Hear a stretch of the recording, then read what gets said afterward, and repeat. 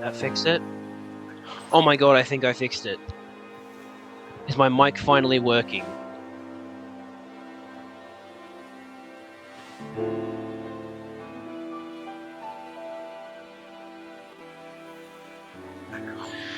Oh, okay.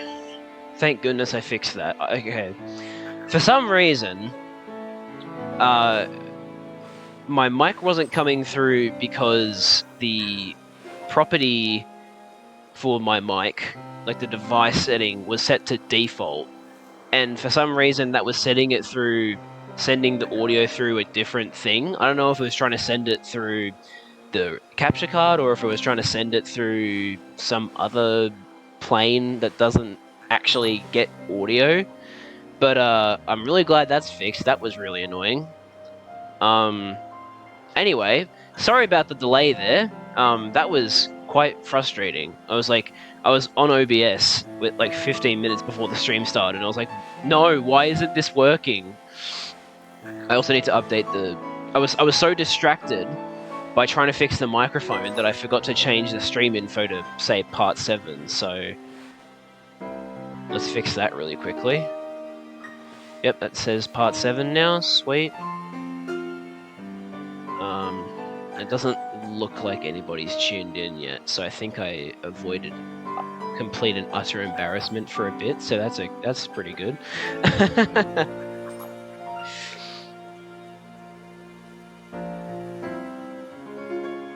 So yeah, that's good. I'm really glad I was able to fix that up, because that would have been pretty bad. Let me just get these things out of the way.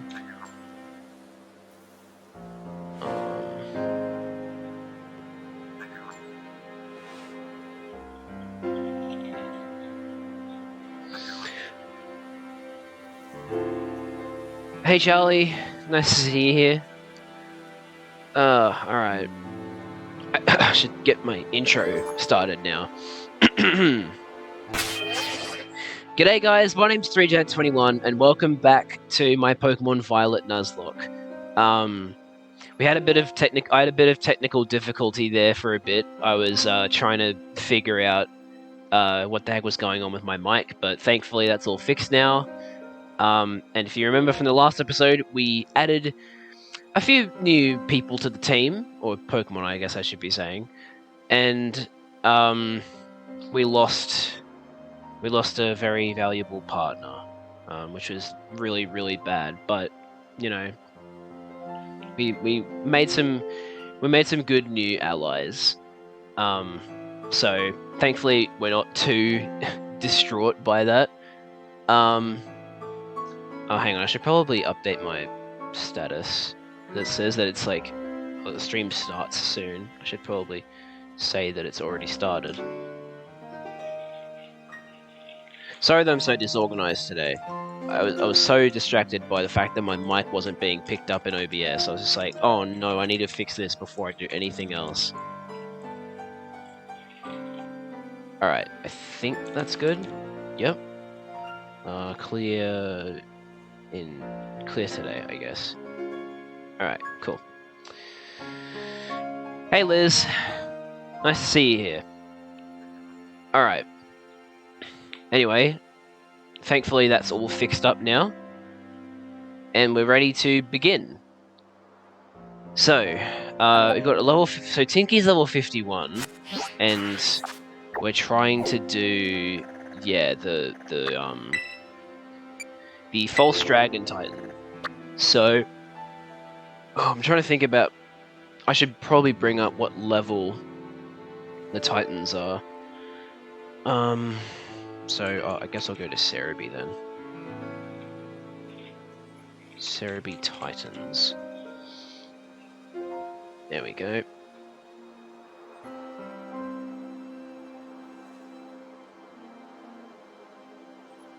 If it decides to load the page, that would be nice. Thank you. Alright. So... What? Oh, this is the... How to get the Titan Pokemon after you've already beaten them. I don't care about that.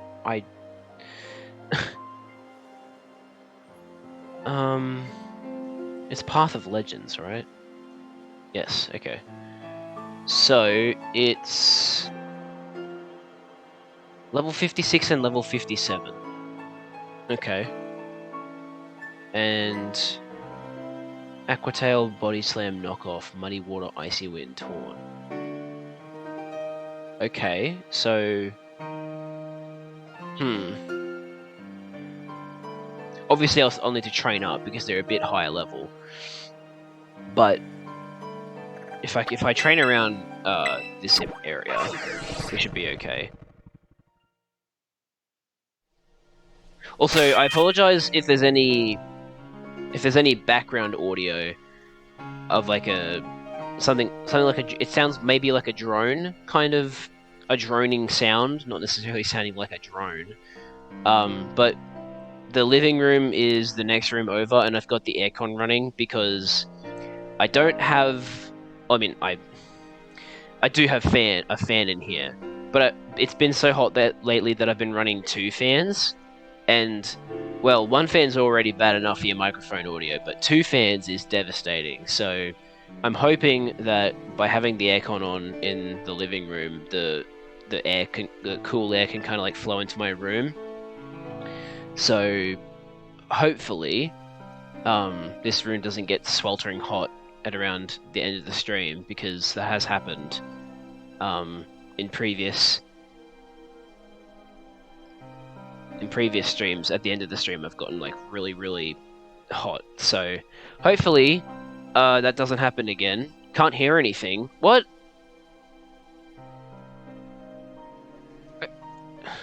Hey, have you got the stream muted? Or is nothing actually coming through? I can hear everything on the stream. I think you might have it muted. Because I just unmuted my stream on my left, and I can hear everything fine. The game audio, my mic.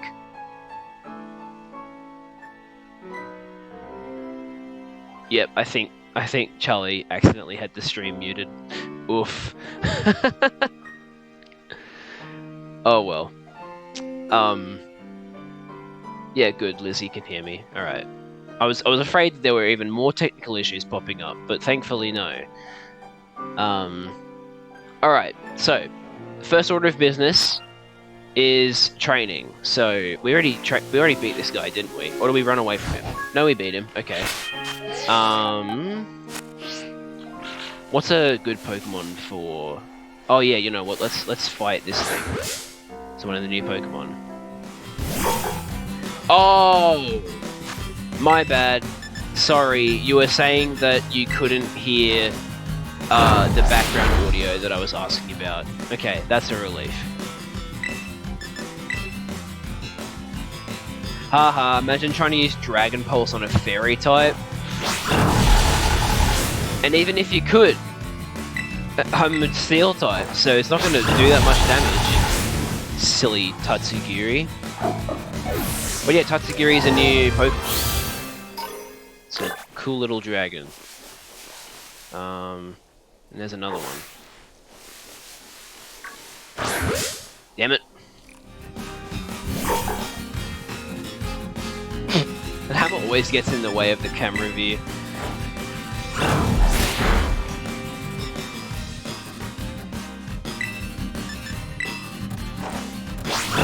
Fun fact, the North Province area and battle theme are like the only wild area themes that Toby Fox didn't work on. Which is pretty surprising. I'm pretty sure he worked on South Province, West Province, and East Province, but not North Province. Really wish the camera would... Yeah, there we go. Oh...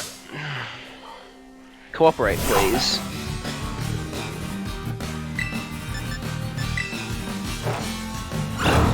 So yeah, Tatsugiri come in different colours. They're cool looking.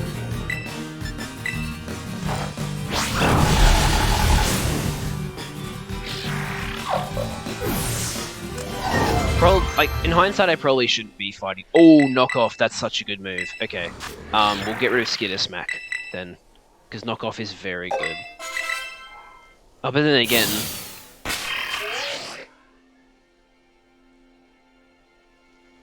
I need to clip your stream to see if the audio's the same, but it sounds like the audio's playing twice with like a really small delay. What? Well, that shouldn't be the case, because my desktop audio is on monitor only.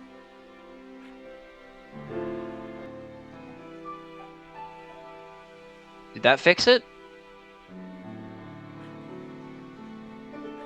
Yeah, I know it's only for game audio, but I mean, I've got the stream muted on the left. My desktop audio is set to monitor only. The only thing that's set to monitor and output is the actual capture card. It's only noticeable for music and menu sounds. Are you sure it's not just the way it's supposed to sound? Like how does this sound, me navigating through the menu?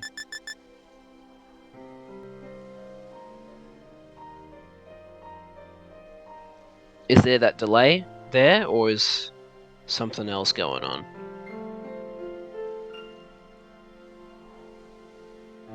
I forgot how to clip. There should be a little like, I don't even know what you call it. The oh, you found the button? Okay, cool. Let me know if that comes back with like an audio delay, because it's hard for me to tell if there's an audio delay because I've got the actual game audio that I'm listening to, and then if I were to unmute the stream, that would be overlapping with it, so I can't exactly tell if there is an audio delay, or if there's like a, you know, if there's something going on with the audio. But I suppose I could try it. Like, I'll make my capture card audio. Where is it? Ripsaw audio. Monitor off. Okay, I can't hear it. It should still be coming through, but it's no longer, I can hear it on there. So let me listen to the stream.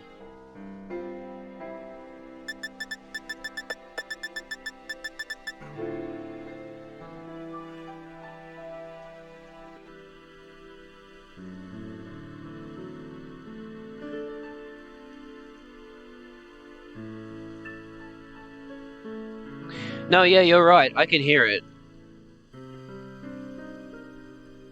Whatever I changed made it go away. Wait, so does that mean...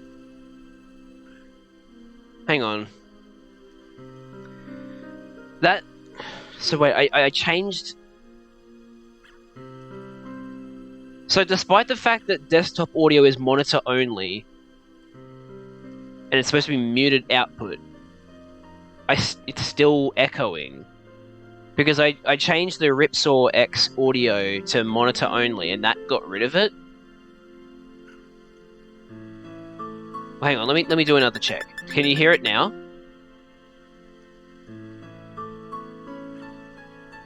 Like, if I navigate through the menu right now, can you still hear the echo? Because when I muted now all the clicks don't start. I don't know. It's so weird. I did not. None of the settings are actually changed. I don't understand why it's now fixed. All I did was change the setting to something else and then change it directly back, and it's somehow fixed it. That's really weird. I don't get why it does that. Anyway, back to the actual grinding.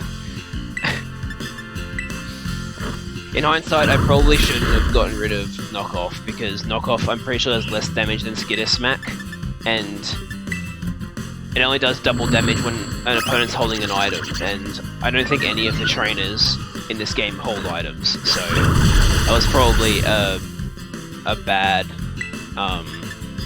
No, why did I pick Fake Out? Ugh.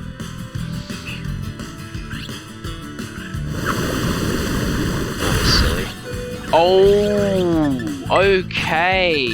Huh. Well then, we're just gonna use a Pokédoll.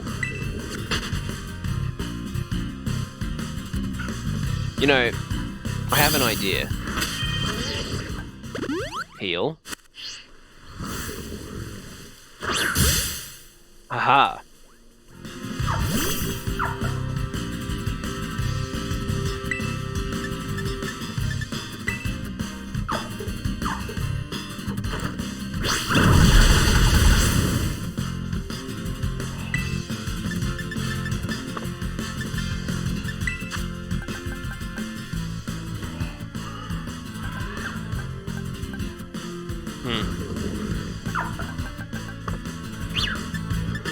Okay, you know what? I know this is a waste of 2 Pokédolls, but I think this Tatsugiri is a little bit too powerful for us.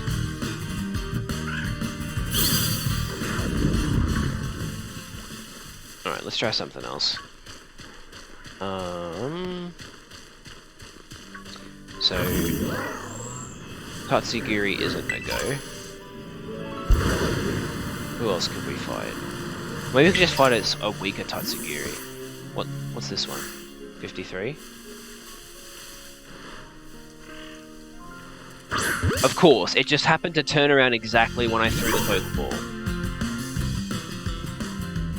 Now there's a new problem. All the sounds sound as if they were put through a low-pass filter to remove the lower parts of the sound spectrum. I don't understand what the hell is going wrong. Like, I'm not doing anything different. Like, I don't understand why it would be doing this. Hold on. Okay, so did that fix it? Because if that fixed it, that's basically telling me I can't. No change. Oh, for fuck's sake! I don't know what else I could do differently, because that's just. This is what the game. This is pure game audio. There's nothing happening here. I've edited absolutely nothing of this. I don't understand what else it could be. It sounds like the audio is coming through a phone speaker.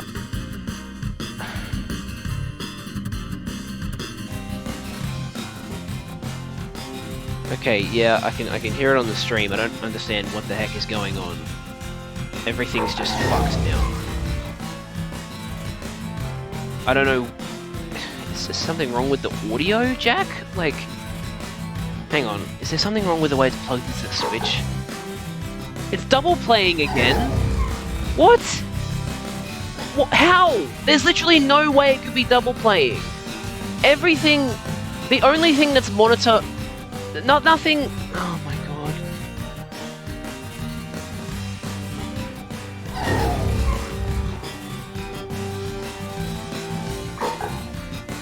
I don't understand... I'm not...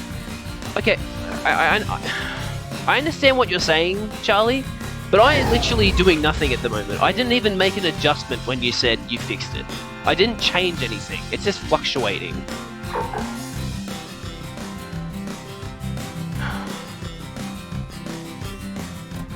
Look.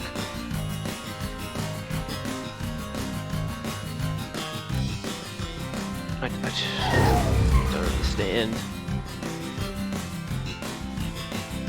Okay, this shouldn't... Me taking the Switch out of the dock shouldn't stop the stream, right? I know you can deal with it, but now that I've heard what it sounds like on the stream, I need to fix this. It sounds terrible. I can't deal with that. Is there something wrong with the audio? The only problem is I don't know what it would be and how to fix it. There's nothing wrong with the actual capture card. Unless there's fucking dust buildup or some shit.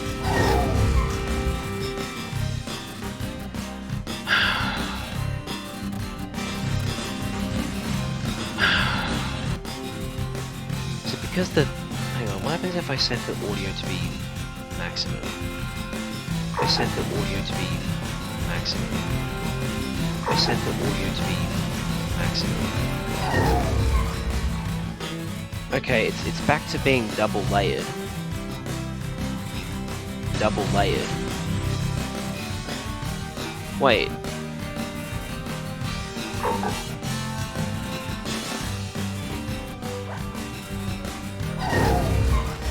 Okay, Liz, what quality are you watching this stream on? Because I could hear the like really shitty audio on the 160p setting, but when I set it to 720p, it became double audio. Which, what? I feel like the reason the audio might be sounding bad quality is if the stream is also of lower quality than the source, but at 720p it's also doing double audio, so I have no idea. 720p it's also doing double audio, so I have no...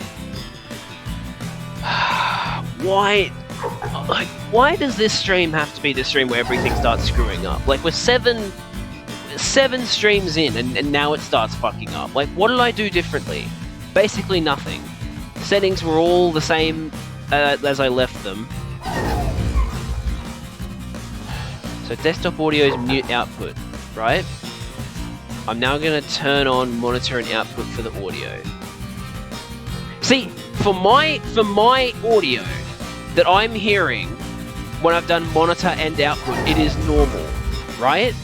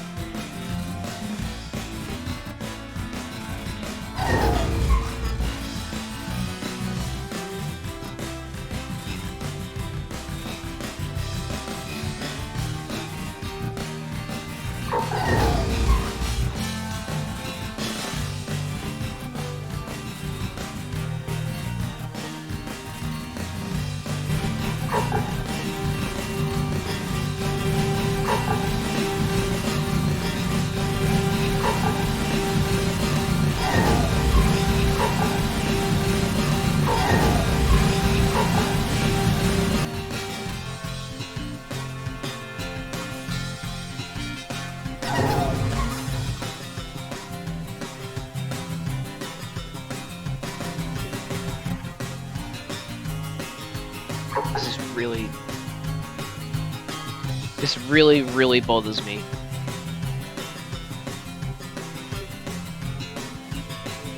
Me spending half this freaking stream just trying to fix this, honestly. Okay, well, okay. So I'm now I'm only monitoring the audio.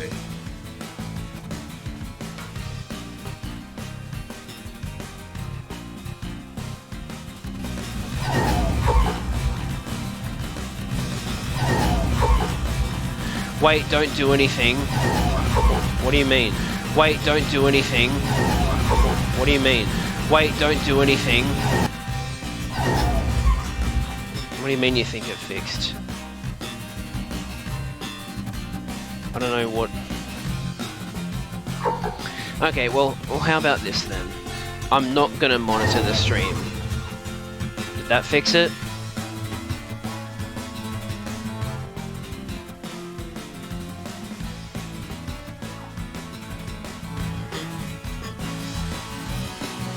So it's still messed up, is what you're saying. Message again. Is it still screwed up? At this point, it's either OBS jank or capture card jank. I don't understand yet. What? Oh. There's literally no way you could be doing double audio. The stream isn't open on the left. It's purely the capture card.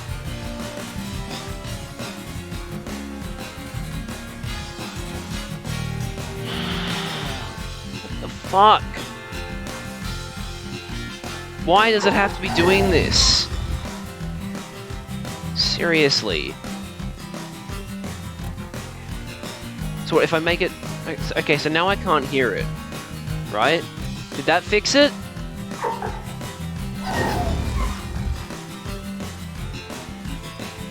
Because if that fixed it, that means I literally cannot listen to the game on OBS.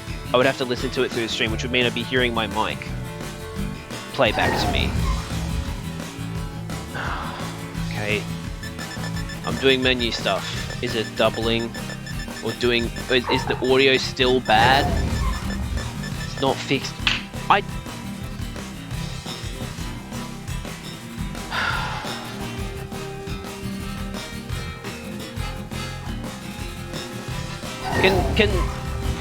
What about you, Lizzie? Is it doing this for you?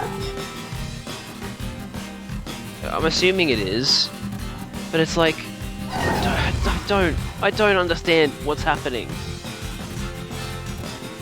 And Charlie, I think the reason it was okay for a bit was because I turned off the output audio from the OBS and was playing it strictly through the stream for a bit. That's why it sounded okay.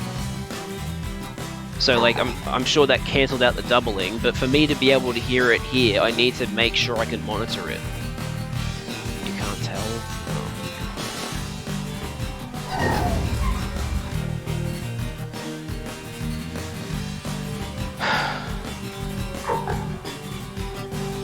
Okay, it as shit as it is, we're just gonna have to put up with this terrible audio situation because I literally don't know how to fix it.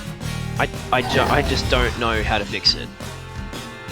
Because I've got desktop audio, monitor only, mute output. Mic monitor off, which means I can't hear it, but you guys can. Ripsaw X audio, monitor and output. That way I can hear it and it's also being put to the stream. Ripsaw X video, monitor off, because this has nothing to do with audio. There's literally nothing in these audio settings that would... I don't understand.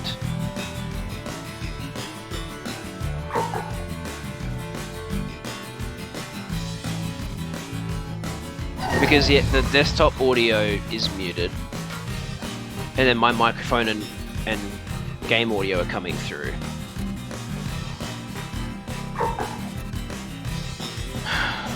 Oh well. Well, if it's still doing double audio, even when the stream isn't open, I'm going to reopen the stream so I can just... because I want to just be able to keep an eye on it.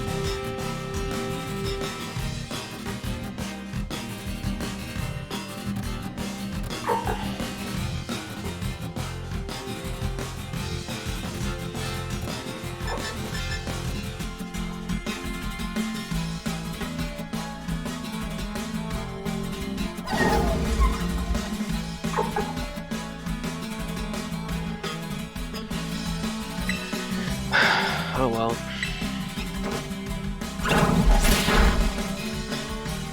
You don't have to apologize, Charlie. It's not your fault. It's freaking OBS or... I don't know what's going wrong.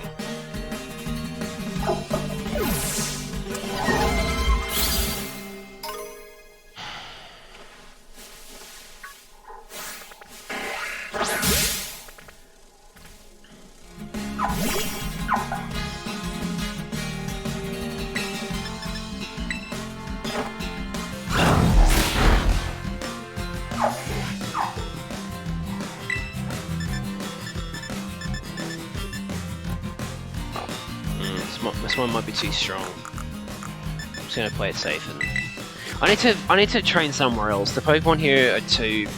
like, they're just too powerful. Even the ones I'm super effective against. Only problem is, where do I even train? like to Glacido, or maybe over here in North Province Area 3. That's where I was last time. It's still doing it. It's still doing it. Can't believe it.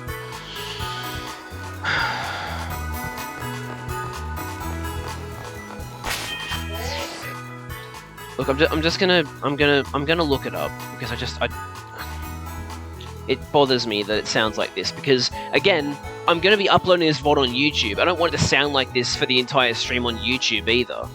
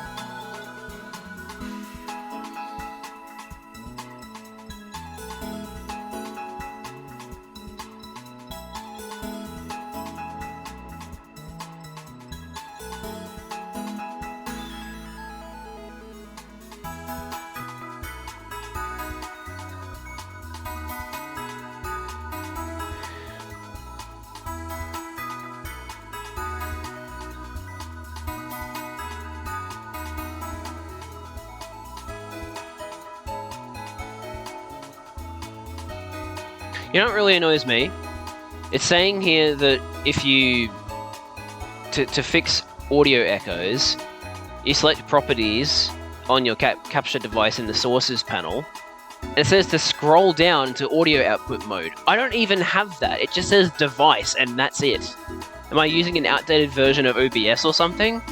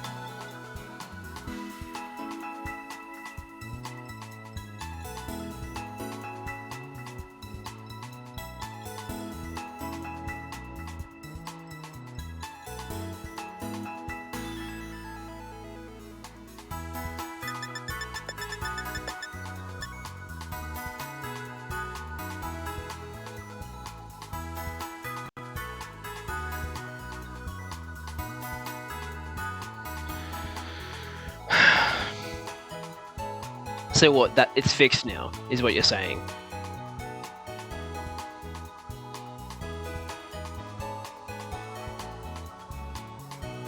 You know what the problem is with that, though, Charlie? I have to listen to the stream audio. If I monitor the...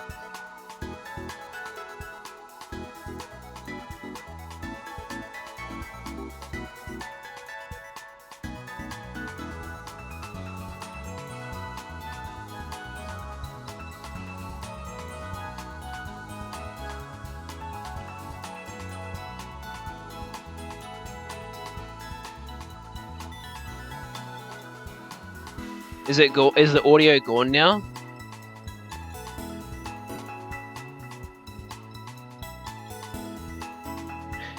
Okay, just message again if it's still okay now. Is it still fixed?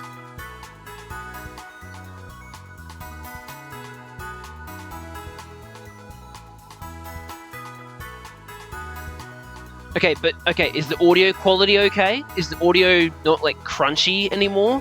Is it still okay?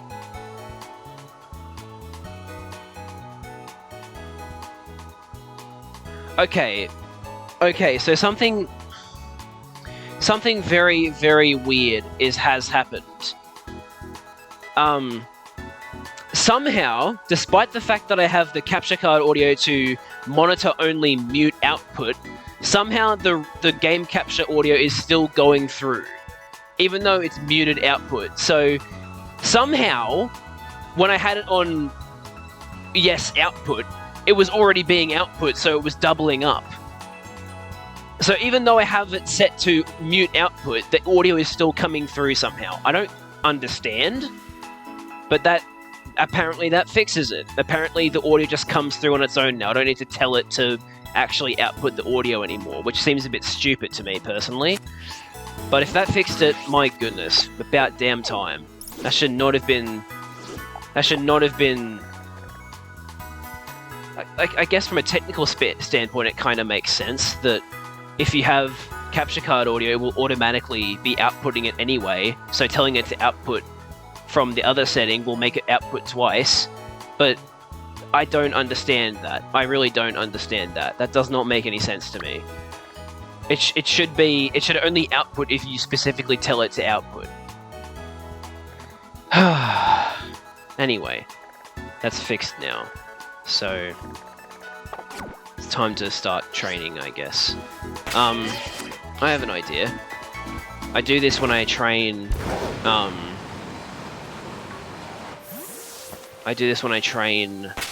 specific... If I'm trying to get a Pokemon to like level 100 that I want to use for like a raid battle or something, I'll eat a ham sandwich, which is a sandwich you can eat to get normal Pokemon to pop up, and I'll try and get some Chanseys to pop up for some really good XP. So, set up a picnic. I'm gonna set up a little EXP farm.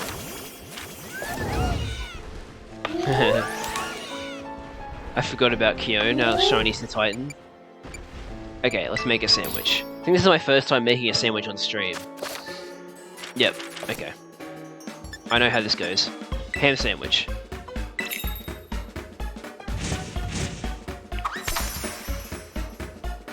I guarantee you this whole like not outputting from the audio setting thing is going to come back and bite me, because I bet next stream it'll actually ask me to output from that setting.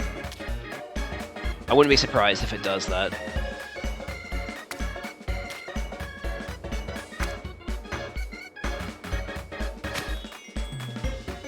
That was a pretty well made sandwich.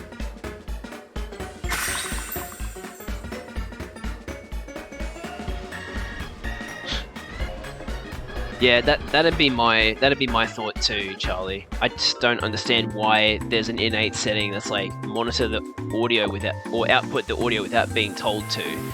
Doesn't make much sense. But yeah, we've now eaten a ham sandwich, and for some reason that makes Chansey pop up more. Don't ask me why. But yeah. Also, don't mind the fact that the right piece of ham is coming through the sandwich.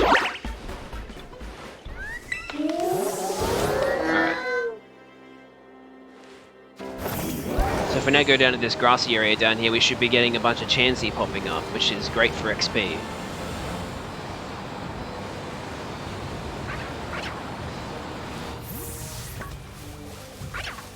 There's already a Chansey right there.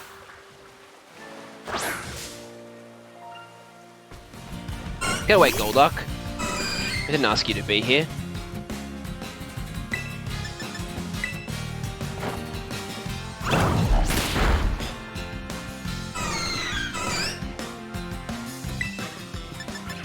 Now that that's all over, Charlie and Lizzie are just making TF2 sandwich references.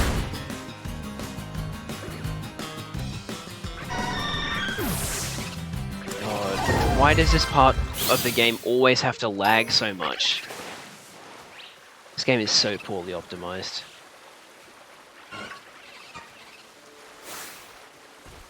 Get away, Golduck. I didn't ask for you to... Right.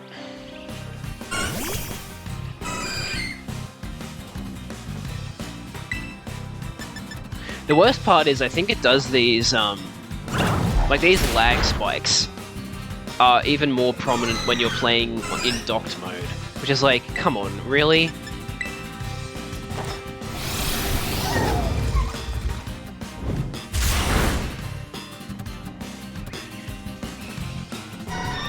Oh yeah, apparently, I was misinformed when I said that like Game Freak were only given like a year to work on this. Apparently, because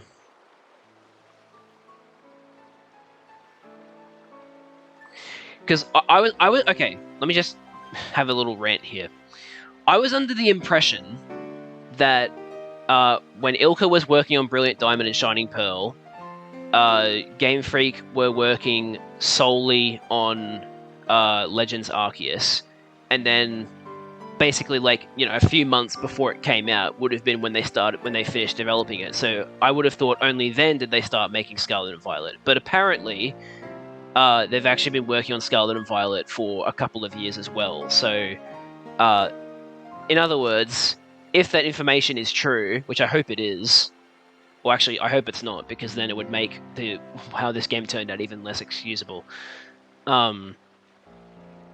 If it's true, that means that they actually had even more time to make this than we thought, and it still came out in a bad state. Like, not trying to say that like an extra few months or like another 6 months, 12 months is enough to, you know, make the game that they did, because I think this game, on the scale and how they wanted the game to actually come out, it probably would have taken 3 or 4 years to make. But, you know, being under the Pokémon Company, who demands extremely unrealistic game development time, it's pretty stupid. But oh well.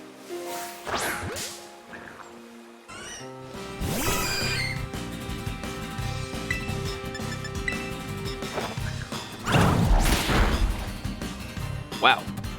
Nice.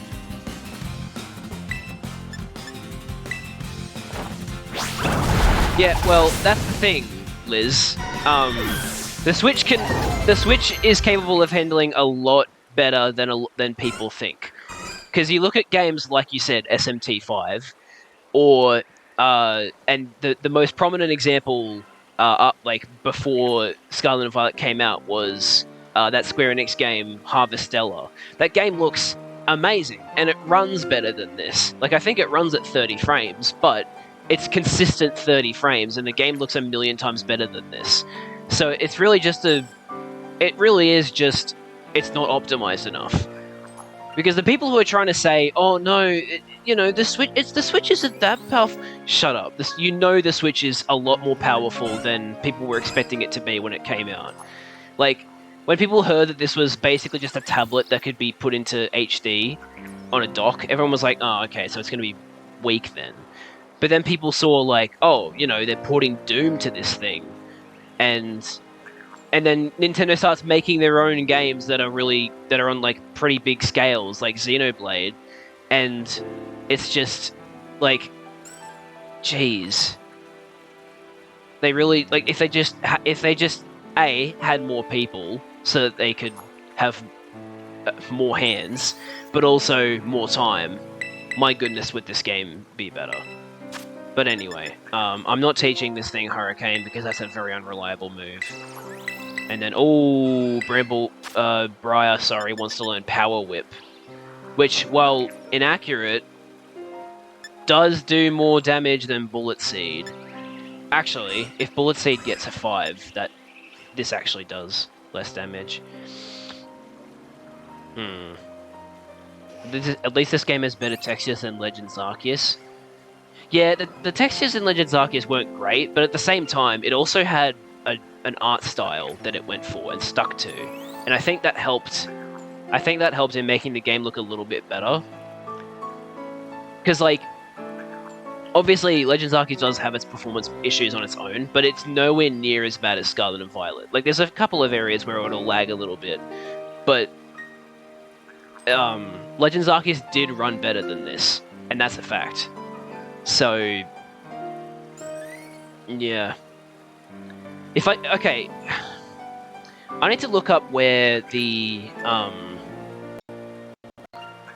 I need to look up where I can get the loaded dice, because if I can get loaded dice and put that on Briar, that would be the ideal item, because Bullet Seed with loaded dice does a lot more damage than,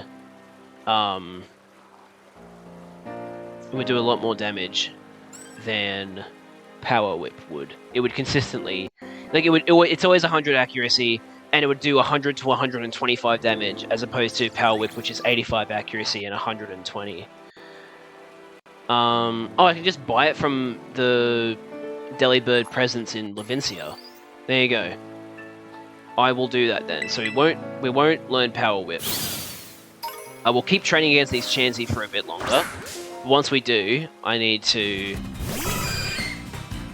go to Levincia and buy some loaded dice.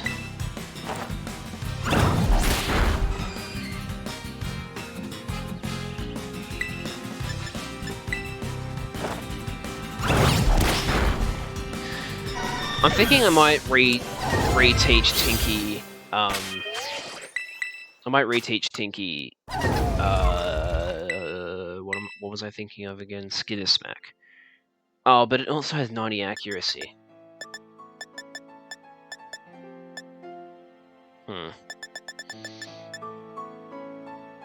So it does, what, 5 more damage than Knockoff? But it's 10 less accuracy. But it does lower special attack. That's pretty helpful. I think, well, we'll keep Knockoff.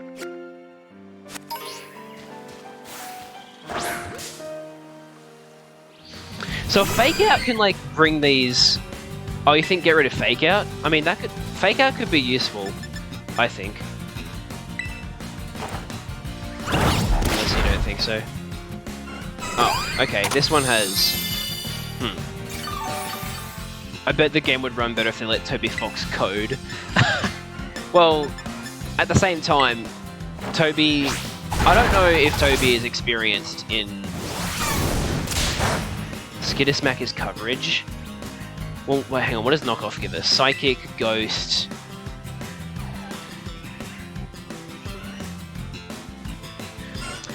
Knockoff gives us Psychic, Ghost... and that's it, right? Whereas Bug gives us Psychic... Psychic, Grass... Is that it? I feel like I'm missing something.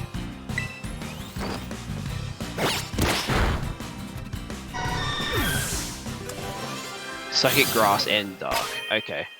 Oh, but see, it's only the only extra type it's giving us effectiveness against is Psychic and Grass, because Play Rough is super effective against Dark. So each move gives us 2 extra types of coverage, but they're different types. Like Dark gives us Ghost and Psychic, but Bug gives us Psychic and Grass. So what's more useful? Psychic and Grass or Psychic and Ghost? Because in my opinion, I think Ghost. Getting an effectiveness against Ghost is very helpful, because that means we don't have to rely on our current ghost types, who are also weak to ghost. So personally, I think I'd keep knockoff.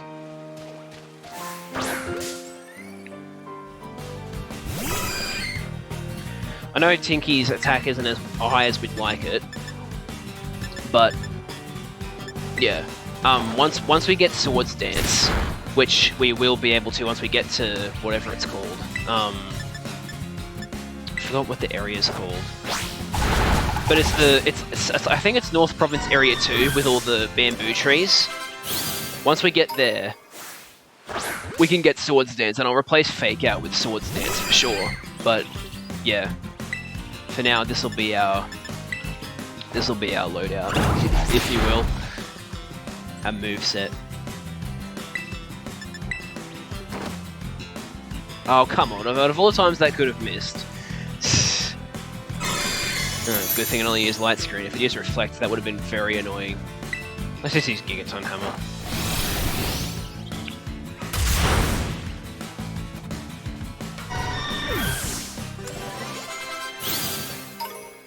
Okay.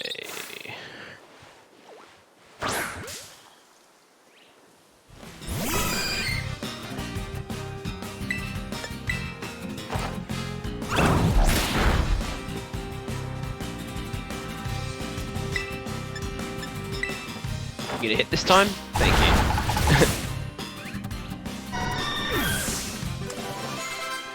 you. Alright, Tinky is now the same level as everybody. And actually higher level than some Pokemon. So we'll take the Lucky Egg off Tinky and give it to someone like Charge. Well, you know, we don't necessarily need the Lucky Egg. Because, I mean, we're all around the same level, we're already getting a ton of XP from these Chansey, and just taking off and giving the Lucky Egg would be really annoying, so...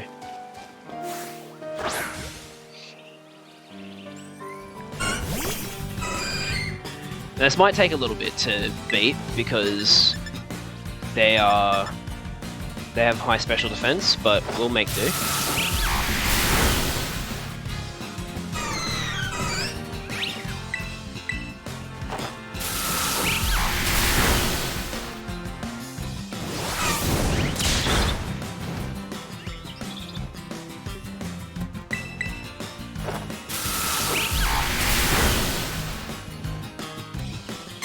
Oh, now I see his light screen.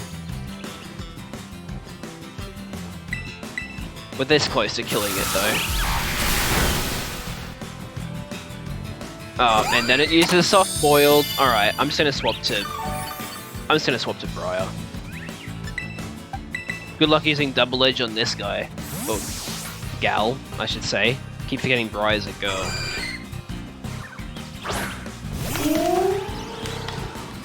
Ha ha.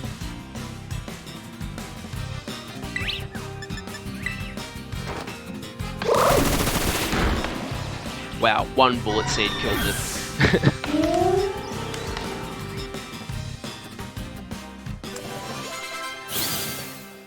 Okay, so it said they were level 56 and 57, so I'll get everybody to level 57, I think.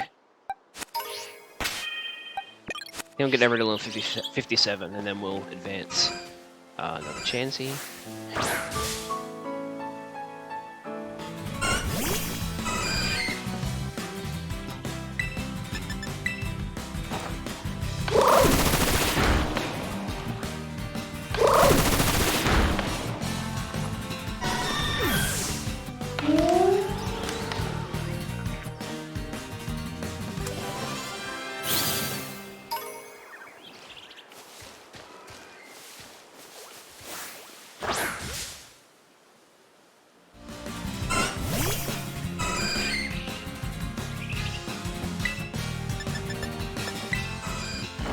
Can you imagine how insane Chansey would be? Well, not necessarily insane, but very annoying Chansey would be if it was Fairy type instead of normal. Because, like, Chansey and Blissey should absolutely be Fairy types, but they kept them as normal types because of, like, the whole thing where they have low physical defense, but high special defense and HP. So if they made him fairy type, they would have been, because they would have gone from having a bunch of physical moves that do neutral damage, but like they're gonna do a whole lot of damage anyway because of low defense, to like only steel. Well, I mean, point is it would have more resistances, which means that it would be pretty annoying, at least in my opinion. Let's put Briar at the bottom.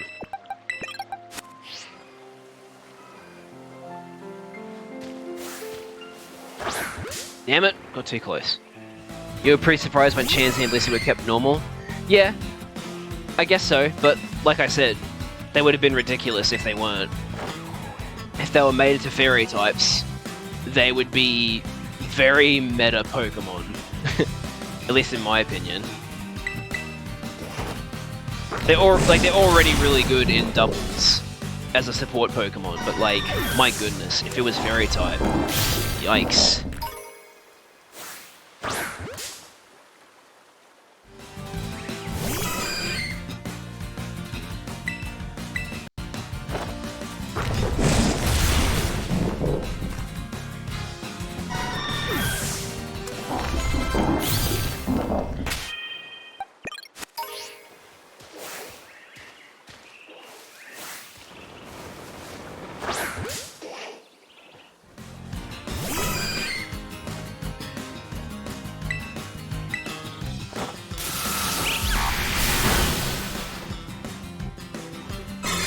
Alright. Chansey is having none of this.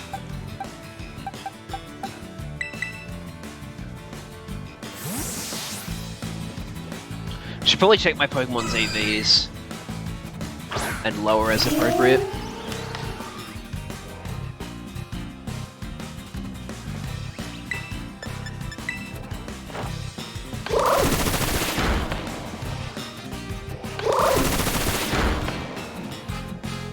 You know what, I'll play it safe and make train my Pokemon to level 58.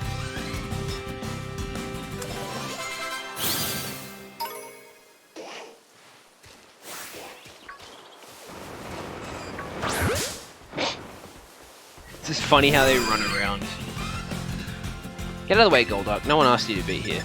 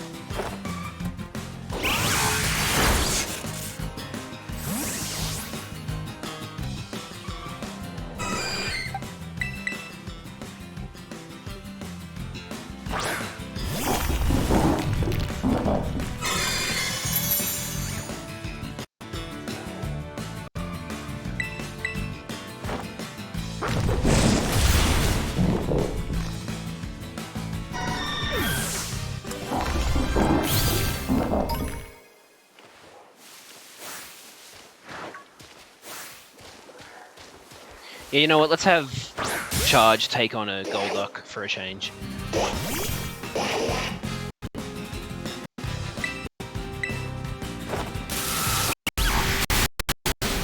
Nice.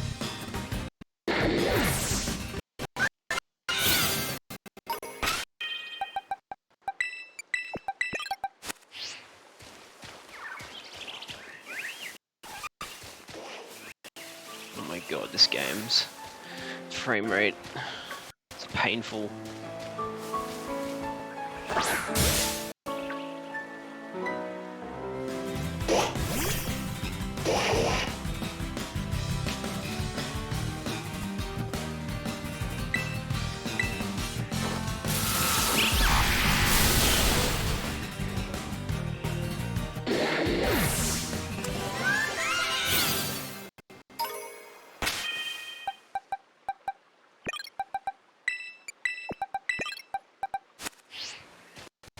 Actually, hang on.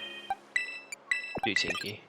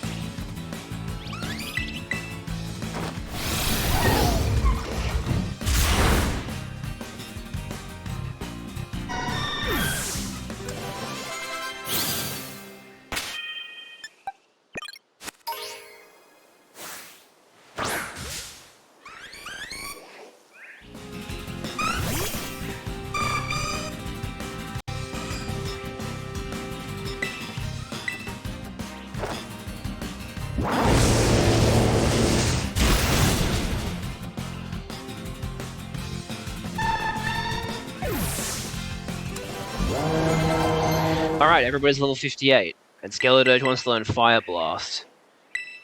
Well, see, I really don't think there's any need to, because I mean, Torch Song on its own is pretty damn good. It's honestly kind of redundant to have Flamethrower, in all honesty, but I really don't think we need Fire Blast.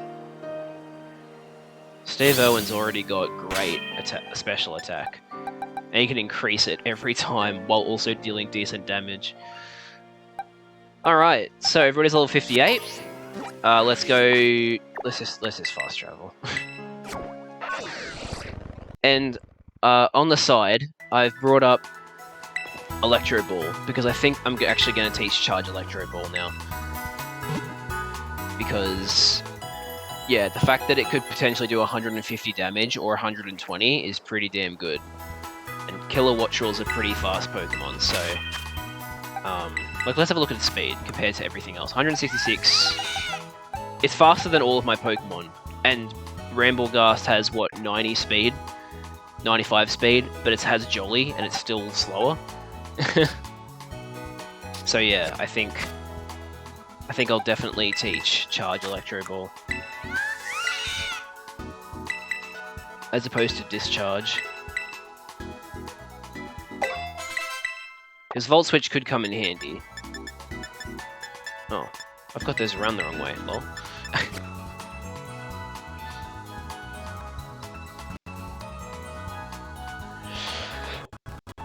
Oh. Okay, now let's look at the EVs.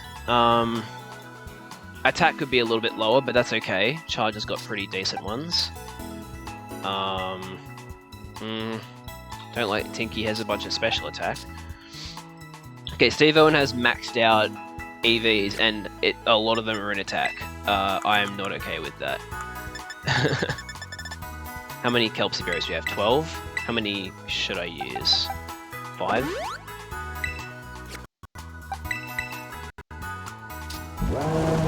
Gonna need a lot more than 5, but... Alright, who else? Garganator's got a bunch of special attack, so does Keone, and Briar. Briar has like no defense, what the hell? Look at that. Jeez. Right.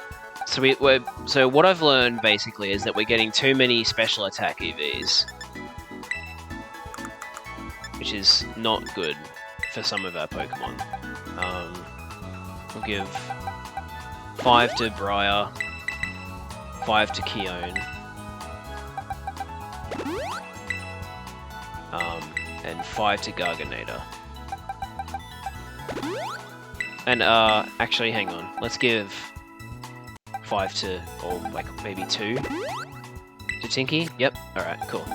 So now, how's it looking?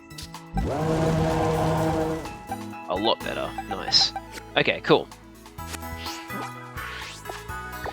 Well, now I feel a bit more confident about heading towards the Titans now.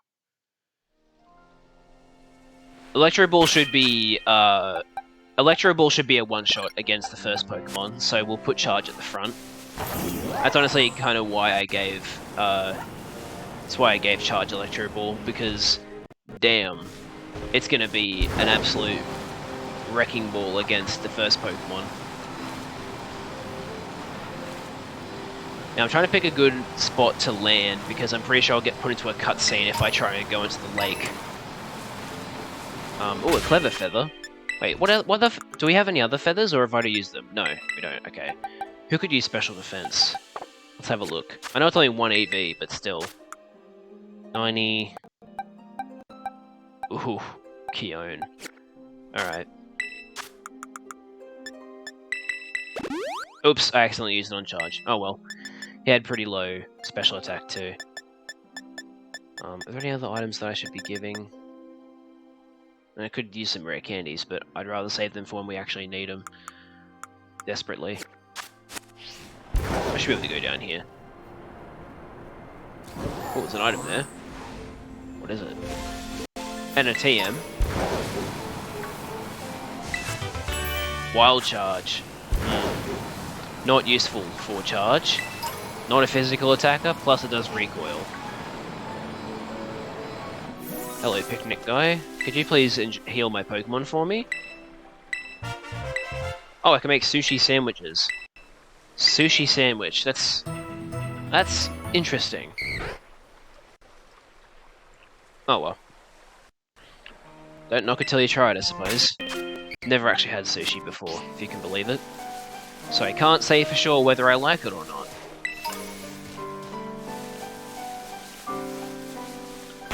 Okay, so I feel like I should be good now. We've got to synergize. No, we don't. I don't have to talk to you if I don't want to. Alright, I've got to be careful of not only the frame rate, but also these Veluza. They're very, very fast. Oh, here we go. Here comes Arvin. And I've got to do his voice again. What was it? Shit. Okay, I think I remember it. Hey there, Chad. So, rumor has it the false dragon titan lurks somewhere in this lake, yeah? But not a single person's ever caught a glimpse of it. Must be some kind of truly terrifying beast. But how are we supposed to search for a thing when we don't even know what it looks like? Sure would be handy if it just ran around crying, "I'm the Titan!" or something. If only, right? Yeah. I know, right? Oh, hello. A bunch of Slowpoke and Slowbro over there. Oh, good thing I paused. Those Veluza were desperate for my blood. Yeah, we should give the Muscle Feather to Tinky. Okay. Coast is clear. Let's start swimming as fast as we can. As fast as the frame rate will allow us. Oh, I should probably jump every now and then too.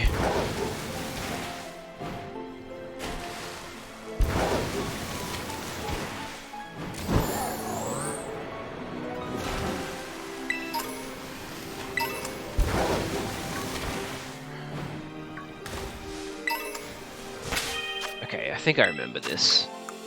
So, give a Genius Feather to Charge. And this time I'll actually give the Clever Feather to Keone. But I believe the correct one is...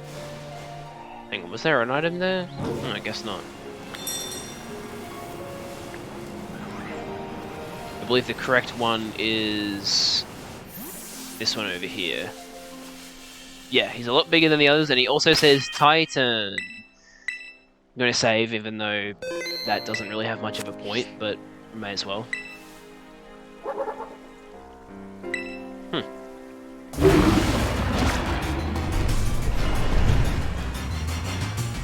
I love that our character doesn't react to that. It's like, what? Oh, I can't see Charge. Okay then. Huh. Oh no.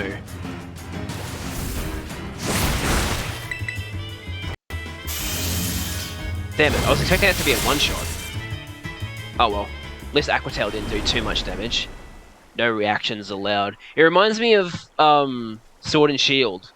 I remember back in Sword and Shield, like there were like our character had like no facial reactions, and that was like a big thing for me when Legends Arceus came out, because the protagonist was so much more emotive. Like there were so many more facial expressions. It was like, damn, our character actually has emotion. I can't believe it. All right, so I think that's the Titan over there, right? Just gotta follow him. Ooh.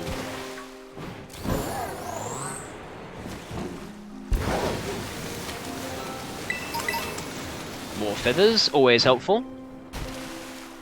I'll hand those out. Health feather to, yeah, charge. Muscle feather to Tinky.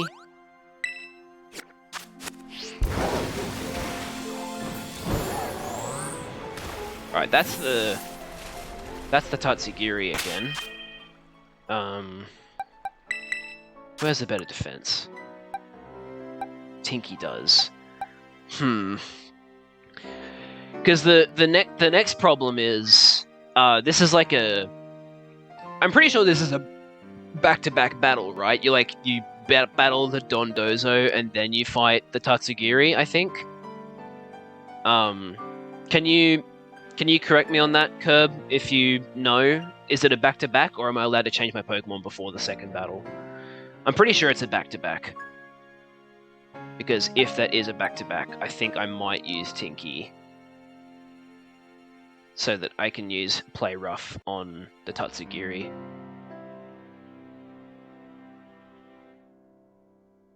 Stream pause for a sec, what was the question? Do you fight Tatsugiri directly after Dondozo, or do you get time to prepare for the second battle? I'm pretty sure it's just a back-to-back, right?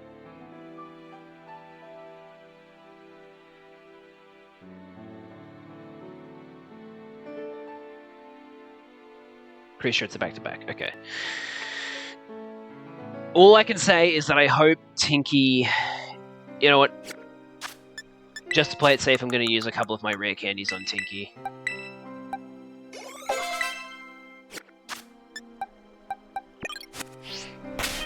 Save, just because it's something I like to do. Alright.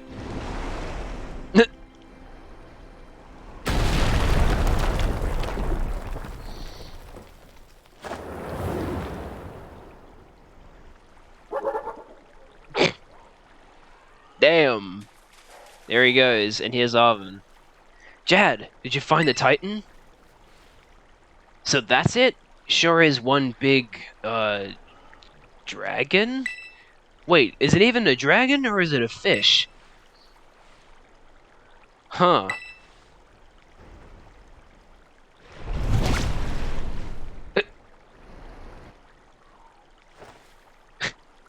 The little sushi guy got eaten up by the Titan? Yeesh, didn't expect to see the food chain in action today.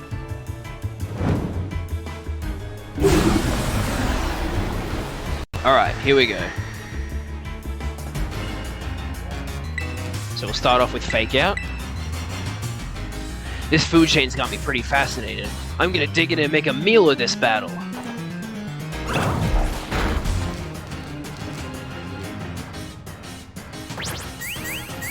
That's helpful. What the heck? That was really quiet. Oh, we're floating. We're floating above the water. Wow, Green couldn't even hit.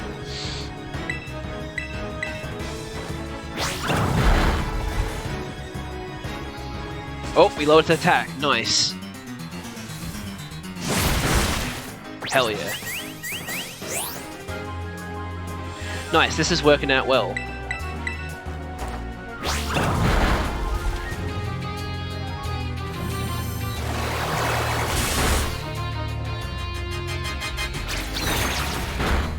Alright, I'm gonna... Hopefully Green will just attack from here on out. I'm going to heal Tinky.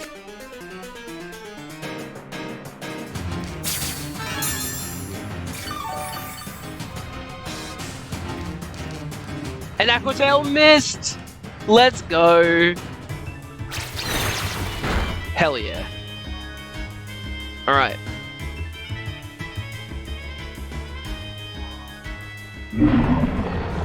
We killed the catfish. Well, we fainted it. We did it, Jad! Now that the Titan's taken care of, next up on the menu is that Herba Mystica. Hmm? Whoa, the little sushi guy escaped without becoming that thing's lunch. Titan. What? Does that thing want to fight too? Yes, it does.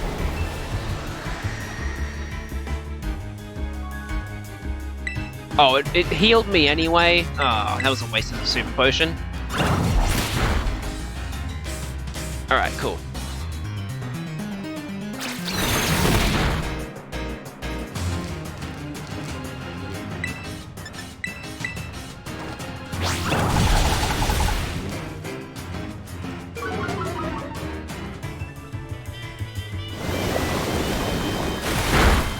Cool. Of course, you miss after your accuracy gets lowered. We all know that feeling.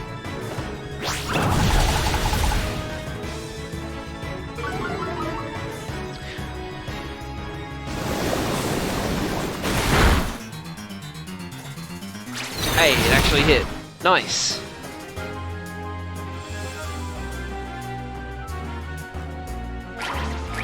Oh, but Green didn't faint it. That's not good.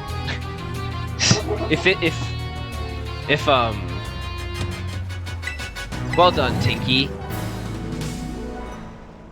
If Arvin was doing a Nuzlocke, he just lost one of his best Pokemon.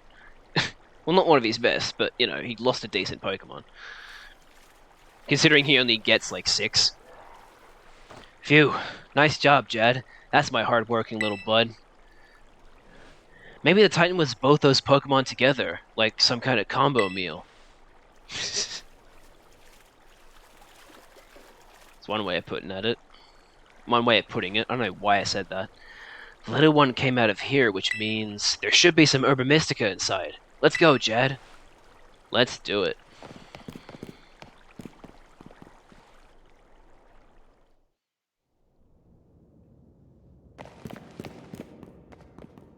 It's an Ultra Ball in the middle of the room, just because. That must be it. Hey.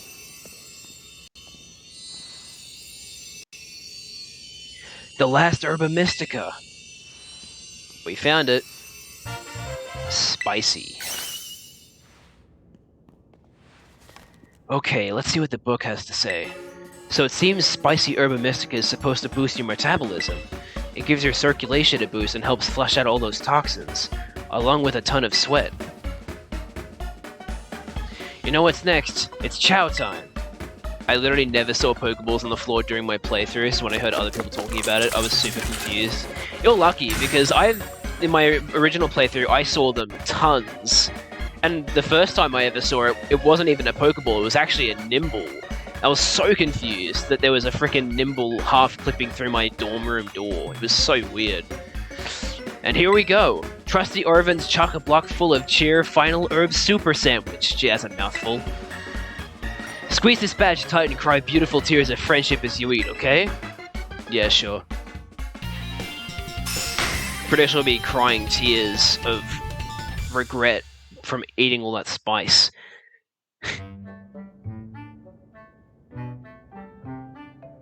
But Miraidon here will take it like a champ. Probably because it doesn't have taste buds. Yep. Here you go. Spicy sandwich. And now... it can climb! So good. I guess it's my boss's turn then. Poor buddy.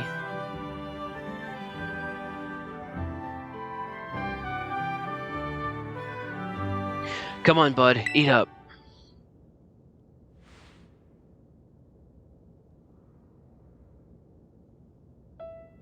It's gonna make you all better, I promise. Jad and I, we really did our best to get this for you. We're gonna play with your favorite ball as much as you want. You know, just like we used to. Please get better. That's all I want, really.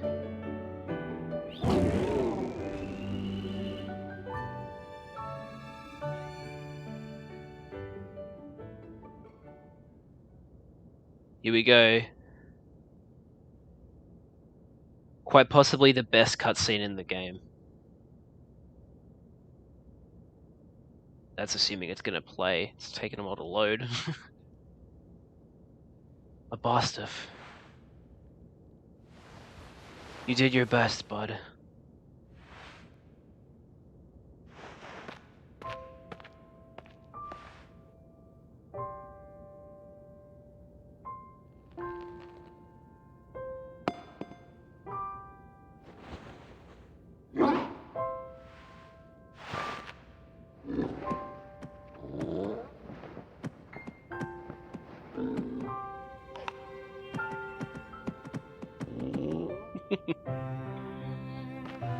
Bud!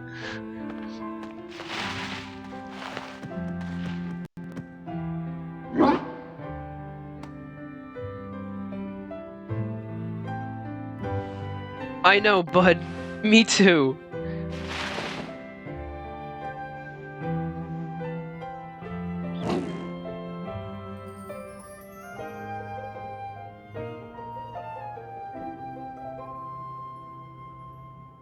Hell yeah. He's okay now.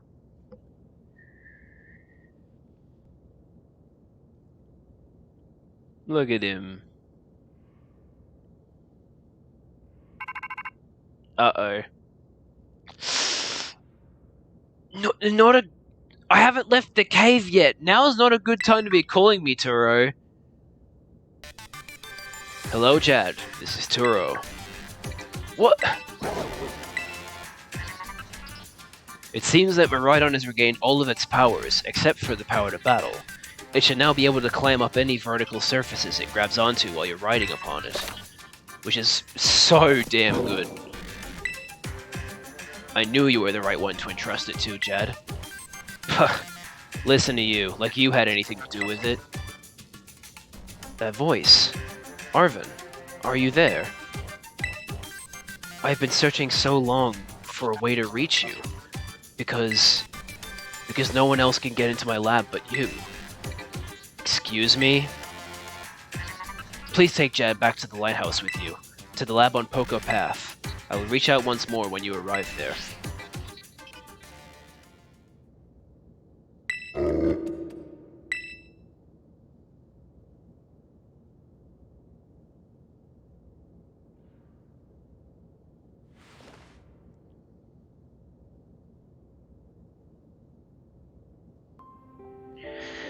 I guess you probably already know, but that's my dad.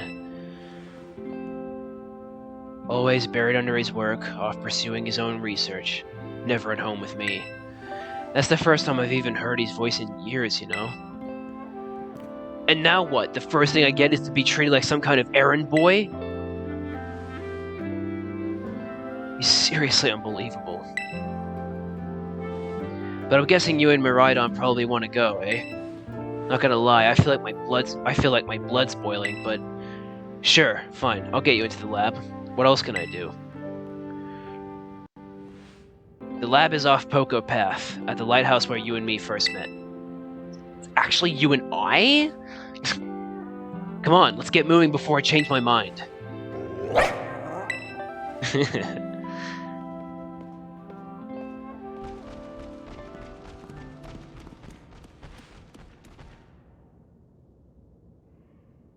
Dad, where have you been all this time? Well, we're about to find out. Well, not about to, but we will find out. Well then. I've missed some stuff in chat. So, I'll get to that. Let's see. They really should have changed the order of the Titans to have things make more sense. Like, why do we get the ability to climb from the water dragon Pokemon and not the ability to surf from it? Yeah, well, I mean, ultimately, the abilities that you get are tied to their geographical location and where they intend you to do them. Because, yes, while you can do anything in any order you want, they do have levels, and there is a recommended order, like, you know, doing them in level order. So, obviously, the ability that gives you the most traversal, it's like I feel like it's scaled by like how much traversal capabilities those abilities give you. So, for example, the first one is what? Dashing. So, like, it doesn't actually get you anywhere different, but you can get places faster.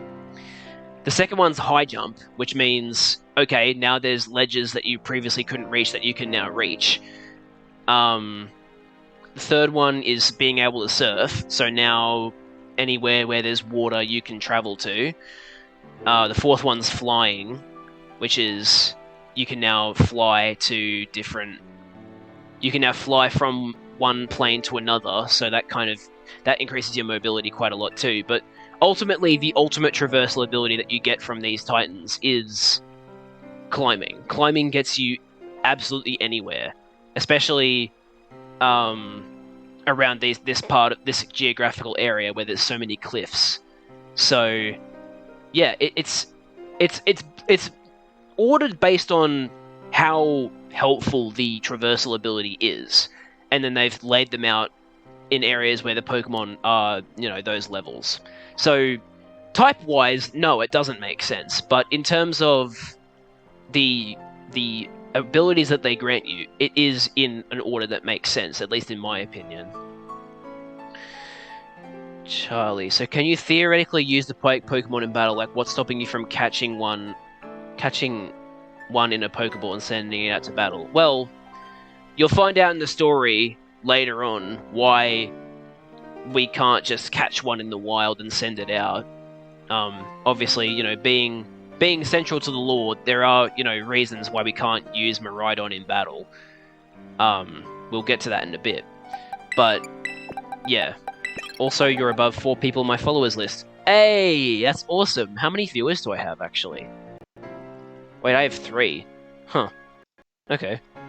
Expecting it to be a little bit more than that if I was above 4 different people. But yeah, that's great. I'm glad to hear that. So, what we could do is we could go and meet up with Arvin at the lighthouse, but we're not doing that because that is quite a drastic level jump. So, instead, we're going to do what I believe is the final thing, which is the fighting Team Starbase. So, how should I go about getting here? I should probably go down from here. That way I can get... Yeah, I can get 2 new encounters around here. Okay, so I'm going to go from the Glacido Gym. Set our destination here, actually. And we'll go down the mountain. And then, yeah, we'll see which new encounters we get. It should be fun.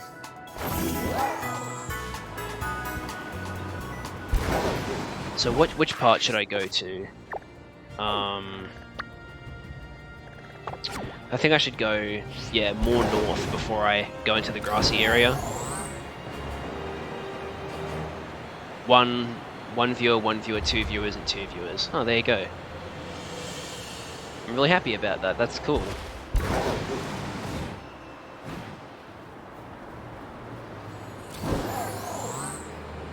So if we go a little bit further north, near this watchtower, we should be in a pretty good spot for North Province Area 1, which we have not gotten a Pokemon from yet. The only North Province areas we've been to so far have been, like Glacido Mountain and North Province Area 3. So this should be fun. So wonder what Pokemon we'll get. I don't know the wild encounters around here very well, but I'm pretty sure they're like pretty decent Pokemon.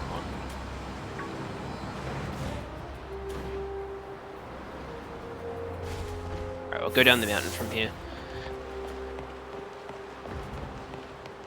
Okay, there's a low kicks there. Is he in North Province Area 1? No, he's not. Okay. It's a Lichen Rock. Okay, our encounter's Lichen Rock.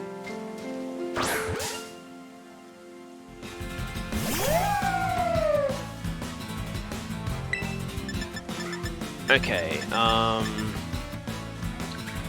he's a rock type, so I should be careful.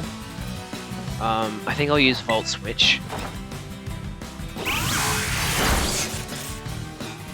And then we'll probably go into Garganator, just to play it safe.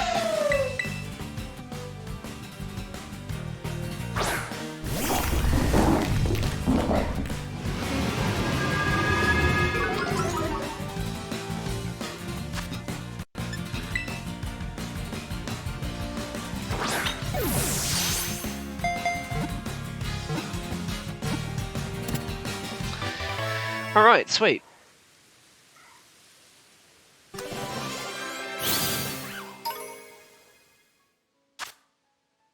The wolf Pokemon, Midnight Form. This Lycanroc has an extremely vicious temperament. It will happily sustain injuries for the sake of taking down its opponent. So it's basically a masochist. Alright, what are we calling our Lycanroc? Chat?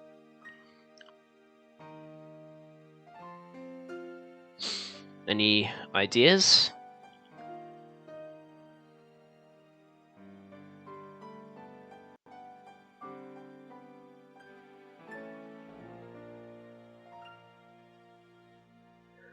Oh no, Roxanne Wolf. I'm very, very tempted to call it Roxanne, since it's a girl. Oh, should I? Yeah, fuck it, we're doing it. And it works especially well because it's a rock type, so it's Roxanne. And most people who don't play Five Nights at Freddy's will probably look at this and go, oh, you called it Roxanne after Roxanne, the Hoenn gym leader. No, I'm actually naming it after Roxanne Wolf. Alright. It's got a terrible nature, as is to be expected. But that's alright, we can buy mints now. We'll send Roxanne to the boxes. So other Pokemon we could have gotten include Hawlucha, which is good that we didn't get it because we already have a fighting flying type. Low Kicks, which would have been pretty decent because it's Bug and Dark. And well, we already have Scoville, and then Indeedee. So on this cliffside, some pretty decent Pokemon. There's also Grumpig and Spoink. Fun fact, Lycanthorpe, which means wolf. Wait. Oh, lycanthropy would be what werewolves are afflicted with, so Lycanroc means rock wolf. Yeah. Yeah, it's a clever name, I like it. I knew Lycan had something to do with, like, the wolves, but I didn't know that, it was from lycanthrope or lycanthorpe or whatever the word is. But yeah, that's cool. Other Pokemon we could have gotten include Altaria, which would have been pretty cool. Especially because we messed up that encounter earlier on in the playthrough where I thought we were getting a Swablu, but we actually didn't. Alright, we got another encounter coming up after this in North Province Area 2, which will also be good. What's the best way to go to? Okay, south and then to the east. Alright.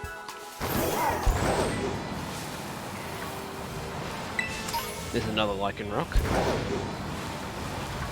So, yeah, okay, cool. Going the right way.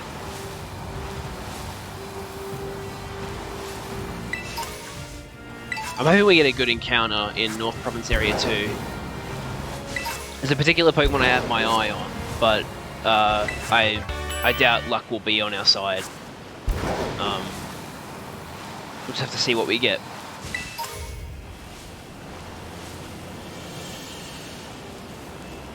And the music's going to change in this area too. It sounds really, really good. Oh, there's a Primeape there. Cool.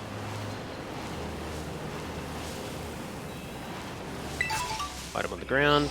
We're getting a bunch of, like, berries that reduce the damage of super effective moves at the moment.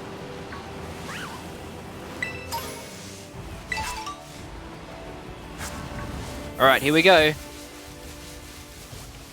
Let's see what our encounter is. Is it Scyther? It's Scyther. Nice. It's not the Pokemon I was looking for, but that's still a good Pokemon. Never gonna complain about getting a Scyther. Okay, well, all of my moves are super effective, so I probably should be using a different Pokemon. Let's see. Hammer Arm is double resisted, so that's probably the safest bet.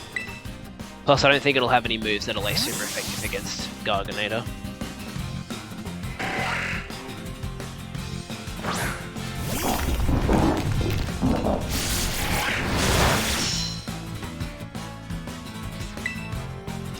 Oh, you know what? I think I do have good balls, but I didn't think of that.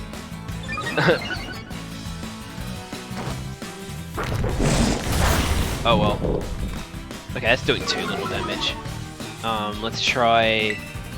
Oh, it's the only move I can use on it as Garganata. Oh well.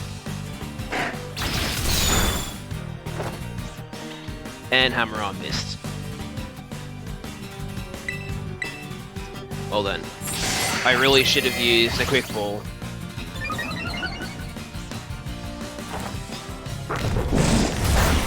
Alright, well, I'll try a Dusk Ball. And we'll see what happens. Oh, I only have one. Yikes. We could use a Netball because it's a bug type. We'll try a Netball, see how that goes.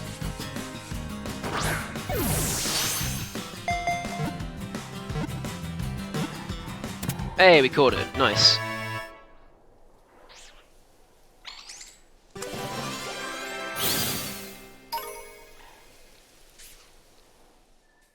Alrighty. The Mantis Pokemon. The sharp scythes on its forearms become increasingly sharp by cutting through hard objects. So, Curb's suggestion is just Scythe, which, yeah, I guess that works. Let's see. Oh, I'm getting messages. Hold on.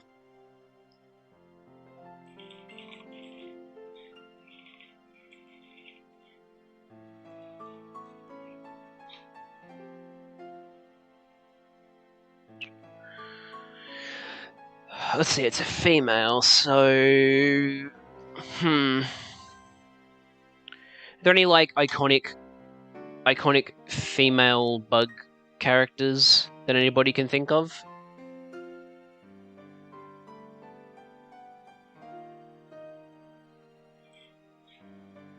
Harvester, says Curb. Female bug characters. Well, I know that sounds weird, but... Mori Calliope? I don't know who that is. Let me have a look. Oh wait, it's a person, sorry. No, never mind. It's a VTuber.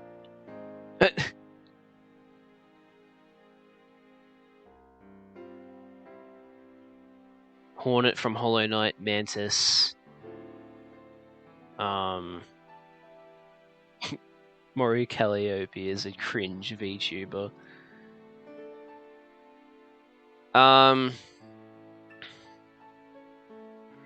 Yes, Gert, let's just call him Oh, yeah, you know what? You're exactly right. Mantis. Even though Scyther is a Mantis, there's Mantis from Guardians of the Galaxy. So, that works. It doesn't look anything like Mantis, but hey. Scyther is a praying Mantis, but I mean, hey, the Pokédex says Mantis Pokemon, so I'm gonna call it Mantis, and if anybody has a go at me for it, I'm gonna cite the Pokédex. So...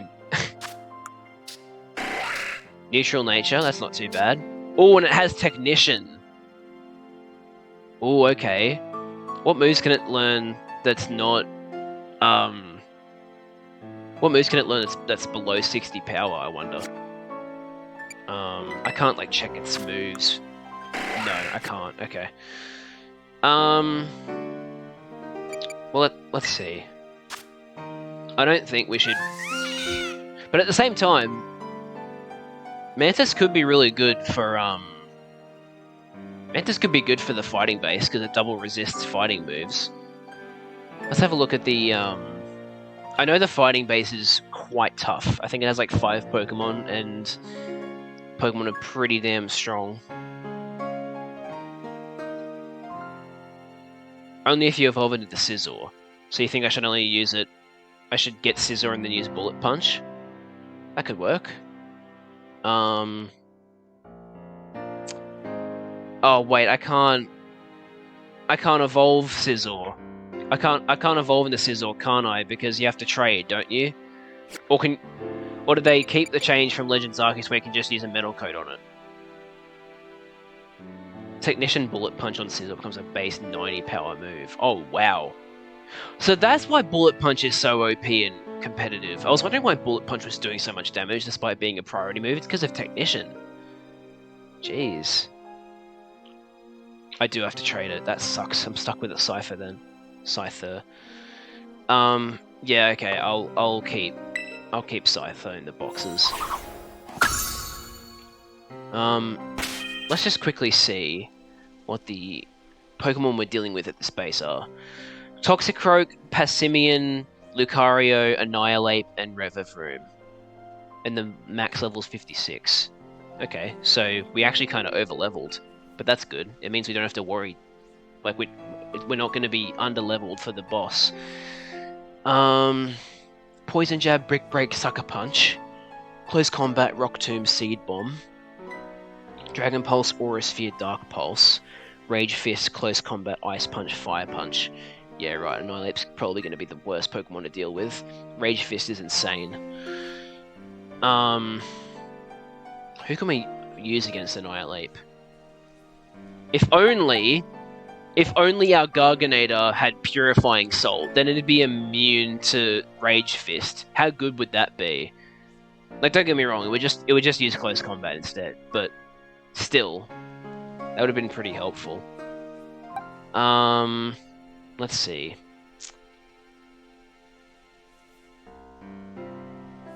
After you finish the Nuzlocke, you should finish it off by getting all your alive Pokemon to level 100. Maybe I could do that as like a way to show, hey, this is the team that I finished the game with. That's why they're level 100, maybe? I'm just trying to think of how much type coverage they have. Poison. None of our Pokemon are too badly hindered by poison. I mean, Briar would have to watch out for it a bit. Sucker Punch is super effective against Steve Irwin and Briar. Close Combat super effective against Keone and Garganator. Rock Tomb is super effective against Charge. Seed Bomb is super effective against Garganator. I think that's it. Dragon Pulse, not super effective against anything. Aura Sphere is weak. Garganator is weak to it. And Keone. Dark Pulse, Briar and Steve Irwin. Annihilate, Steve Irwin and Briar for Rage Fist. Close Combat's Garganator and Keone. Ice Punch is Briar Charge. Fire Punch is Keone. And Tinky. Jeez. This team Star Boss covers a lot of my Pokemon. I'm gonna have to be very careful here. Maybe we'll train a little bit. Maybe we'll get our Pokemon to level 60. Or our Pokemon to level 60 before we take on the base.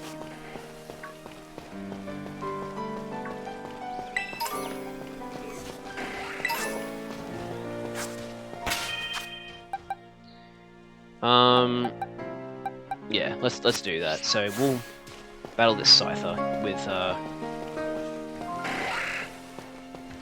Stop! Oh my god, okay. Use Electro Ball. Probably won't be too powerful. That was enough though. Oh, but that gives us attack. I don't want Charge to get attack. Every Pokemon I seem to fight just has EVs that I don't want. Oops! Hello! Oh well, I suppose that's the price you pay for having Pokemon that are both physical and special attackers.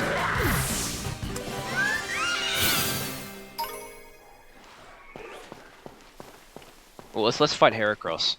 Air Slash is double super effective.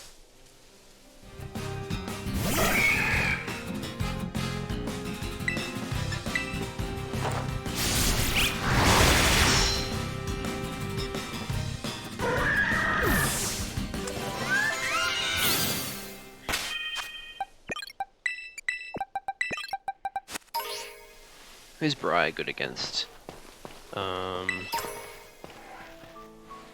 Doesn't look like Briar's good against any of the Pokemon around here, actually. So maybe I'll give Briar the Lucky Egg while I keep it in the party. That's probably the best way to go about this. Let's try out Keone. We haven't used Keone in a while. Who'd be a good Pokemon to go up against? Gatune, I guess? Especially if we get the jump on it. Damn, Keone looks cool.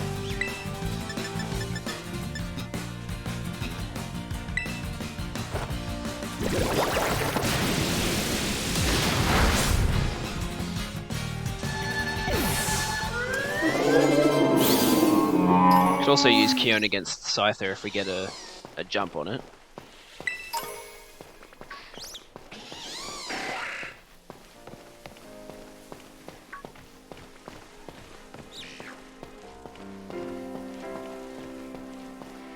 How am I going to get the jump on it, though, is the problem. We also have to sneak up on a different one.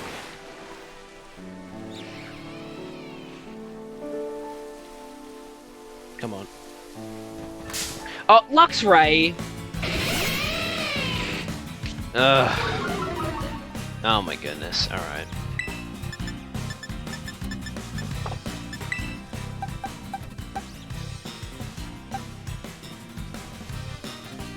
I wish Garganade had a little bit more health, but it's probably the safest bet.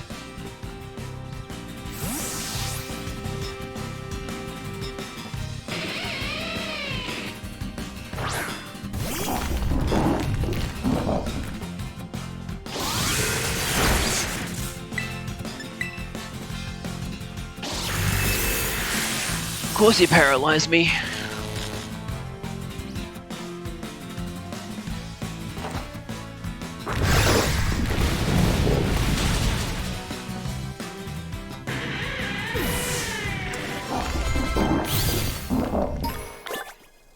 And now the Scyther knows I'm here. Awesome.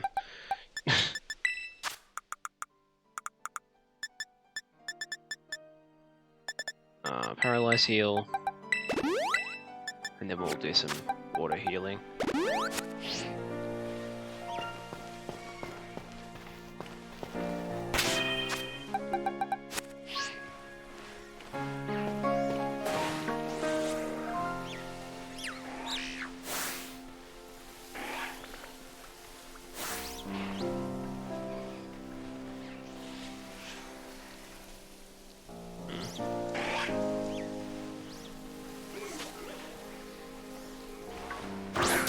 Nice.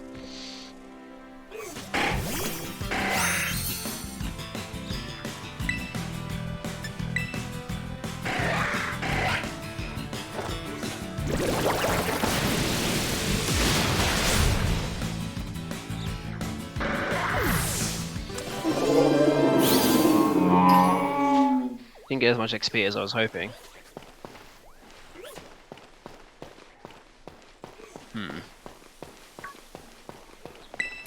Maybe I should... Oh, get away from me.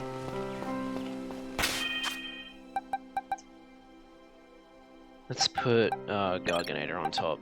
Fungus is so tiny. Yeah, Fungus is tiny. They seemed bigger in black and white because they were like the Pokeball imitations, so they looked like Pokeballs. And in the overworld, Pokeballs looked pretty big. But that was... Oh yeah, here's the new music, by the way.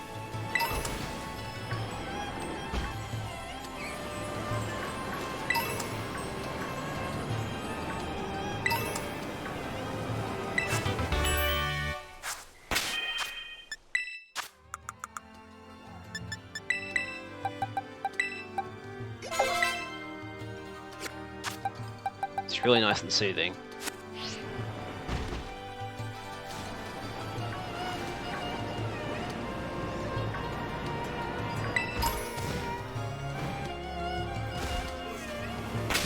A bunch of Passimian over there. Let's put charge at the top and take on some Heracross.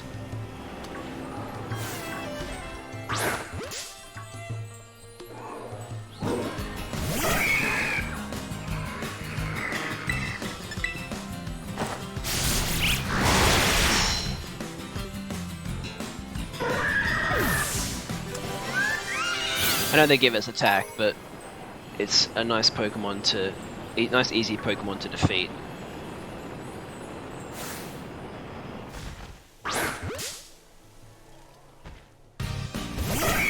We've been streaming for an hour and 50 minutes. I don't feel as hot as I usually do, so hopefully that means the aircon is actually like flowing into the room and I just can't feel it consciously. Ew. Are you an actual Spidops? Yes, you are. Gross. I hate you. Oh, by the way, Swords Dance is around here somewhere.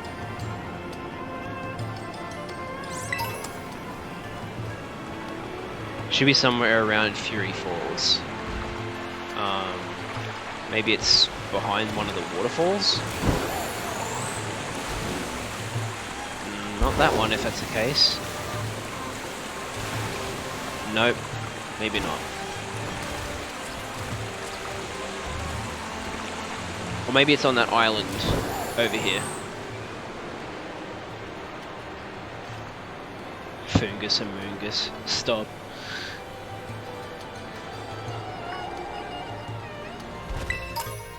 Nope, it's a PP up. Wow. Okay. I remember looking it up and it said that there was like a small island that you'd find Swords Dance on in this area, but I guess not. Maybe it's a different island. Hold on. Let me look it up. Swords Dance TM Scarlet Violet.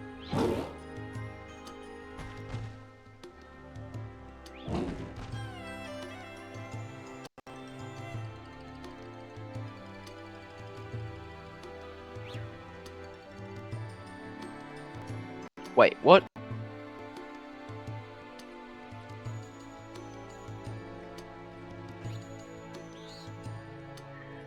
Hang on, I need to enlarge this. Oh.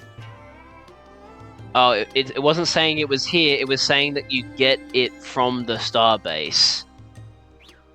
But you can also find it on the cliff besides the windmill in West Province Area 1. Which damn windmill? There's like 4 of them!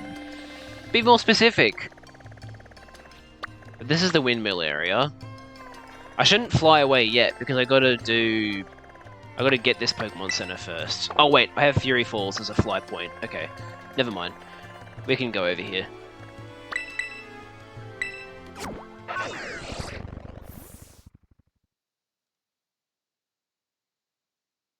So it's near the like the little lake area. So they haven't got their map centered to north, which is really annoying because I have to like rotate the map in my mind to see where this is. So it's what? Over here? Looks like it. Looks like it's over here somewhere.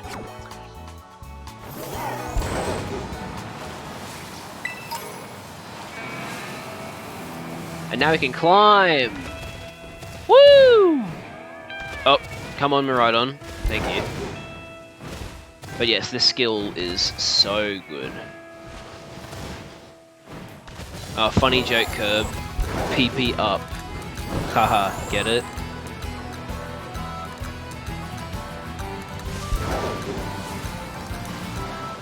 Oh, is it near Bombardier? Oh, it's like northwest of Bombardier. There it is.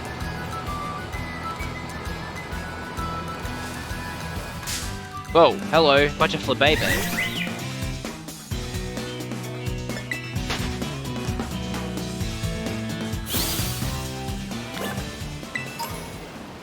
They're so tiny.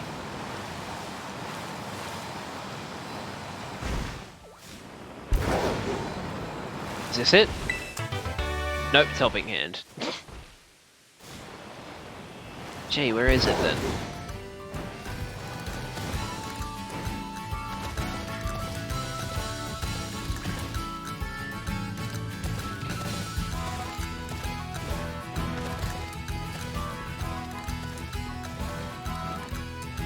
Just, I can't see a TM. It's not like it's out of render distance, I don't think. Oh, hello. What are you doing up here?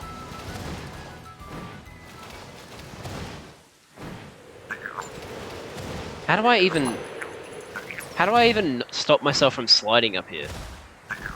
Oh, on that surface, okay. Hang on.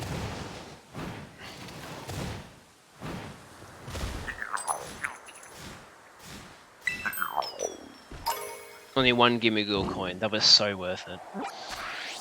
So with it...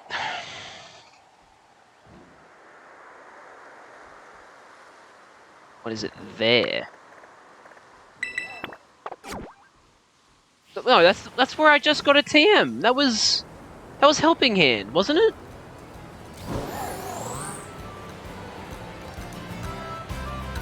This game is lying. The guide is lying. Oh no, it's here. Okay. Right. Now I found it. Never mind. They're not a liar. I just couldn't find it. Alright, where is Swords Dance? There it is. Get rid of Fake Out. Woo!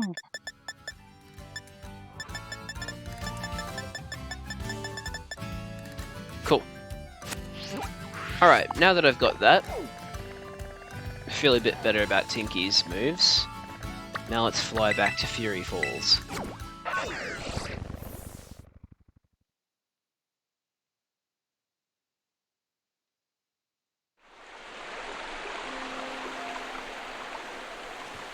Okay.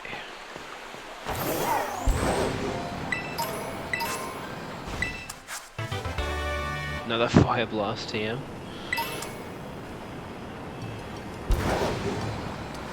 All the items around here.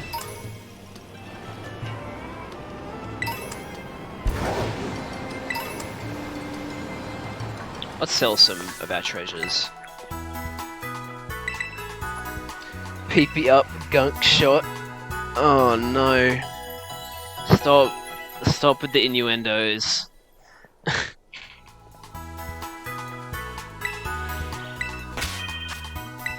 Alright. Yep. Let's talk to him and sell some stuff to him. Yeah, we got a lot of crap in here.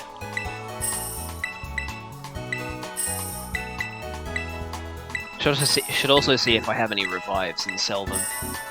That's also some money.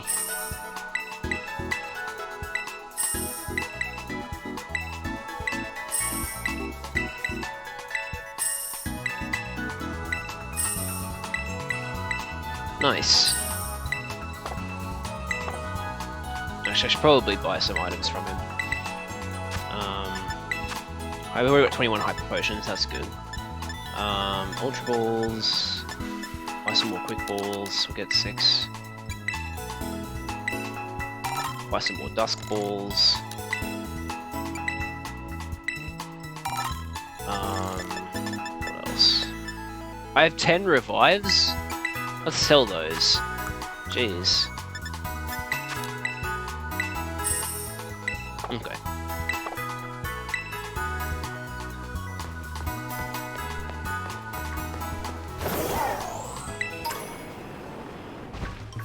Oh, okay. We're starting the Team Star stuff already. I was just kind of going over here to get some stuff. I see you're almost at the 5th base. Holed up inside there is Team Star's last remaining squad. You fought well to make it this far. Thank you, Jad. Jad! Cassiopeia! So you made it as well, Clive. Of course, it's the last base. I wouldn't want to miss out on the action. Clive, I owe you my thanks. Your help has been invaluable to the operation. I'm sorry I was so wary of you at first. Well, that's all water under the bridge. When we're finished with this base, will that be the end of Operation Starfall then? Not quite. We still need to handle Team Star's secret mastermind last of all. Do we have any leads on how to find them? I'm hoping they'll come out into the open once all the squad bosses have stepped down. I see. We've come so far. Only a few more steps left. Don't let me down, either of you. Cassiopeia is hung up? Alright. Thanks to you, Jad, I've slowly but surely come to understand Team Star. I know what I need to do, and I know what my final decision will be. For that, I can't thank you enough. Take care in that base, Master Chad. Sorry for getting all polite there. I don't know what came over me. Uh-huh. Yeah. Man, I can't believe I was fooled by his disguise when I first saw him. I was like... I was literally... I know I said this already, but I was in a voice call with Curb and some of our other friends. And when he said... when he said that I'm like a good friend of his, I was like, what? I've never seen you before. And they're like, wait, you don't recognize him? And then I realized that it was actually Clavel, and I was like, oh my god, I feel so stupid. And surely enough, when I started watching other playthroughs of the game, people picked up on it straight away, saying like, what the heck, that's just Clavel but with a pompadour. Oh well.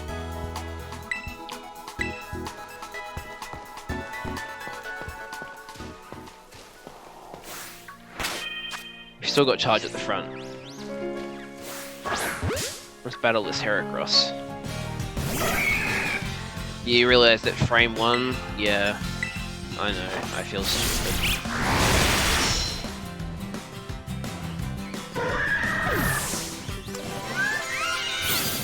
Tinky's already level 61.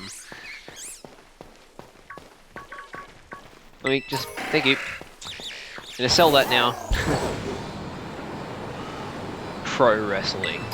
Seeing an old lady say pro wrestling is just like, what? So weird.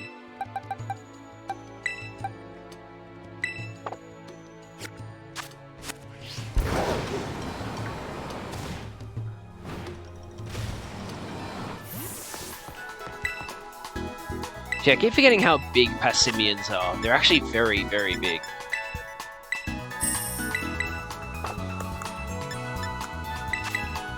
Wait, I have 6. Damn.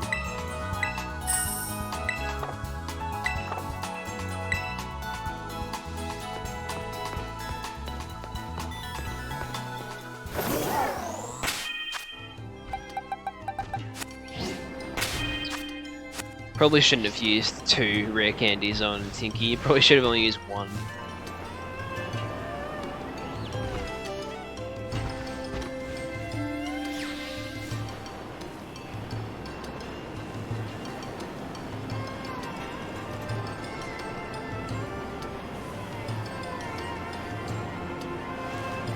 Might be better if I battle some of the trainers around here. Let's put Steve Owen at the front.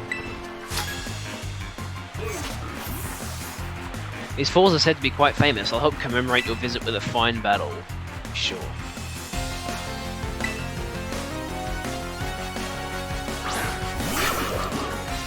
Ew, Bruxish.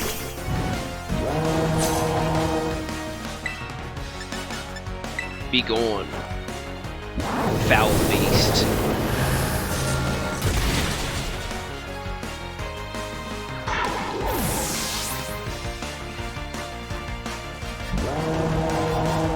Florges. Okay, let's use a physically attacking Pokemon then. Such as Briar.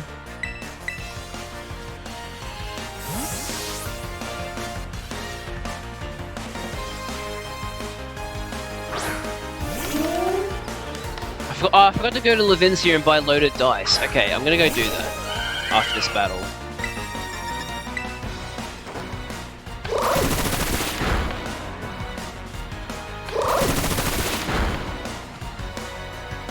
Probably should have used Phantom Force, huh? Yeah, I'll use Phantom Force. Oh, but then again, Grass-type moves just got boosted, right? Grassy Terrain doesn't... Grassy Terrain isn't just for healing HP, right?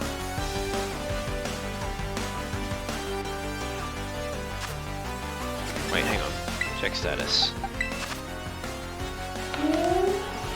Power of Grass-type moves is also boosted. Yeah, okay, so I'll just use Bullet Seed again.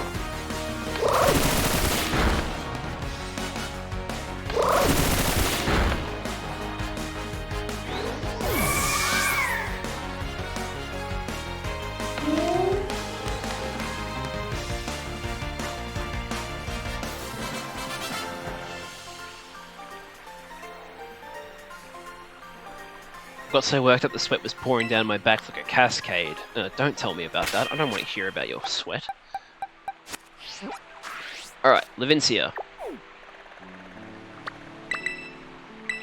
We get to hear Levincia's amazing music again.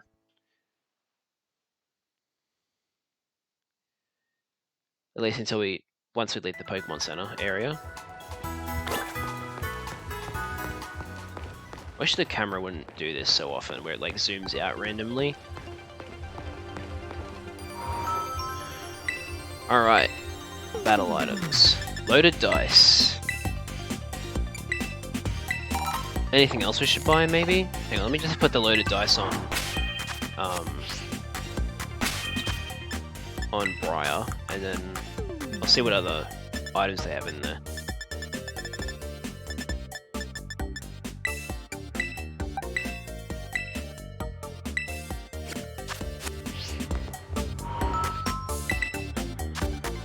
Actually, I should... hang on. I should look at which Pokemon don't have items. Charge and Tinky. So, Electric, Flying, Steel Fairy.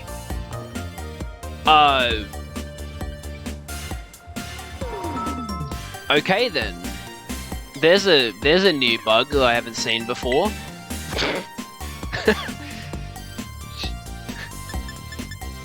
That's a very, very weird bug. Okay, I could give Tinky a metal coat to make Gigaton Hammer do even more damage.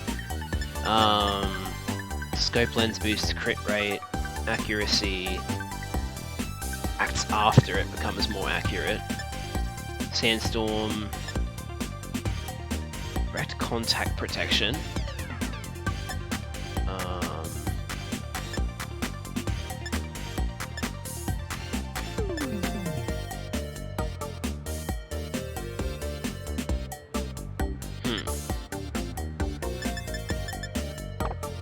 Not really.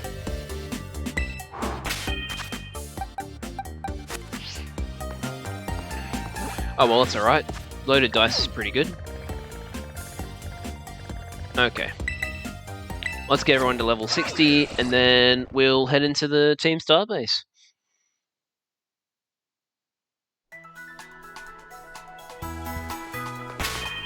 Everyone's healed, I'm assuming. Yeah.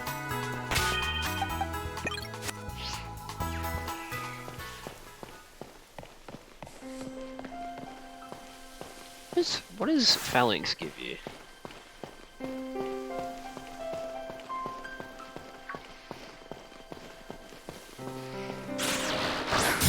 Lol. You got duped. Just like the actual Spartans. No, they didn't get duped necessarily, they just got outsmarted.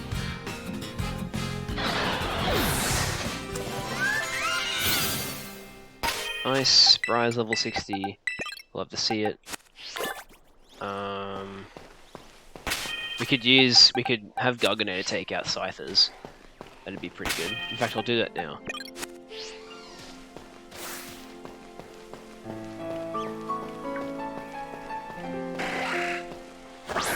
LOL.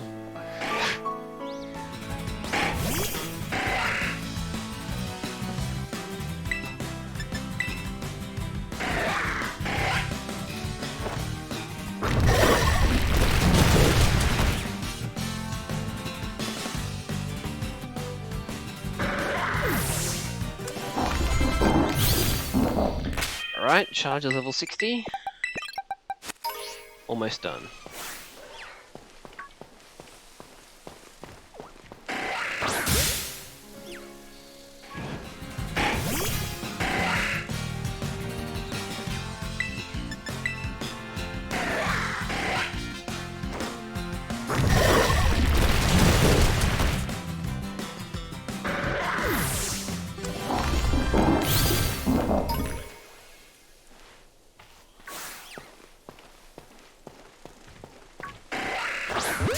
This one actually was turning around during the animation.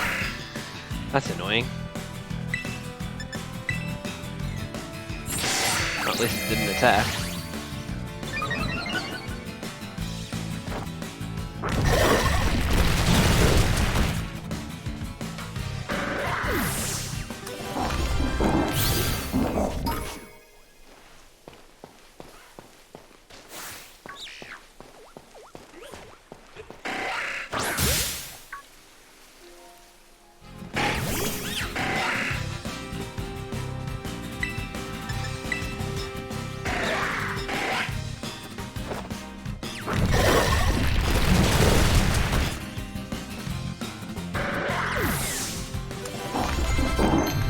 What does Garganeta want to learn? Explosion? No! You idiot! Oh, that reminds me of, Alpharad. He recently started or at least I think he started, a Nuzlocke where a bunch of people gave him Pokemon. And I think in it he had, he got an egg. And it hatched into a shiny Entei, and was like, oh, it's pretty cool to have a legendary, and then he looked at its moves. All 4 moves were self-destruct, and he said, this isn't a Pokemon, this is a bomb!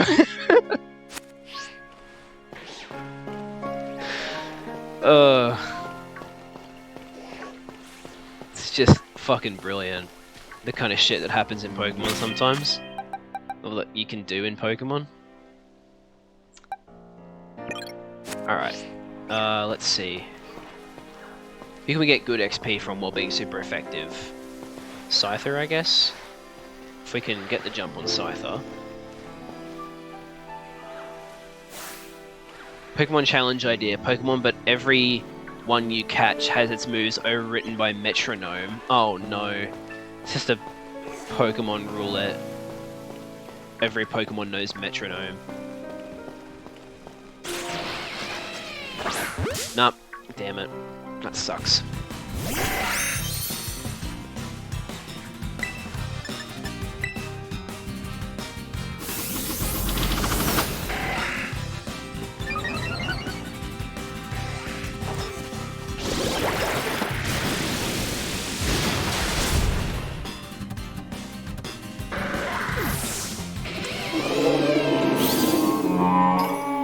Alright, one more Scyther. This one.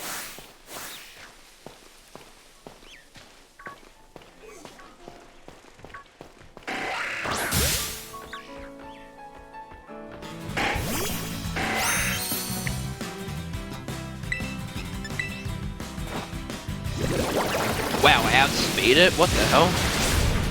I know it's level 49, but still. Oh, come on. Alright, we'll just battle this Amoonguss then. Almost said Amoonguss. That's the wrong Pokemon.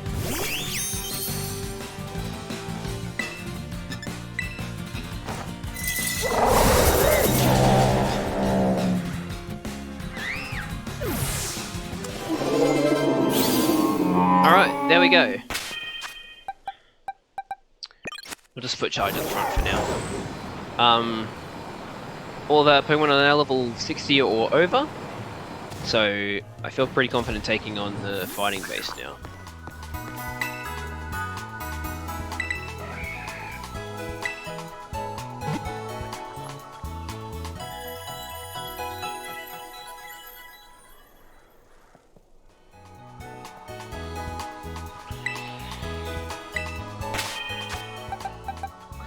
So let's see, I'll have to deal with the chick out front. I think her name's Carmen. I have to deal with her first, so I'll keep charge at the front. because I think Charge should be able to handle it pretty well.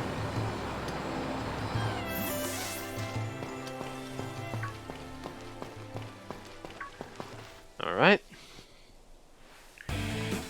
What was my voice for again? It was like a deeper female voice, but it wasn't like Gita. You're pretty skilled. Not many trainers can shrug off my Pokemon's attacks like that. The same to you. Eri, was it? Your Pokemon have clearly spent a lot of time honing their moves.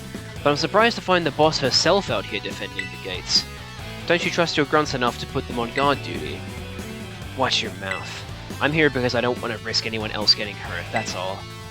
What a benevolent boss. Now if you want to get on with our battle, I'm already on my side.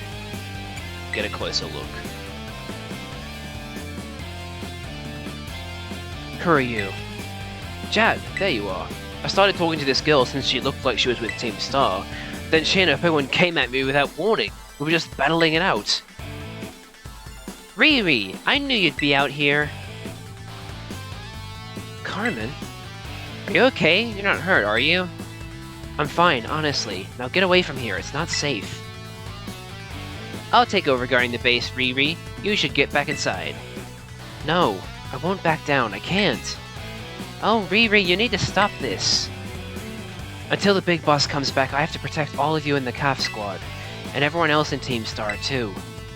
That's why you should get back to the base and rest up, even just for a little bit. As the boss of this squad, I just can't. Riri, please, I'm your friend. Listen to what I'm saying. Fine, I'll go. I'm sorry, Carmen. Hey, that's no way to sign off. Let me hear a Hasta la Vista from you, nice and loud. Hasta la Vista! Alright. I'm your opponent now, you two. Come on, I'll take you both down. Hey, Jad. My Pokemon and I are actually running on empty after that last battle. Sorry to spring this on you, but do you think you could handle this grunt alone? Sure. Thanks, I'll be cheering you on from the sidelines. I'll protect Riri with everything I have. You ready to battle? I'm so ready. And here I come.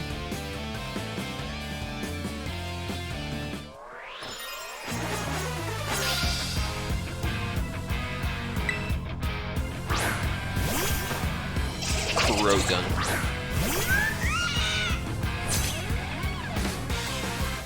Oh damn, I can't believe you've figured out that a flying type Pokemon has a flying type move.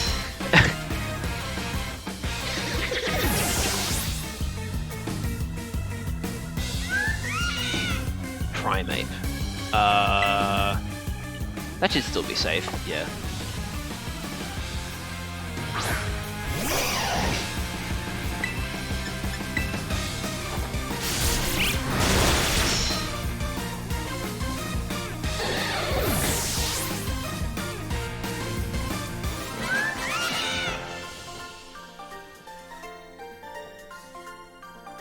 I lost, but my defeat's not the one that matters. At least you understand that you're very insignificant to the story. Even if all I did was buy Riri a bit of time, that's fine. My job here is done, so I'll head back inside. Hasta la vista! Yeah, whatever. Oh.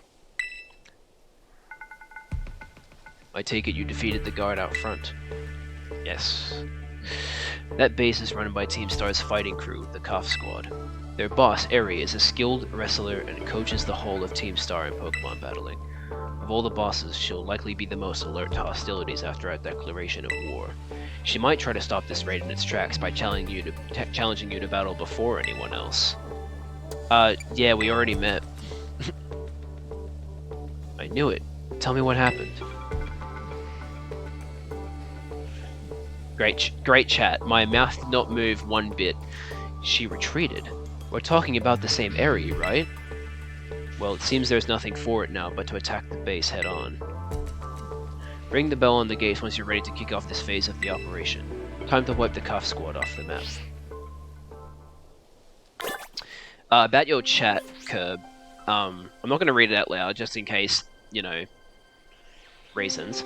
But, I think it's just a matter of you know, being not very easy to put yourself out there. So, I don't know. It's just, I think it's a personality thing. Charge, Stevo, and Garganator. Probably shouldn't have Garganator. I'll put Tinky at third. That way, we've got Electric and Fairy, which are both. Oh, sorry, Flying and Fairy, which are both super effective, and then Stevo and can't be hit. So that's pretty good for the Star Barrage. Well, it's not that it can't be hit. It's just that fighting moves are immune, which is good.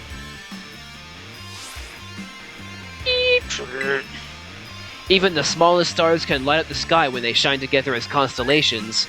We're the last bastion of Team Star. Losing isn't an option. Hey kid, you listening? If you beat 30 of our Pokemon in 10 minutes, we'll call the boss out to deal with ya. How's that for hospitality? Yeah, great. Awesome. Alright, here we go.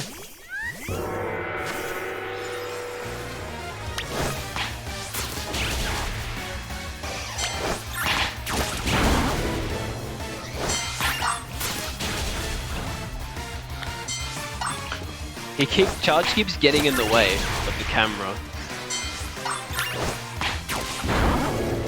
It's so weird seeing Hawlucha flying.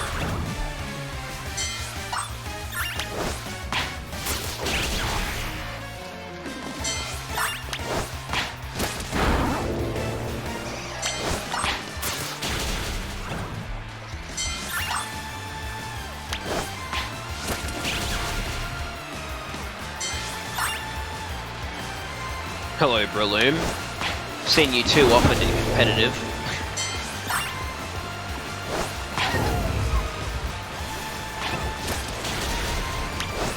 Man, that Hariyama is big. Didn't realize Hariyama was that big. Ew. Abominable.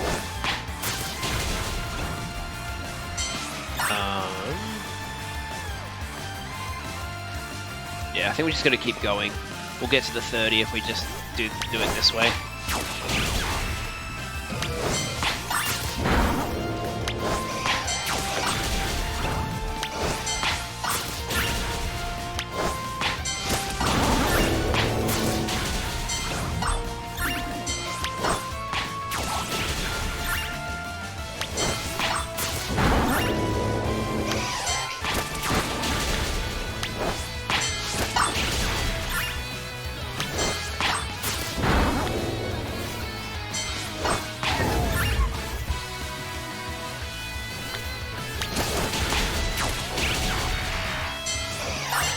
And we're done. And Charge beat one more just for good measure. I don't think we can hold him off much longer, boss. Here we go.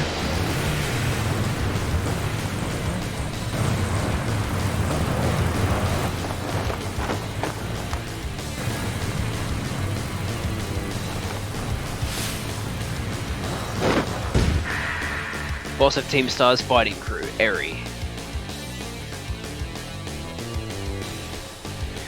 Okay, I'm ready. Doesn't matter who you are, I'll bury anyone who tries to take down Team Star. This time, I won't run away. Rah! Sorry, that was really bad. Alright. So... Poison Jab, Brick Break, Sucker Punch, so it'll probably use Poison Jab, because that's a stab move. Hopefully I'm faster than an Air Slash does enough damage though. Why does it have to rain? This base is precious to us. I won't let this raid of yours go any further. Now that it's raining, fire moves aren't going to do as much against Lucario.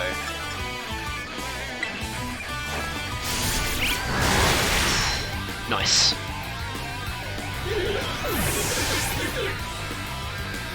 I'm sad we never get to see Eri without her mask. Hard agree. I completely agree. Okay, how are we going to deal with Annihilate?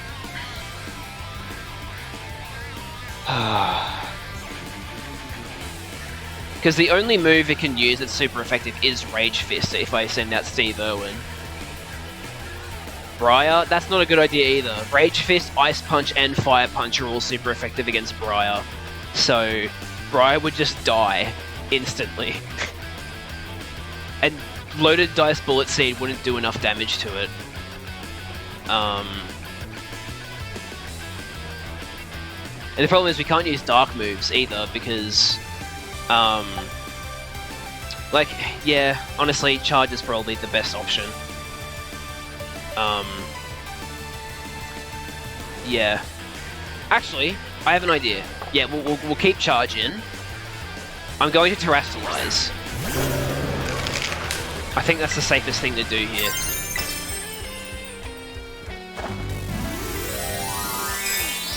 Because it's not like any of their effectivenesses against me change if I become a pure flying type, and we do more damage. So this is definitely the safest play.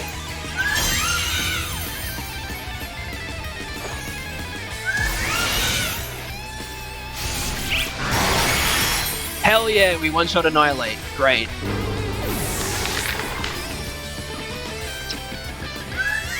Alright, now it's Passimian, so yep, we'll keep out.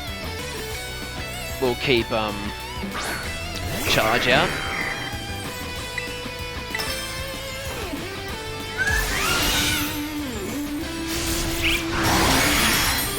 Next out is Lucario. And it has what? Dragon Pulse, Aura Sphere, and Dark Pulse. So, thankfully the stab move isn't super effective, but it's actually resisted. Dragon Pulse and Dark Pulse. Okay. Yeah, I think Charge should be able to handle that.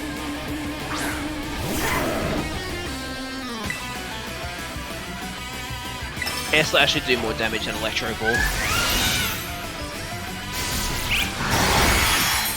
Okay. Dragon Pulse. Sweet. And that was a crit too. I give as good as I get. That's a promise. We'll see who's left standing in the end. Me. At least for now.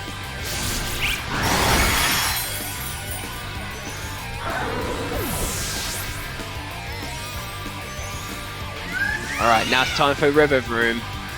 The Cuff Starmobile. I refuse to lose, so please, lend me your strength. Might be worth to use a Roost. What does Riverroom have? Combat Talk, Spin Out, High Horsepower, Shift Gear. So the only move that it will probably use against me is Spin Out. Yeah. What's its attack? 95. Okay. Yeah, I'll use Roost here.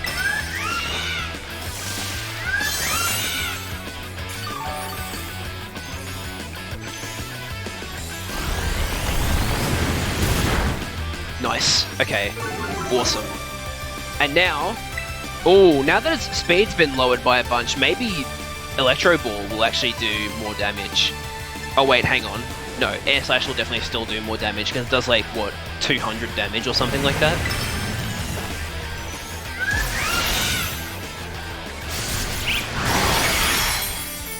Damn. Oh, it has stamina. Okay, well at least I'm using special moves, that's good. Ooh, okay. That was close. Just to play it safe, because Air Slash can miss, I'm going to use another Roost.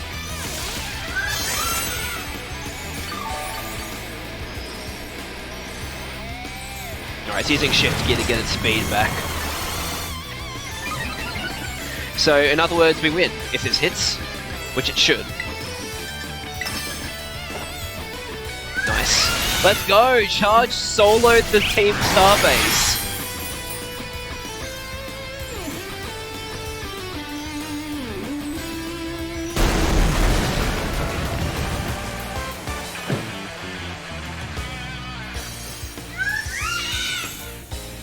Love your work, Charge. You went against your namesake. You became a pure flying type, and you won. I'm so sorry, everyone.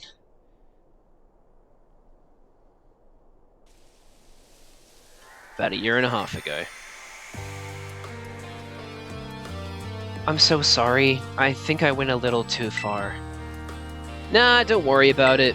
We're the ones who asked you to put us through some tough battle practice so we can train up. Yeah, but Truly, you need not apologize, my lady. Thanks to thy sage instruction, I am making swift strides toward mastering the art of battle. And I could never evolve my Pokemon without you, Eri. Even the big boss said it's thanks to you that we have a fighting chance against our bullies. Sorry, Mela and Eri's voices are too similar. See? Nothing but gratitude. To us, you're the brightest star in the whole team. Come on, quit being silly. Just one thing. We've been training for 4 whole hours now. I'm totally pooped. I'm sorry. You all really should take a break. I'll go for a run while you rest up. My lady, we 4 have each trained in our turn, but you, our steadfast mentor, have rested not once. I cannot help but worry for thy health.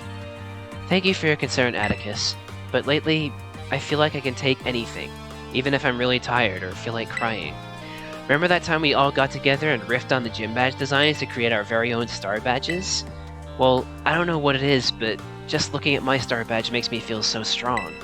Like I want to give it my all. I gave my all, but it wasn't enough. I wasn't enough. Hey, don't say that. You are enough. Okay, that is a very valuable thing to remember. You are enough. You showed amazing strength. Even if the code didn't require me to give it to you, I'd want you to have this. Hell yeah.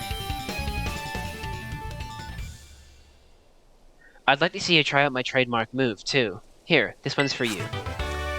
Oh wait, she does give you close combat. So wait, there must be a sword stance in the base then. Okay. I know you're part of Operation Starfall, but I could tell from our battle that you're not a bad person. The way your Pokemon look at you with such trust gives it away. Do me a favor and look away for a moment. This is a bit much for me to take. I just... really... I'm not gonna do that in character. Looks like it's all over. Oh, Riri. This is the Team Star member you battled at the gates earlier. I asked her to come along for a talk. So what did you want to ask me? You seem to be on much friendlier terms with Eri compared to the other grunts. Why is that? Oh, you spotted that? Well, alright, I don't mind telling you. Truth is, I used to hate Riri. She's an amazing trainer and athlete, and she's really pretty too.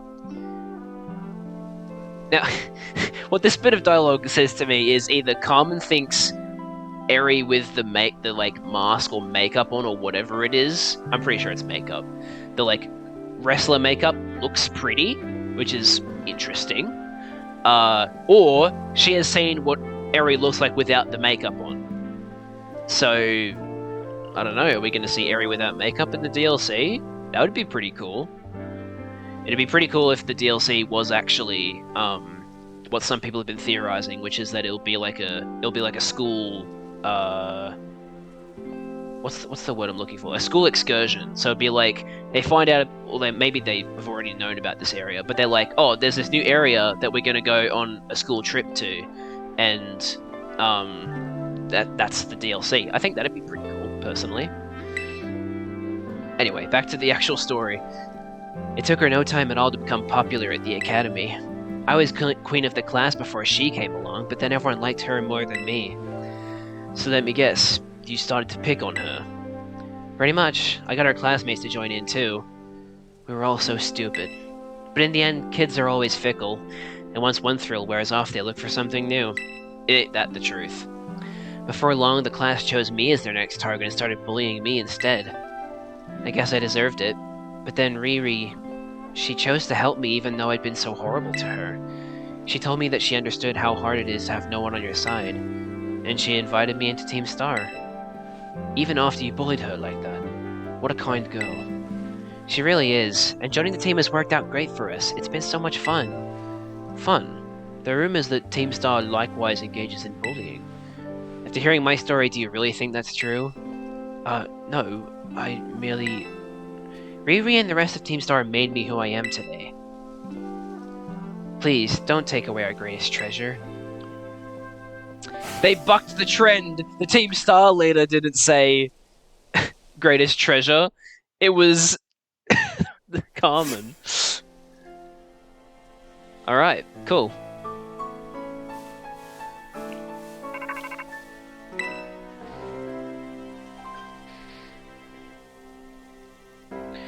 Jad. It's me. Did you do it? Did you claim Ares' star badge? Mm-hmm. Without its boss, the Cuff Squad should be a hair's breadth from disbanding. So Ares was the last. All 5 squad bosses have now been toppled from their pedestals. I imagine that they'll leave Team Star before long, now that they've lost their special positions. After that, they should soon be back attending classes at the academy. Sorry. Nice work out there, Jad. Is that Clive? Is that Clive I hear? Cassiopeia! Well done to you too. Thanks. Now about your reward, Jad. I'll transfer some LP over to your phone, as promised. Thank you! Oh, that reminds me. I'm doing the whole supply unit rep thing this time, right? Indeed. You can go ahead and give Jad his bonus reward now. Thank you! At long last, Operation Starfall has entered its final stage. There's only one thing left on the agenda. You must defeat the big boss, and have Team Star disband for good. Where is the big boss? Don't worry, there's no need to search them out. The true identity of the big boss is none other than me. I'm sorry. I didn't mean to keep it from you for so long, but the right moment never came. I'm the one who formed Team Star. Back then, the members of the team were my closest friends, and I treasured them more than anything. If they go on like this, Team Star won't do any good for anyone. They've got to give it up, so I'm using the code we made together to force them to disband. Jad, I'll be waiting for you in the schoolyard after dark. You should come as well, Clive. Understood. Then I'll see you both there. So yeah. So Cassiopeia was the big boss of Team Star this whole time. I scarcely thought it possible. But with this revelation, I just might have an inkling as to their true identity. It seems we'll find our answers after dark in the Academy's schoolyard. Let's prepare as best we can before heading over. Now I have a dilemma on my hands. We can either go do this thing pretty much right now because it's about to become nighttime, or we can do the other things. Let's just look at... Oh wow, this is fascinating. I mean, don't get me wrong, this makes a lot of sense. But, I'm looking at the next trainer battle we have, and it's really, really cool that, like, their ace Pokemon it's not the only thing that changes. Because we're about to battle a trainer who, depending on something you did earlier in the game, they'll have a different ace. And yeah, this is very interesting. Like, it's not just that Pokemon that changes. There's also one extra Pokemon that changes as well, which I think is it's very interesting. Huh. Alright. Well, so what are these levels? 60 to 61, and then 62 to 63, and then the finale of the Titan one is, if I can just get to it, Path of Legends. 58 to 63. Wow, that is a lot of level variation. In fact, every Pokemon is a different level. That is so weird. 58, 59, 60, 61, 62, 63. Okay. That's interesting. And then the other one's the Elite Four. What are the levels of the Elite Four? Starts off at 57 to 58, then 58 to 59, 59 to 60, 60 to 61, and then 61 to 62. Okay. I think we'll take on the Pokemon League first, because I think that's got the best level variation, and also the most Pokemon, which means that we can give ourselves more XP. So, what does max level mean? Wait, did I say max level at some point? Oh, so wait, max level. So that's what that trainer's highest level Pokemon is. So say for example, this trainer I'm looking at right now has 4 level 57 Pokemon and a level 58. So their max level is 58. And if I was doing a hardcore Nuzlocke, that would mean that I could only have Pokemon that are a cap of level 58, or at least when you do the Pokemon League, I think the level cap that you set for yourself is actually the level of the final Pokemon of the champion, which in this case is 62. But yeah, I'm just like basically listing what their highest level Pokemon is. But yeah, I think we should go and do the Pokemon League now. So let's do that. And we're what? Basically halfway through the stream. Nice, we're making really good progress today. Okay, so what should we do for the first Elite Four member? They're ground, so best Pokemon for that's probably Briar. To start off with, at least. We'll send Tinky to the bottom. But yeah, the first Pokemon's good for Briar, but then like the next Pokemon after that, probably not so much. But we can do it as we go. Alright, the last time we were here was at the start of the game. This was where I got Rosie, who unfortunately is no longer with us. Man. That sucks. That Rosie isn't here with us to take on the Pokemon League, but that's okay.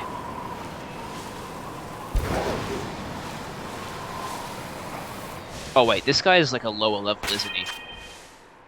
Let's battle him just to like flex on him.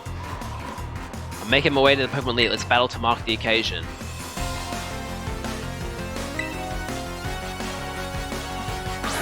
Yep, he has a Meowth. Oh, you have made a terrible mistake. Fake Out can't even hit me.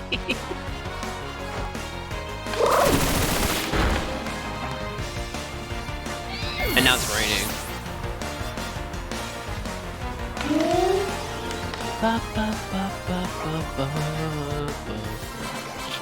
I only have one Pokemon. Well, losing is one way to mark an occasion.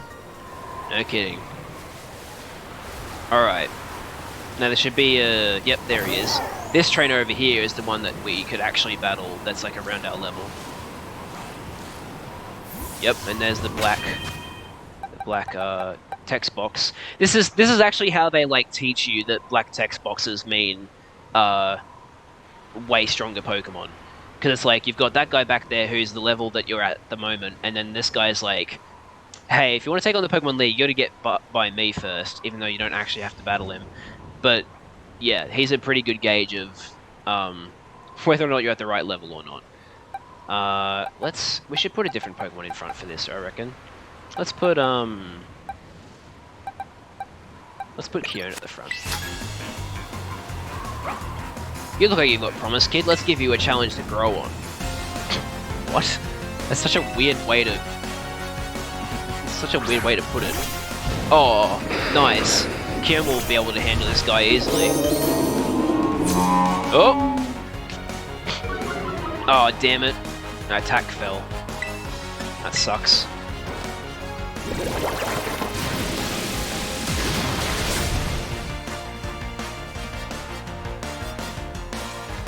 But it failed! You can't override actual weather, idiot.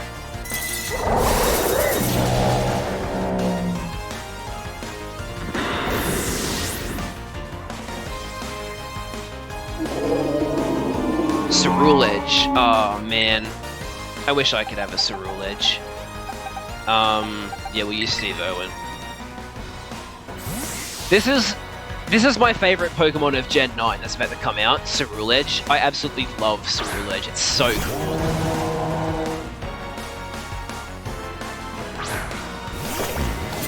Look at that thing, that is so cool.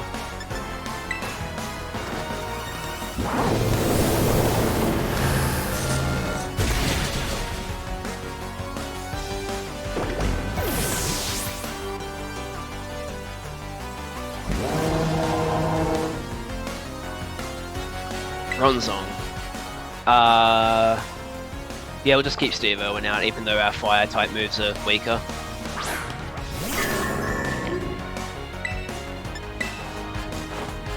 I mean, I could have used Shadow Ball, but eh. In fact, I should have, actually. Oh well.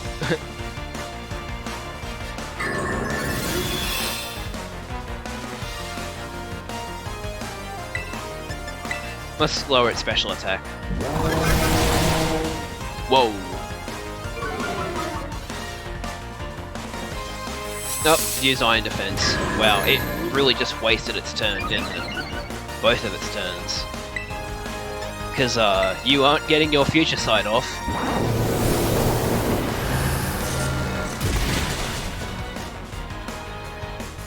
Ow, the edge. And of course the rain subsides after the battle, just to be annoying. Did you get some growth out of that? Yes, I did. I also got a lot of money out of it. And Pokédex entries, so thank you.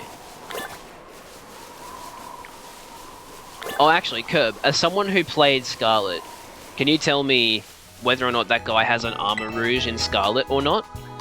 Because obviously I'm used to seeing Ceruledge because I'm playing Violet, but does he have a Ceruledge in in Scarlet as well, or does he have an Armor Rouge instead? He does? Does it, as in he has an Armor Rouge or a Ceruledge? He has an Armor Rouge, yeah, cool. That's good. I like that they did that, because it's like reminding people, hey, remember this Pokemon we showed before the game came out? They exist, and you can evolve them. There's an obscure way to evolve them, but you can evolve them. Just letting you know. Okay, we'll bring Briar back to the front. Oh look, it's Geeta. What a name, by the way. Like, Geeta? It's so stupid.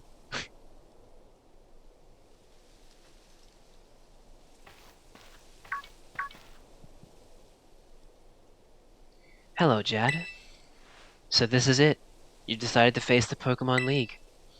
The final test you must pass to become a champion is held here in this building. I wish you the best of luck from the bottom of my heart, Jad. I look forward to meeting you again soon.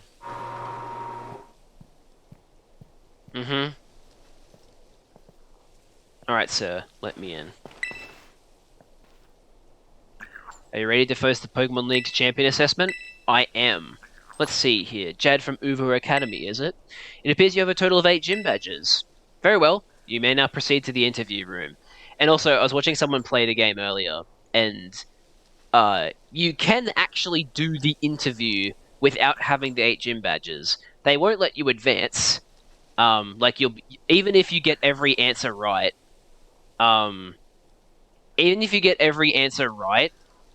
if you haven't gotten 8 gym badges, they'll say you failed. And the guy out front will say, oh, to be honest, they'll only take you seriously if you have all 8 gym badges. And it's like, okay then.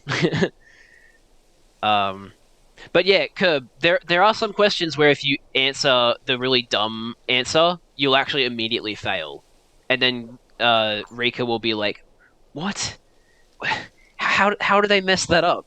It's really funny. I love it. So let's proceed to the interview room.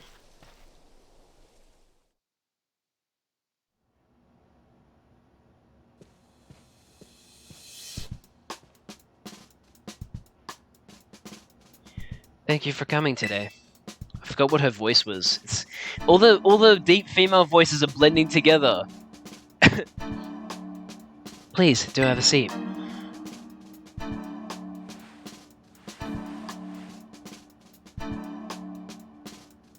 I, Rika, will be your interviewer. Let's get started with the first portion of the champion assessment. We begin with the interview. First things first, let me see how many gym badges you have. Excellent, you have all 8. Next, I'd like to ask you a few questions, if you wouldn't mind, Chad. Please think carefully, as you may automatically fail the interview depending on your answers. Let's begin. How did you get here today? Well, I, personally, walked. Very good, very good. Please tell me the name of the school you were enrolled in. Uber Academy. Ah, that's right. So what brings you to the Pokemon League today? I came to become a champion. Yes, indeed. Why else would you be here, I suppose? Now, what do you intend to do if and when you become a champion? I want to become even stronger. I see. Interesting. Tell me, which of the 8 gyms gave you the most difficulty? Now, I want to be honest here. I just want to battle Nemona more. Look. We battle Nemona regardless of that answer, so... I do want to become stronger, though. Like, I don't want to stay at the level I'm at. I want to become stronger, so... I'm not actually lying. I do want to battle Nemona, but I also want to get stronger. Okay, so... Which gym did I struggle with the most? Like, which gyms did I lose Pokemon at? Cortondo was easy because I just used Steve. Artisan I also used Steve. Cascarafa was... Who did we use? Briar? I don't think we lost anybody in that one. Levincia, we lost a Pokemon to Nemona before Levincia, but I don't think we actually lost anybody to Iono. Medallion was Larry. We didn't lose to him, but it was a little tense at times. We almost messed up. Glacedo, we just used Steve. Montenevra, it was the double battle, and we didn't lose anybody. Alfornada, we lost Rosie to Alfornada, so I'll say Alfornada. I see. And what was the name of the gym leader you faced there? Tulip. I'm glad you seem to remember. But do you remember which type of Pokemon Tulip used? Psychic.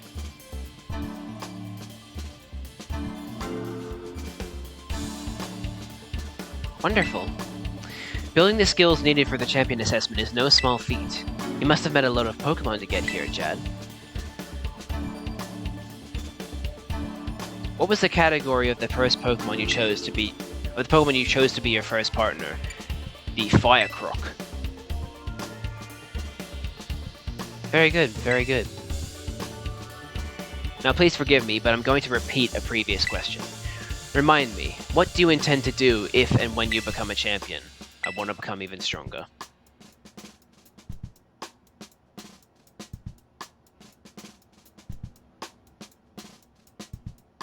Ah yes, that's right.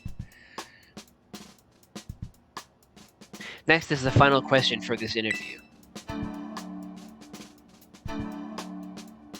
Do you like Pokemon, Jad? Yes. I remember Alpharad failed the test because he said no, and his reasoning was, I don't like Pokemon, I love them. And then he failed. And it was like, what? I didn't know I could fail.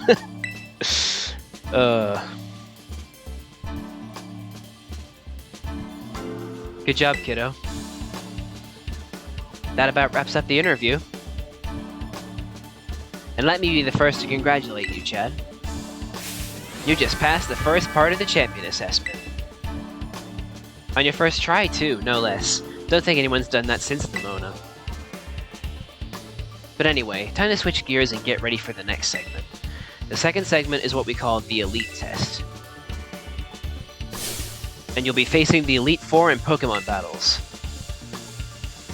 I guess that's pretty obvious from the name of the test, huh? Anyway, we're the best the league has to offer. You'll be facing us 4 in a row, no turning back. This won't be a cakewalk, I promise you that. Make sure you're all ready, then go into the room behind me. We should be fine.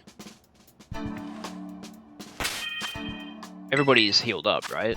I didn't, like, accidentally not heal. No, we healed. Okay, cool.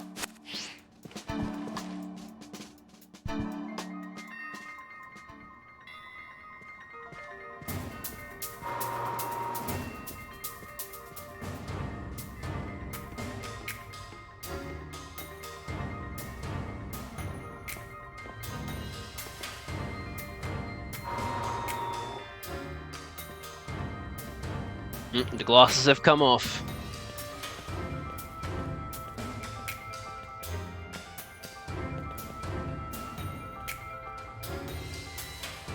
Now then, let's get this started, huh? Let good old Rika be the first of the Elite Four to take you on. I'd say I'll go easy on you, but I'd be lying. Think fast. Alright.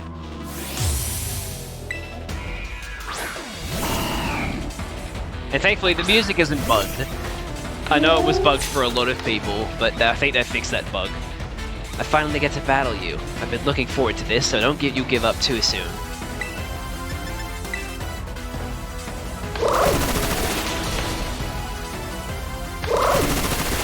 Yeah, I remember you saying that it was bugged, Curb, when you played it. Because I got to it after you, it wasn't bugged for me when I did it. Camerupt. Yep, we're not leaving Briar out for that. That's a nightmare. Who do we use for Camerupt? Fire. Okay, what is that? Earth Power, Fire Blast, Flash Cannon, and Yawn. Yikes. So, not even Garganade is a safe pick. Ground, Fire, Steel. Garganade is my best bet? I mean, I guess, but Flash Cannon's a special move. Well, actually, all the moves are special type. Special, but, like, let's look at... Oh, no! No! I meant it! Curb. Rocket Super against Fire. It's Fire Ground. I have to use ground type moves. I didn't mean to swap it out. I was trying to look at its summary to see what its special defense was. It probably is my best bet, though. Let's have a look at his special defense. Her special defense, sorry. 132. Which... Oh. Tinky has the highest, but also weak to fire, which is stab. But so is ground. Ugh.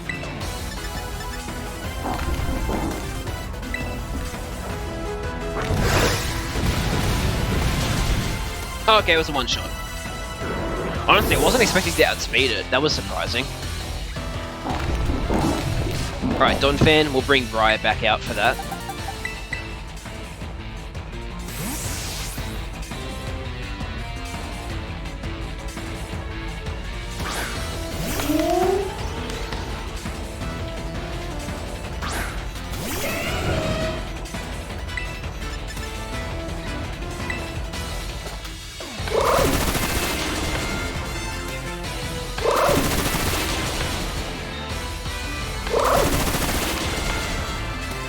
Love loaded dice.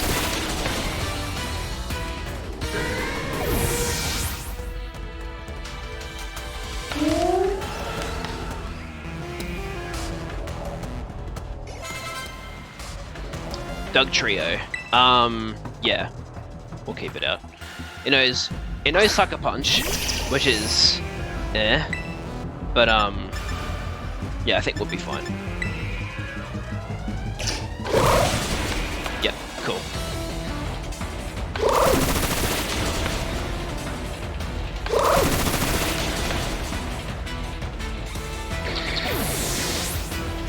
Now, we have to be a little bit careful with the next Pokemon. It terrestrializes into pure ground, so grass will still be super effective, but it has... How much defense does it have?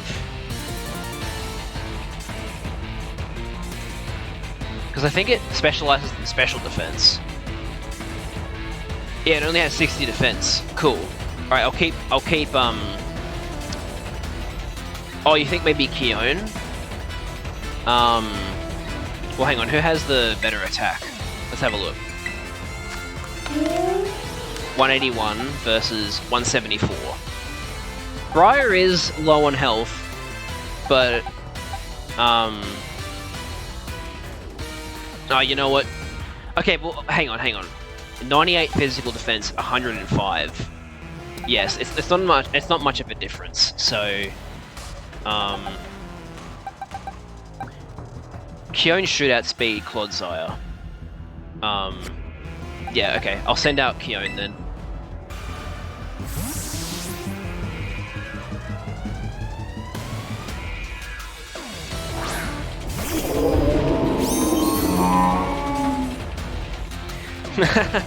Impressive. You really are something else, kiddo.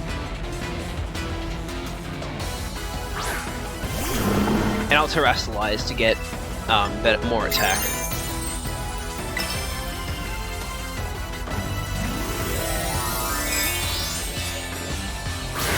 Because you can terrestrialize in every battle, so it's not like I have to worry about having to not being able to terrestrialize in the next battle, because you can terrestrialize once per battle in this.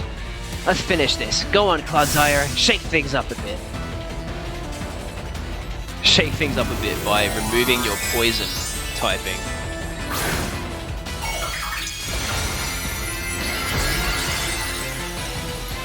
Is there anybody in chat who this is their first time seeing Clodsire? If so, what do you think of him? Ah, damn it, has Protect. Should have looked at that. Oh well, that's alright. It'll probably use... yeah, it'll use Earthquake.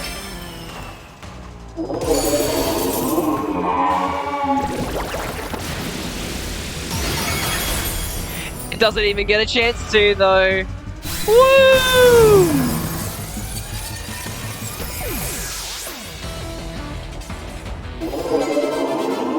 Hell yeah.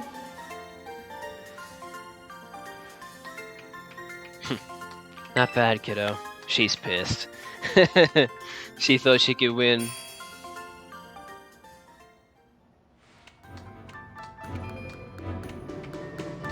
Talk about unfair. No way was I ever gonna win that one. Still though, what a great battle. Felt good even to lose. Not a whole lot of trainers have the skill to make it past the elite test. But who knows? I'm beginning to think you might be one of those few that do, Jet. Better stay on your toes though. The second of the Elite Four is stronger than me. Which is pretty embarrassing to be honest. You're up next, Squirt. Come on out. Coming! I can't remember the voice I did for Poppy because I've literally only done it once. Oh wow! Did you lose, Rika? Yeah, I did. He's no pushover, let me tell you. I'll be watching from the side. Avenge me if you can, eh? You bet I will! But before we do that, I want to heal. And maybe use some ethers and stuff. Actually, that's not in mids. Oh wait, hang on. Yeah, I only use Bullet Seed.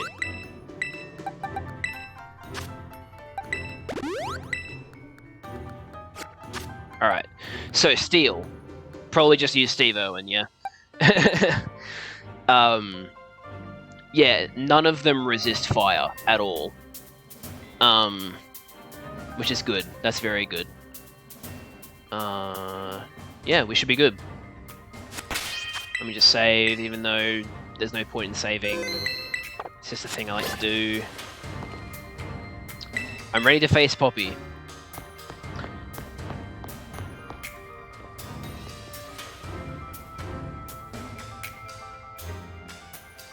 It's so cool you made it this far, but this is where you say bye-bye, mister. All my Pokemon are super tough. Your weak attacks won't work on them at all. They'll bounce right off, you'll see. I can't wait for you to meet my friends, so here they come. You said my attacks will bounce right off, but fun fact, none of your Pokemon know Protect. So none of my attacks will be bouncing off.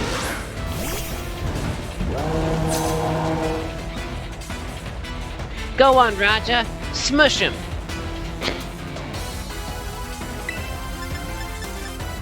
I'm just gonna terrestrialize straight away, honestly.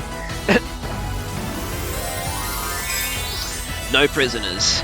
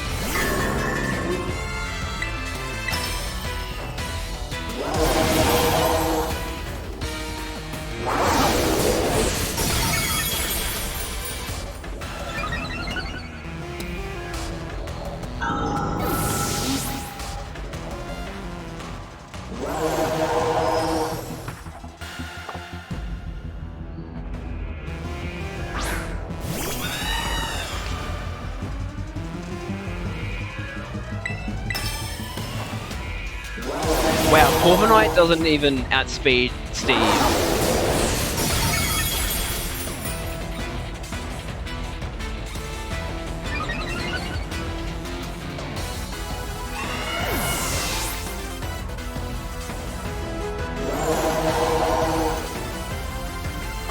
Pretty sure the only Pokemon that's going to outspeed Steve is her Ace. Yeah, not even Magnezone can outspeed me.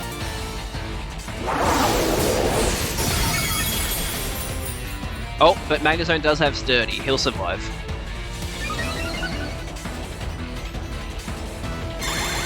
Well, Light Screen's not going to do you much good. You're on 1 health. Oh, actually, it will help the Ace. Actually. But hopefully with all these special attack increases, plus terrestrialization, plus super effective, it should still die in 1 hit. Well, I now have max special attack. Alright, Tinkaton. We're familiar. I'm not scared. My last Pokemon will turn things around. Yeah, sure they will.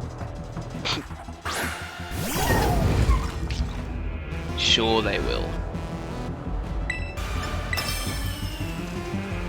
It's time to get dressed up all pretty, Tinky. Hey. I'm okay with you calling it Tinky IE, but Tinky is my Tinkaton. Alright? My Tinky is the real Tinky.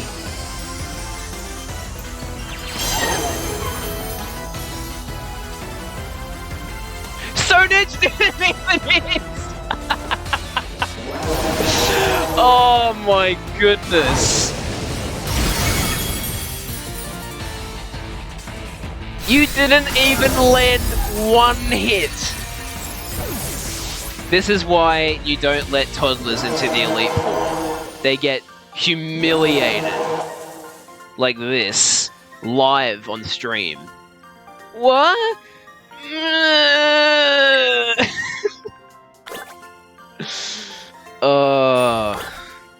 Fuck you, Poppy. Whoa! I wanted to take revenge on you, Rika. Pretty sure you meant take revenge for me, Squirt. Don't think I did anything wrong by you. Hate to say it, but you lost, Poppy. Better call the next guy. Oh, that's right. I haven't had to do this in a long time. It's your turn, Mr. Larry! Hey, it's my man Larry! Yo, everybody, pog in chat for Larry, because Larry's amazing. We love Larry. We stan him around here. The best character in the game. Hello there, it's me, Larry. Okay, so, let's see. It's got very good type variation, to be honest. Grass, flying, electric flying, dragon flying, normal flying, flying fighting. That's pretty damn good type variation. But, hopefully, I can beat him. So we'll keep Steve out first to get rid of Tropius. And then, we'll use Charge to take out, I think, Flamigo and Staraptor. And then Garganator for Oricorio, and probably Tinky for Altaria. That sounds like the best way to go about it. Save for no reason. Oh, yep, Ether up. Probably should. Because I think, yeah, a lot of Torch songs got used in that match.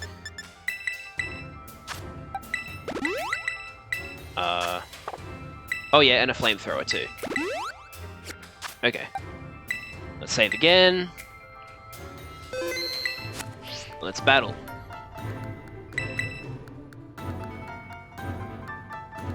So, you made it this far. I serve as a member of the Elite Four too, yes. Unfortunately for me.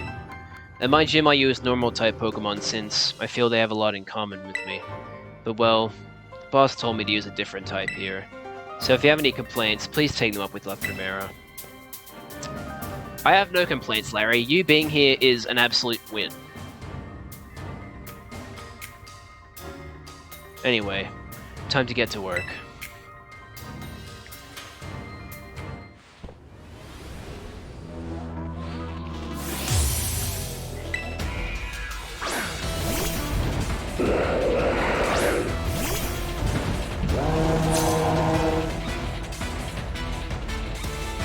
Well, I'll be trying my hand with flying type Pokemon this time.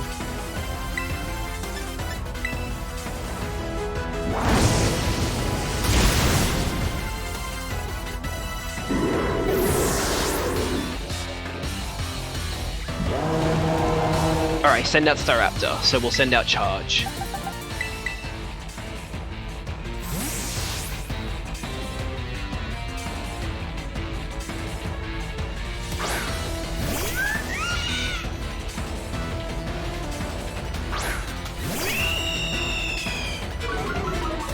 Haha, I don't use physical attack, you fool.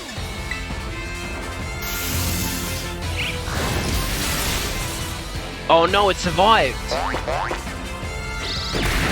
I never found Thunderbolt, no.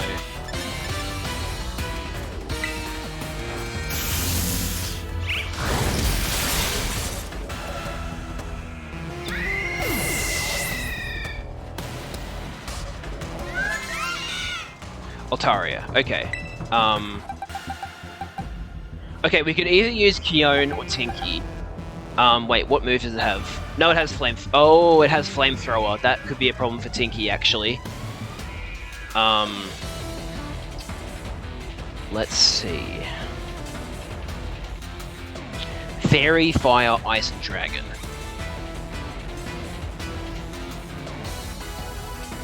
I'll just use Garganator. Because Fairy, Ice, and Dragon are regularly effective. Flamethrower is not very effective, and I have Rock-type moves. See, okay, Curb, I would send out Keone, but it has Flamethrower. I'm not risking that. And there's no way Keone outspeeds Altaria.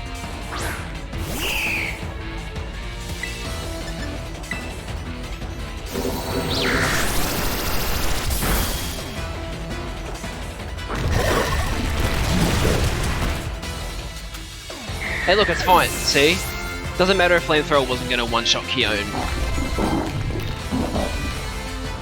Keep Garganator out for Oricorio.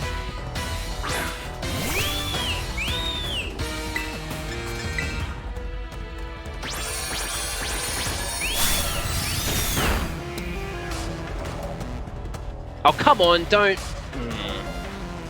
Alright, I'm gonna heal just in case.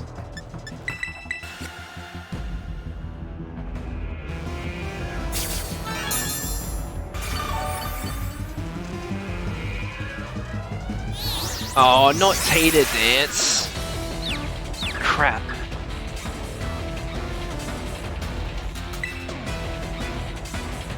Should I just use like a Confuse Heal or whatever? Like a Persimberry?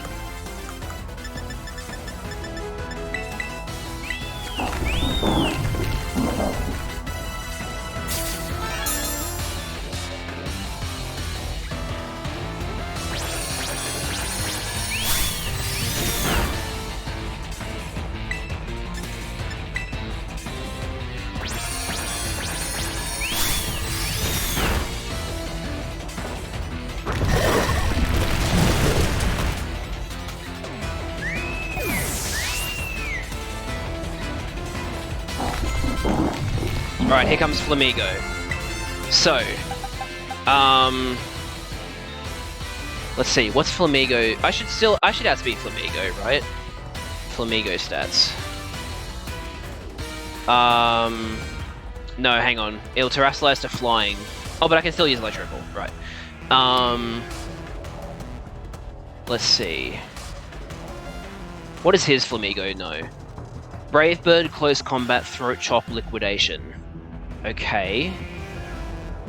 So... let's see. Flamigo's stats are... 115 attack, 90 speed. Alright. So... I could throw in Tinky. Yep, okay. That sounds pretty good, because Tinky outspeeds. It has low defense. Well, here's the thing though, it's losing its fighting type, so the only Pokemon that's going to be super effective, are going Garganacl and Charge. And while Charge is probably the safer option because it doesn't have anything weaker to it, it's got lowered HP, so it's like, jeez.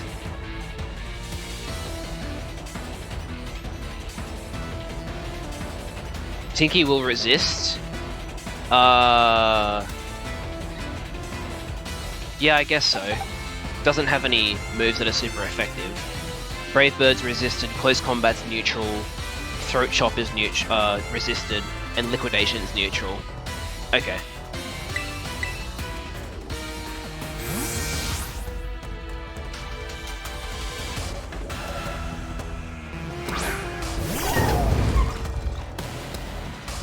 You're even stronger than before. Guess I don't get a break today. No, you don't.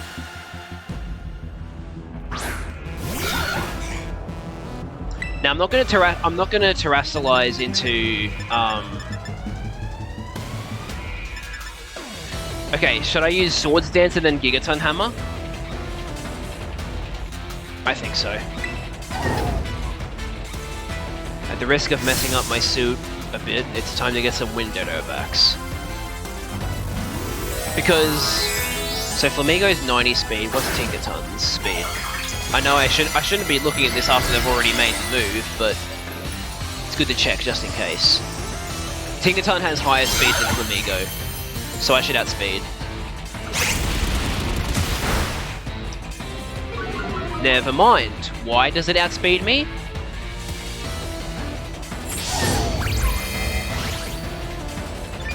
Why does Flamigo outspeed me? Tinkaton has 4 higher speed.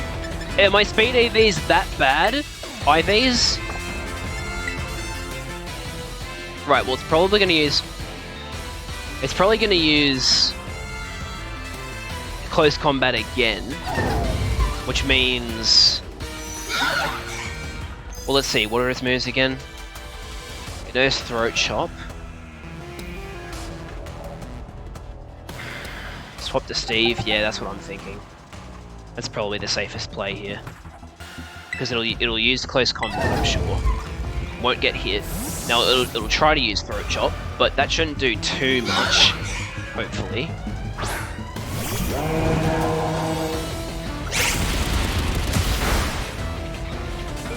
Oh, it has Scrappy! It hits Ghost types!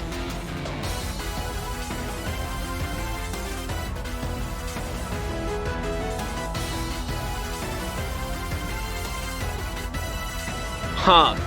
I didn't think of that. Well, Close Combat didn't do too much damage, and Close Combat is his most powerful move, so...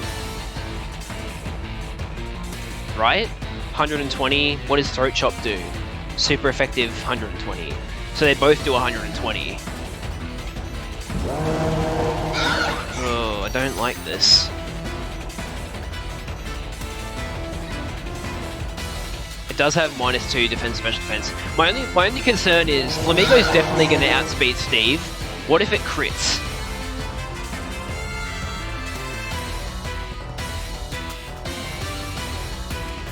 Like, what do you think? Do you think it'll crit?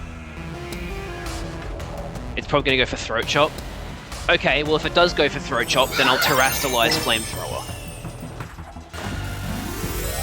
The thing, I just thought maybe it'll keep using it. Yeah, it probably will use Throat Chop because it's the same amount of damage as Close Combat. But actually, no, Close Combat still does more damage.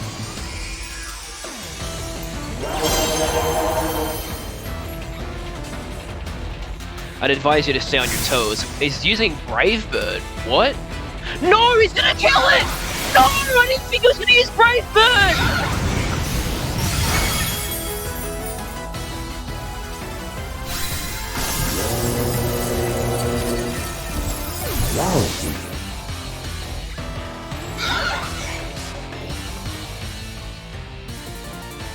I'm so stupid! Of course it was gonna use Brave Bird! It was like 240 power!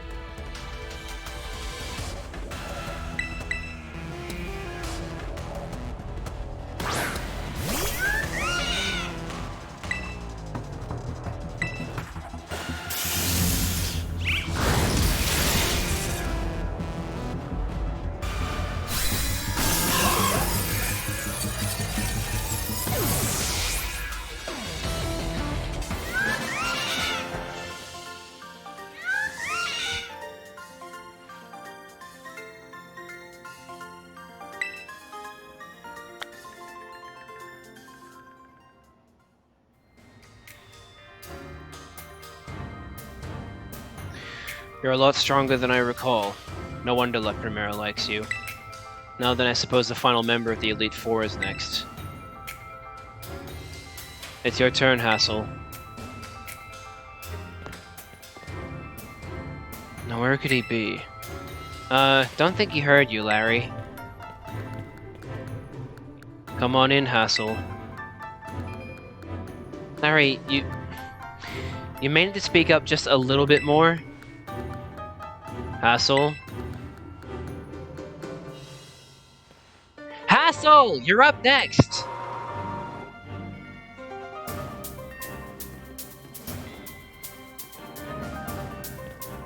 Hello there, Jad. It delights me to see you here.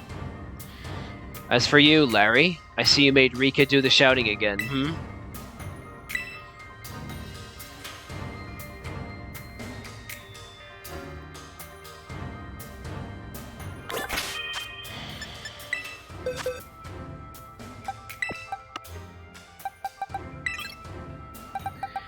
And of all the Pokemon I could have lost, it had to be the fucking starter.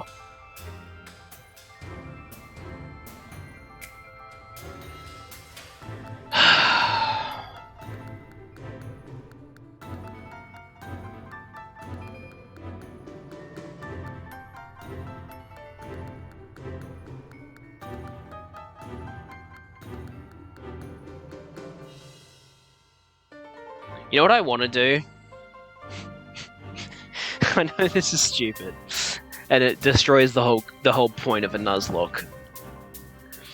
But what if I made up a clause called called a second life, where I can pick one Pokemon for the entire Nuzlocke to bring back to life? What do you think, chat? Are you gonna hold me accountable for this? Don't go against the rules. No. Oh, I don't. But it's Steve Irwin.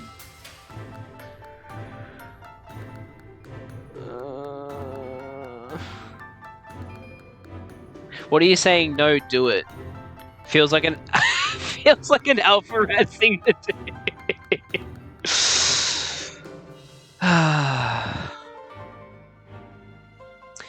Yeah, well, you know what?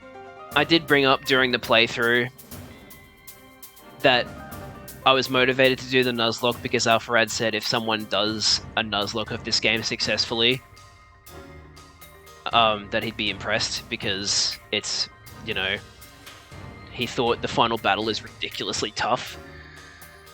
So we just have to live without Steve Irwin now.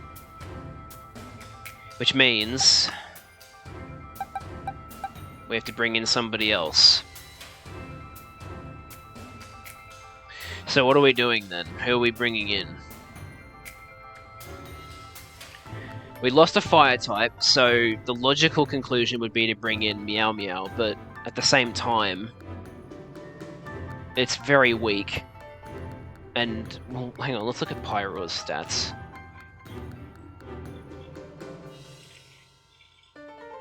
Is Pyro any good?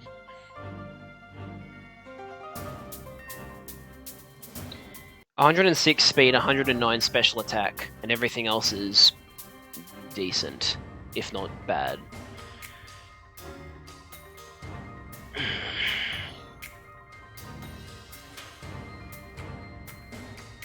Scyther or Lycanroc? Yeah, I mean, in terms of level, that would probably be the better option, but they're still under-leveled, is the thing.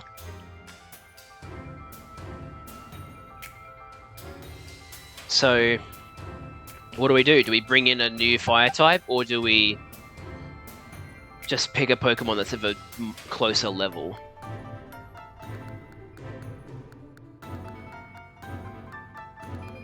Do I have any EXP candies? No, I do not. So, yeah. I could easily get some after the Pokemon League, but I can't do it now. Flip a coin? Well, no, if it's between these two, I'm going to pick Mantis, because we already have a rock type. I'm not going to put Lycanroc in there.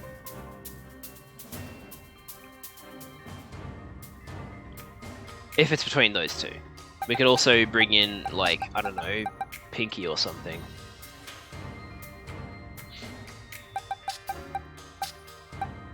We could also bring back Noodle, I suppose, but I don't know. Grab Mantis because it's the highest level and you have no XP candies. Yeah, okay, fair enough.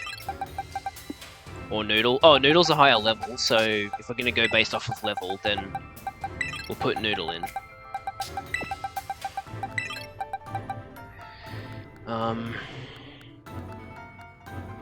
Just thinking.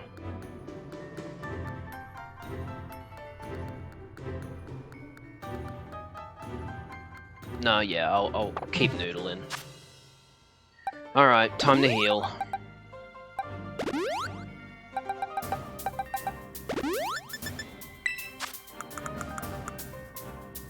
Also have a rare candy.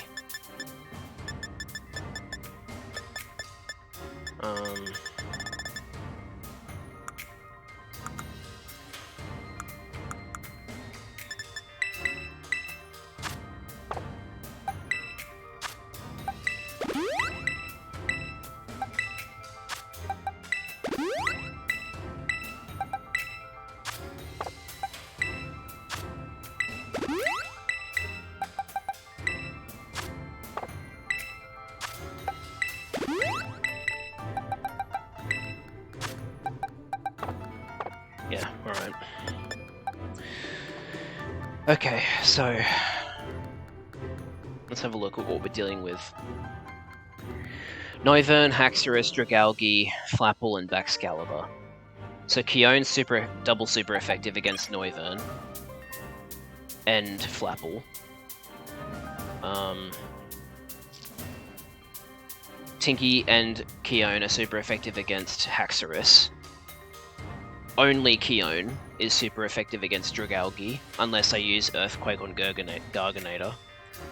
And then Baxcalibur, Tinky, because of Gigaton Hammer.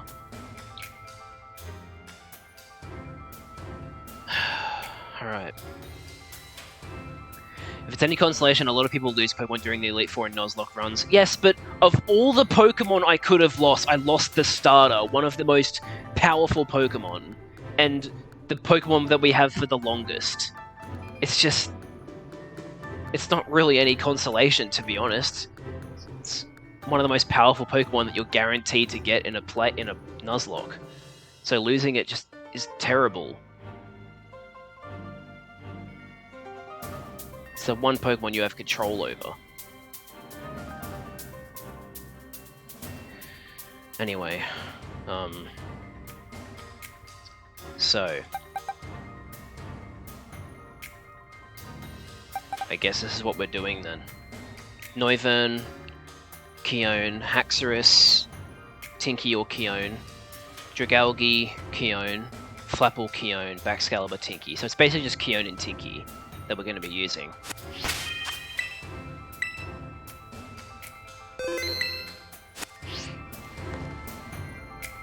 Am I ready to face Hassel? Honestly, I don't know, but go for it. I was, of course, absolutely certain you would make it to me eventually. Young sprouts truly do grow with astounding speed, yes. But I never for a moment imagined we would be facing each other so soon. Now, a teacher's duty is to guide students and aid their growth. But I think I shall forget about my role as a teacher for a moment, and wield all my might for the sole purpose of defeating you. I am Hassel, the dragon guarding the final fortress of the Elite Test. Prepare to learn firsthand how the fiery breath of ferocious battle feels.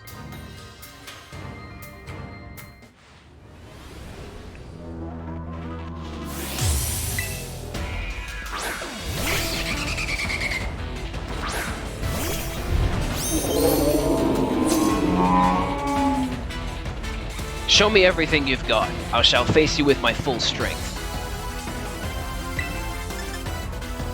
Now, because it's 4 times effective, I should just kill it, right? Only one way to find out. Yes, it does.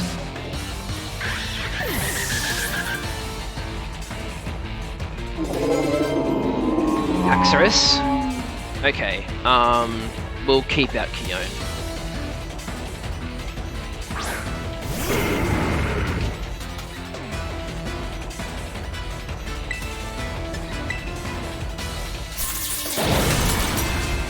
Okay, that's a bit worrying. And we flinched. Ha! Okay then.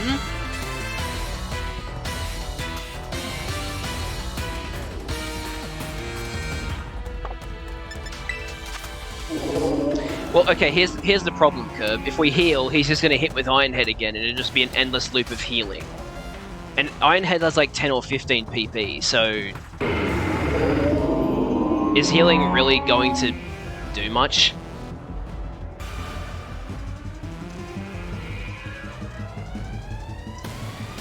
Okay, what are we doing here? Could switch to Tinky. He'll use Iron Head again, so Tinky can easily take that. Yeah.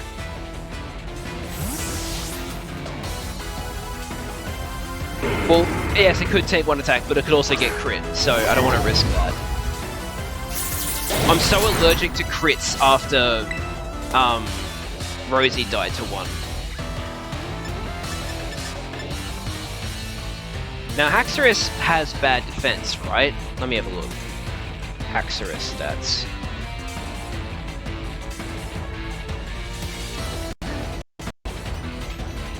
No, it actually has decent defense, 90. So Play Rough isn't going to kill it in 1 hit. What'll it use on me? Oh! All of Haxorus's moves I resist. Dragon Claw immune, Crunch resist, Iron Head resist, Rock Tomb resist. So, okay, we should be okay then. I'll use Play Rough then. Possibly take a turn to Swords Dance. Right, well, I didn't do that. Now, healing here would be useful for Tinky, so I'll do that.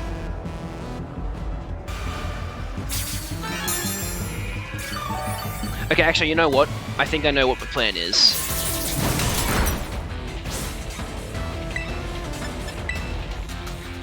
We'll set up.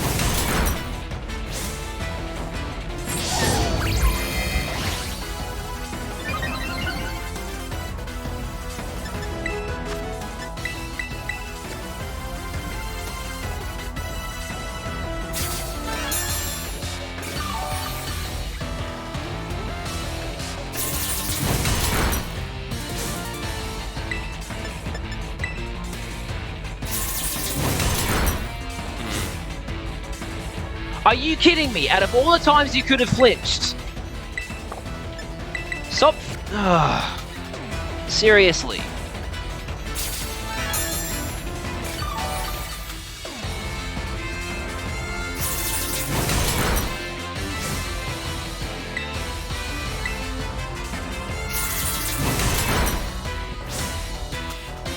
Stop flinching!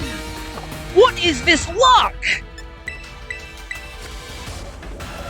What is the flinch rate of Iron Head? It's like, feels like 30%. You gotta flinch every second move.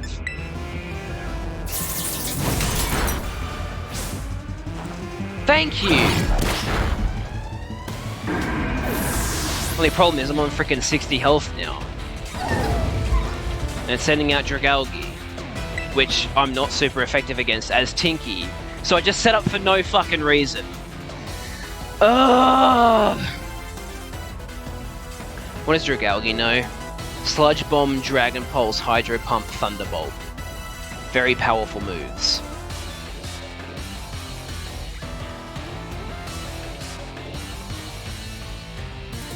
And the problem is I can't send out Keone because it'll... Well, I could, but what's Dragalge's speed?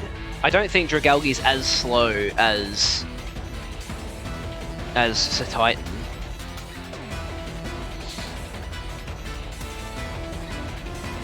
Oh, hang on, it might be, actually.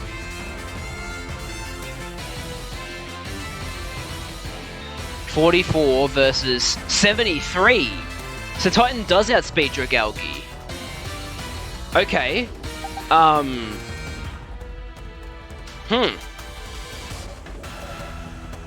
Yep, I think that's what we're gonna do. Doesn't have any priority moves, so we'll be safe from the first. As long as Ice Spinner does enough damage. Which, hang on, let's look at Dragaldi's defense, actually. I didn't actually look at its defense. It has 90 defense. Should I Terrastalize?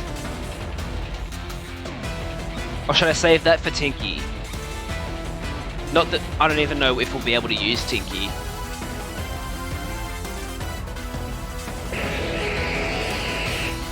Any advice, Curb?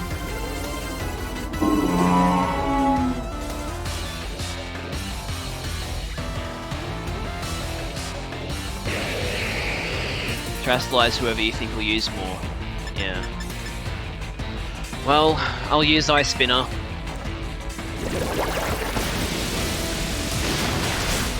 Oh, good, it killed it. Oh. Alright, here comes Flapple. I can one-shot this thing with Ice Shard.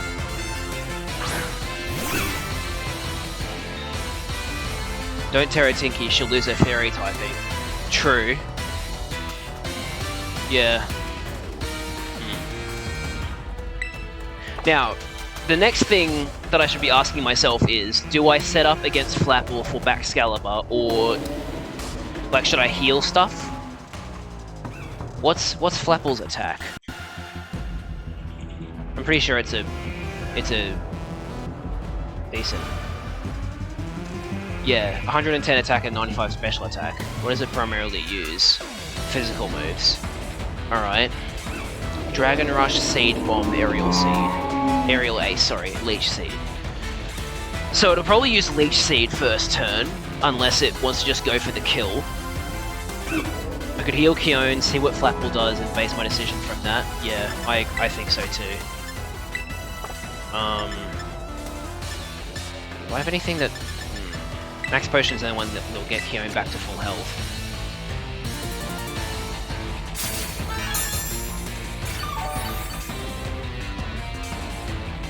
Leech Seed, okay. So, what do I do now? Do I swap out to get rid of the Leech Seed? Or do I just... Oh no, shit! Okay, well, I was pressing way too rapidly. Right, well, I guess that's what we're doing. Here comes Baxcalibur. So, okay. So what does it have? Icicle Crash, Brick Break, Glaive Rush. Okay, so yeah, I definitely can't Terrastalize into... Steel on Tinky, because then Brick Break will be super effective. And that's definitely the move it would go for, because Glaive Rush can't hit and Icicle Crash is resisted, whereas Brick Break... I could still take a turn to heal Tinky. Are you sure? It has Brick Break, and Baxcalibur has 140 attack. 145. Are you sure? Are you really sure Keone's gonna survive that? I'm pretty sure it won't.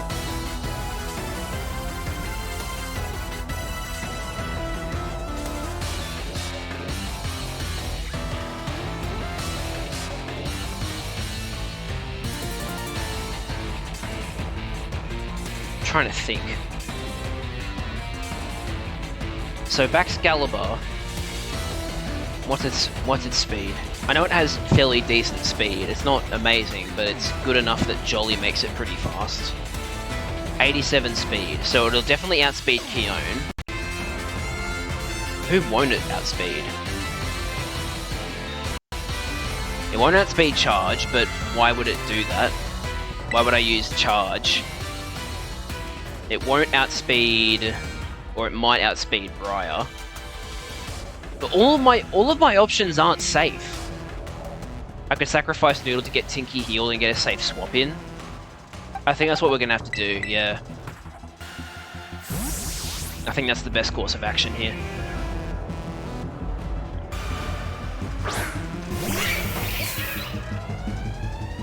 Only a little more until you pass. Don't let up. Yeah, I'm trying not to.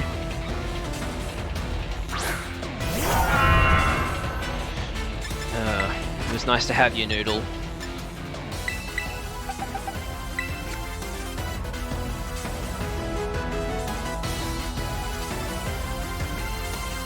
Come, O great dragon, and take a Terra Jewel as your crown. Yep.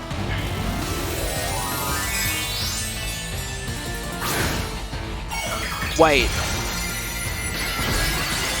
I just realized something. It's probably going to use Glaive Rush, isn't it? Glaive Rush? Yes, it's using Glaive Rush! We win! Right? Tinky should outspeed, and then I can't miss, and it'll do double damage.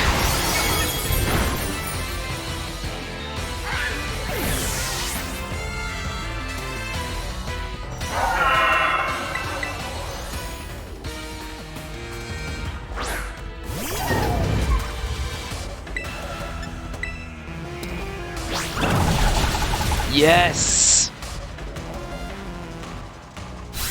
Curve, I couldn't miss. The condition of Glaive Rush is that the next move can't miss and it does double damage. That's the drawback of Glaive Rush. So it didn't matter what move I used, it would have hit. The mighty dragon has been felled. Yeah, only just. Had to sacrifice a Pokemon in order to. You really did it. Oh, wow! Huh. Wonderful! I'm just so proud of you! Oh, don't cry, Grandpa Hassel. There. Want a hug? Sorry about all this, Jad. The old man can get like that sometimes. So what do I do? I'm just so overwhelmed. Guess I've got to do the talking. Anyway, your result for the elite test of the champion assessment is a pass. No doubt about it. Yeah, you're tougher than steel. Yep. You did so beautifully. Congratulations. I'd say you're good to go, but there's actually just a wee bit more to the champion assessment. This'll be your final trial. See the door back there? Our fearless commander, the final opponent you'll face for your test, is waiting beyond it. Her skills are so amazing, she was able to strong-arm all of us into joining the Elite Four. You won't find a mightier champion. I just like to pause on this line. You won't find a mightier champion. So you're telling me that if Cynthia were to fight Geeta, Geeta would win? Somehow, that doesn't sound right. And yes, that door does look uneven. I think it's because they put more shadowing at the bottom of the other door. I think that's why. But yeah, fuck off. Geeta is not the mightiest champion. It's Cynthia, if anything. Though I think you'll do fine, kiddo. You beat me after all. I'll patch up your team on the house, so don't lose, you hear?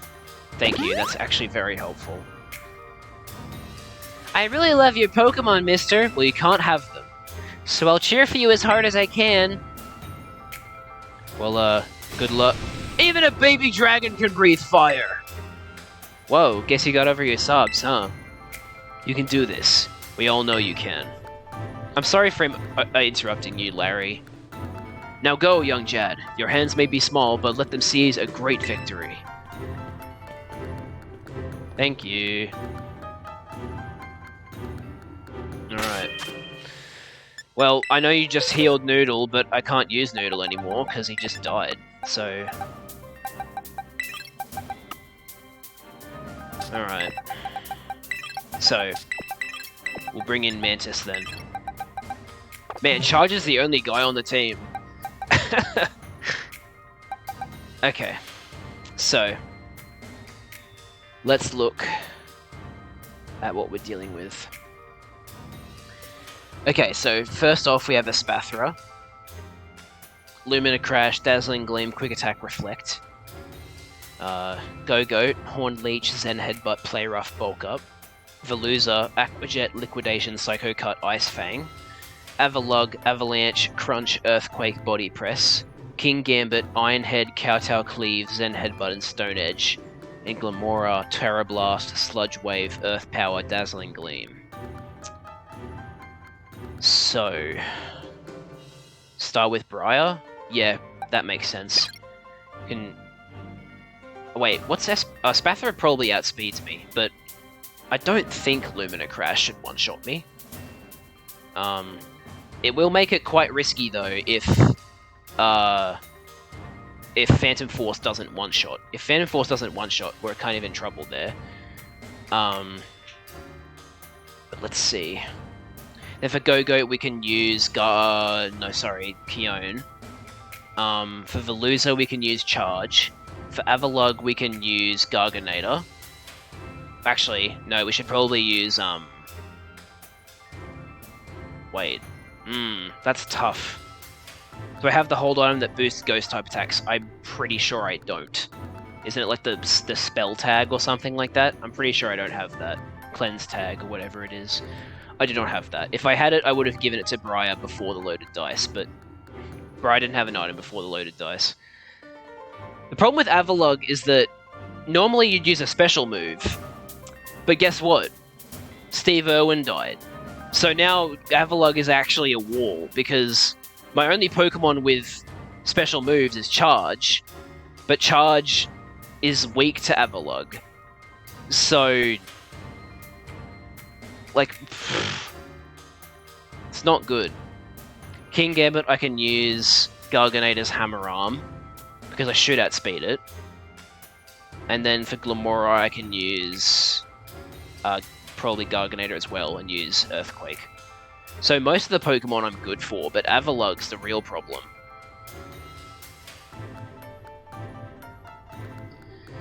What do you think, Curb? What should we do for Avalugg? Because correct me if I'm wrong, but Avalugg has like 150 defense.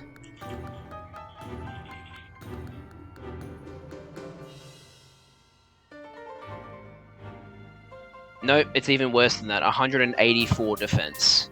It does have 46 special defense though. So, can't you use Garganator or Tinky?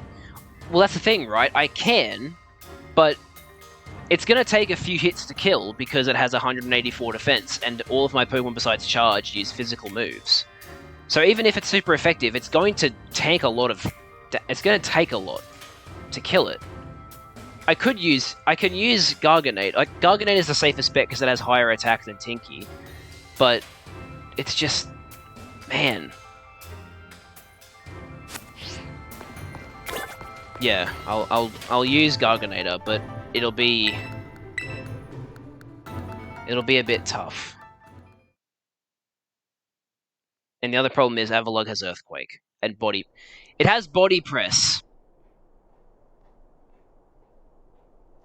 The move that increases in power the higher the defense is. So hopefully the difference between defenses between Avalugg and Garganator isn't too much that it one-shots Garganator.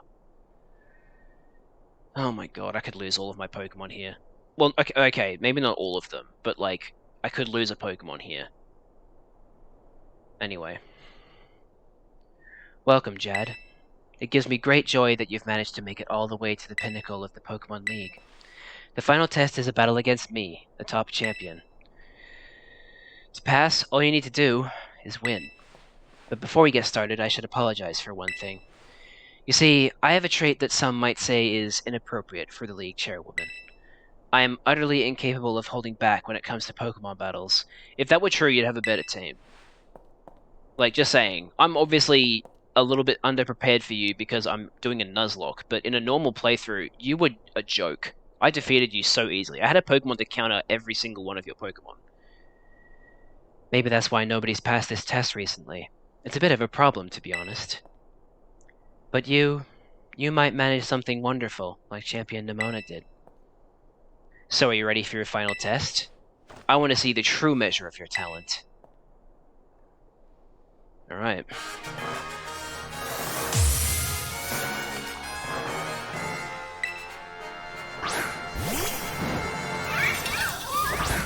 We'll say that her battle theme is pretty damn good. I do hope you can defeat me and become a champion yourself. Alright. I do outspeed it, that's good. Although it does mean that it'll hit me on the way back if I don't one-shot it.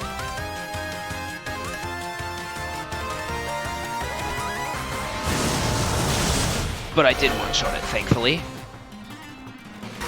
Yes, that was the correct decision in this situation. Please continue.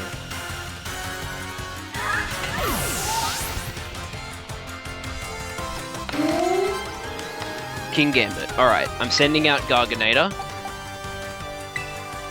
Because I should outspeed it. And be able to use Hammer Arm.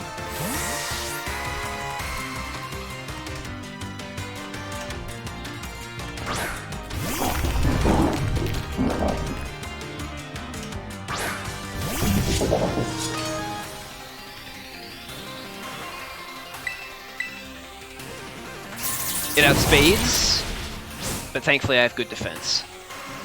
What's the matter? You're not one to let something so insignificant fluster you. Didn't actually fluster me that much.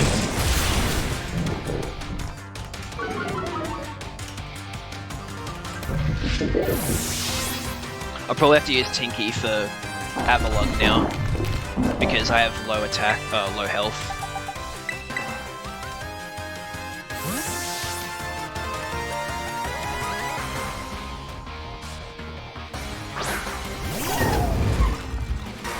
I can't set up Swords Dance. I can't afford to, so I just have to use Gigaton Hammer. Okay.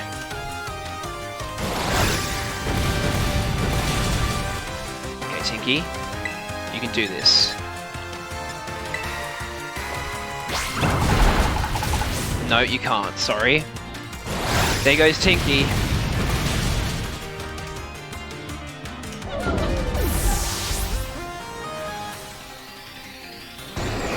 If I knew that Tinky could have used a Swords Dance, I definitely would have, but I didn't think I would have been able to. I thought Earthquake was gonna recommend you healed up a turn. Yeah. Charlie, I can't use the hammer twice. That's the drawback of the move. If you use it once, you can't use it the next turn. Yeah, sorry, I wasn't thinking straight. That was dumb. Oh well. I knew I was going to be losing Pokemon, so I just had kind of accepted it. So,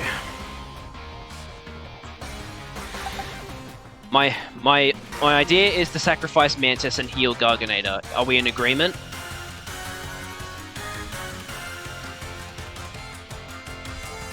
What do you think, chat? Sacrifice Mantis, heal Garganator? Yep, I agree.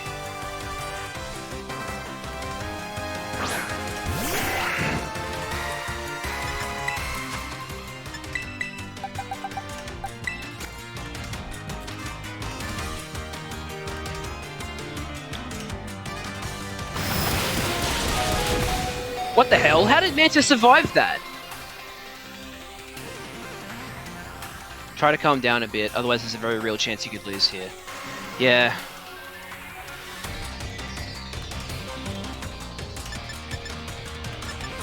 Well, since I have the free move... Okay, let's... Yeah, you're right, let's slow down. So Mantis actually survived Avalanche. I'm not expecting it to survive another hit, even if I heal it. So, do we just go for an extra attack? Or do we do something for our... other... Like, can we do anything for anybody else? Not really. So do we just use X-Scissor?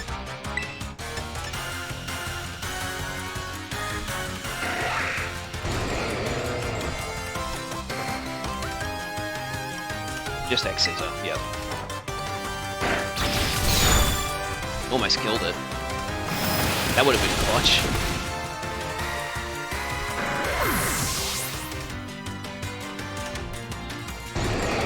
Alright. So, Charge will 100% outspeed Avalugg, which means I can just use a simple move here, and it'll defeat Avalugg. Honestly, I should have just used Electro Ball. That would have done so much damage to Avalugg. It would have one-shot it. I'm an idiot.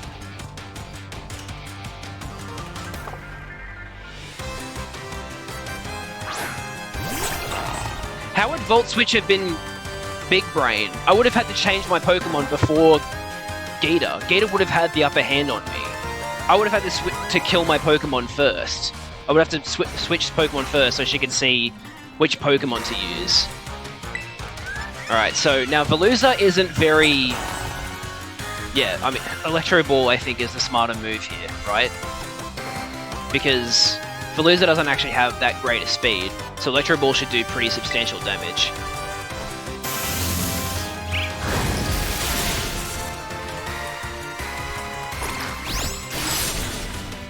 Okay. Volt Switch into Briar. Was that for the last turn? Well, it's a good thing I didn't switch into Briar, because it still would have been super effective.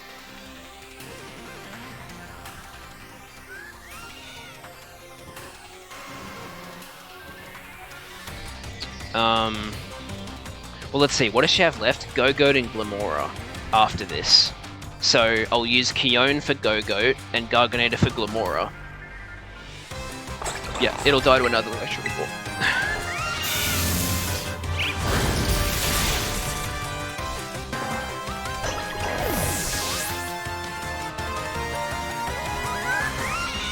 Alright, here comes Go-Goat.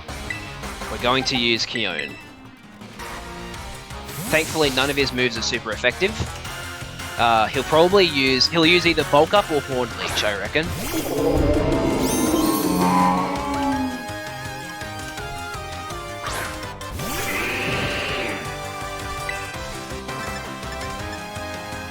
Now. Do I hope I outspeed it, or should I use Ice Shard? What do you think, Curb?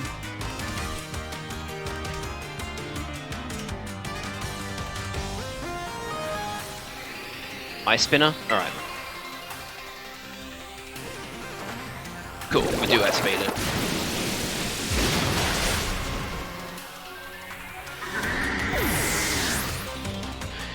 I don't think you missed anything, Charlie. I think we're still pretty much where we were. We're just up to her final Pokemon now, which I'm going to use Garganeta for because I have Earthquake, which is double super effective. Mantis died, yeah.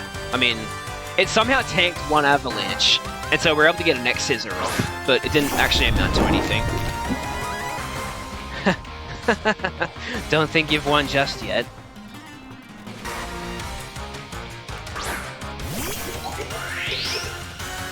Alright, Earthquake. Oh wait, I forgot that she terrestrializes, so it's only single effective. Single super effective. So, it might not one-shot it. In fact, I'm not expecting it to one-shot anymore. But thankfully... Oh, it has Earth Power. That could be pretty bad. But this is still my best bet. Yep.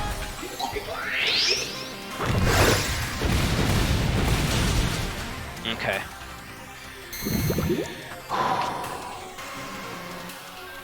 What does Terastallizing actually do? It changes the typing of your Pokemon to whatever your Terra type is, and then yeah, boosts moves of that type. And this stacks with stab moves that you already have. Okay, what do we do here?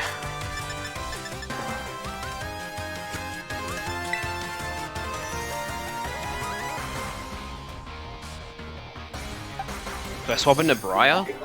It'll use Earth Power, which Briar can resist. Garg will die, yeah. Garganeta will die if I don't switch, but it's just a matter of who do I switch into. I'm thinking Briar, because it'll probably use Earth Power again. And that will be resisted. Okay, yep, I'm gonna swap into Briar. Oh. Okay, yeah, you were right. I should have brought out Charge. Oh, and Toxic Spikes wouldn't have affected Charge either. Right. Well, I've got to live with the consequences. Now, it's Rock type, which means that I am super effective. So... Giga Drain. Problem is, no, I'm going to use Bullet Seed, because Bullet Seed has loaded dice and my better attack is physical attack. So, like, there's no way Bullet Seed isn't gonna kill it. Alright. We did it. We beat Gator.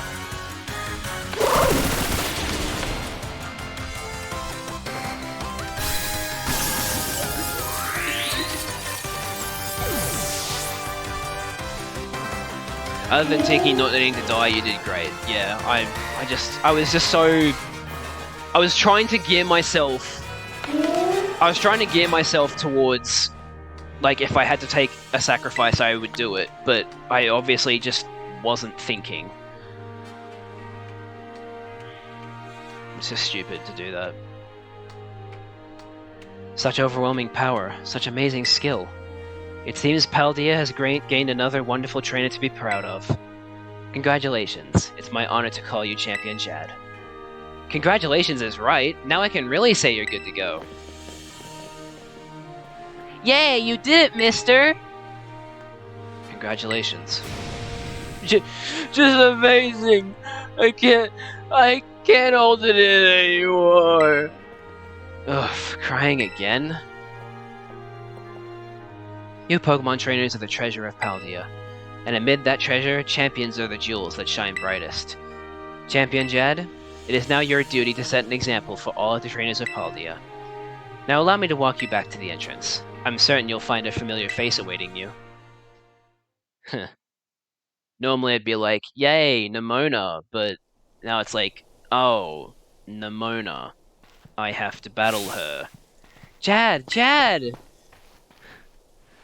Oh man, I can just tell looking at you. You did it, right? You became a champion? Yep. Haha! I knew all along. Sorry I left any deaths. Oh, Liz, you missed a lot. Steve Irwin died during the Elite Four because I was stupid and didn't think that they were going to use Brave Bird. Mantis and Noodle both died because I had to sacrifice them because there was a space left by Steve. And then I was stupid during the champion battle, which you literally just missed, by the way. I was stupid and just let Tinky die when I could have actually kept Tinky alive. So, we've actually lost some great Pokemon because of my stupidity. So, yeah, we have some work to do. I got word from La Primera when you cleared the Elite test. Oh man, Chad, I'm a champion and now you're a champion? Which means we're true equals. You and me, both champion-ranked trainers. This is amazing. Now that you've made it here, I've got one thing to say. Let's you and me be best rivals for life. Yes. Yes! Tomoya! I still don't know how you pronounce that word. Alright, you know what rivals do? Battle their absolute hearts out. I'm gonna hit you with everything this time. You ready? Do wait a moment, Champion Nemona. Huh? What's the matter, Primera? The champion assessment has only just ended. I believe a rest is in order for Champion Jad, Bramble Briar, thank you very much, and the others. Champions must be understanding toward their opponents. Right. There I go, getting overexcited again. Sorry, Jad and Briar. I also must ask, is this roadside really the setting you two want for your first battle as true equals and rivals? Now that you mention it, that's a good point. In that case, can we use one of the Pokemon League battle courts? Surely there's somewhere more fitting. A place with special meaning for the two of you, perhaps? Special meaning, huh? Let me see. Anywhere leap to mind, Jad? Mesa Goza. Mesa Goza! Ooh, good call! The place where we set out on our journey. That reminds me, Chad. Remember when back when Director Clavel explained the treasure hunt? You know how he told us to go in search of our own treasure? Well, I know what treasure I got out of all this. I found a true rival, someone who could stand up to me at my full capabilities. That's right, I mean you. I'm so glad I got to meet you, Chad. And I'm glad I got to meet you too. Anyway, that being said, I'll be waiting for you at the battle court in Mesa Goza's Central Plaza. See you there! Now, where do I find Nemona's team? The respect you two share is palpable, even a bit enviable, to be honest. I am known as La Primera, but even when facing me in the final test of her champion assessment, Champion Nemona didn't reveal her full might. In you, I suspect she has found someone she can battle without holding anything back. Yeah, thanks. Anyway, Champion Nimona. Champion Nimona battle. Not the theme, her actual team. Not the theme, her team. Very good. Alright, what Pokemon does she have? I wish the Pokedex thing would shut up. She uses...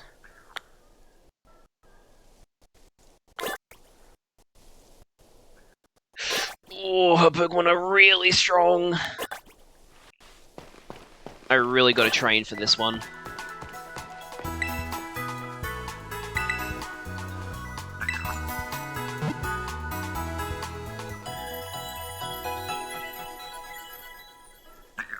Once again, I'm really wishing I didn't lose Skeledirge.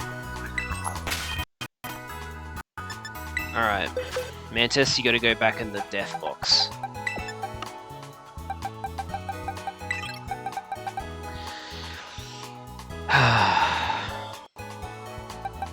Still can't believe we lost Steve. So, who do we bring in now?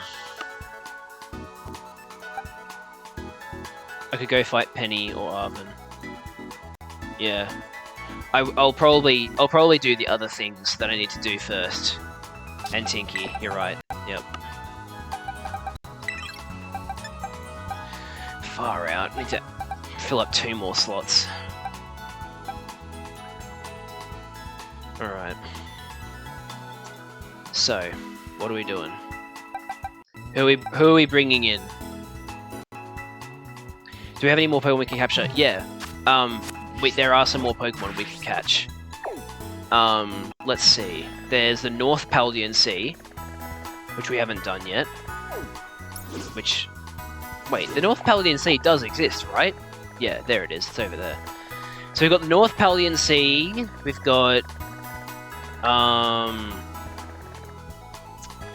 the North Paldean Sea, and then we've got the Great Crater of Paldea, which is story related, so we can't get there yet. So we have one more. You think grab Veluza? I agree. I think Veluza would actually be pretty good. We really have to train them up though. Yeah, I'll put Sushi in, and then we'll see what we get from the North Paldean Sea. Which was the quickest way to get there. Looks like it's from here. We'll see what we get from from the North Paldean Sea, and then we'll assess what our best toxic stalling and stockpile. Make us take out a Swalot. I mean, maybe. That is an option. I'm going the wrong way, aren't I? Yep. I'll make a note here. No! Oh! Jeez. Just an idea, but I also need to think about type coverage. Yeah, that's the problem. Poison types kinda suck. I mean, don't get me wrong. It's good that they're super effective against fairies, but it's like, you know, grass and fairy, that is literally the extent of their super effectiveness. They're pretty bad. Like, before fairies came in, poison was shit. And yeah, I am thinking, putting Meow Meow in the box, in the party, so we can get a prior roar, but we'll have to see.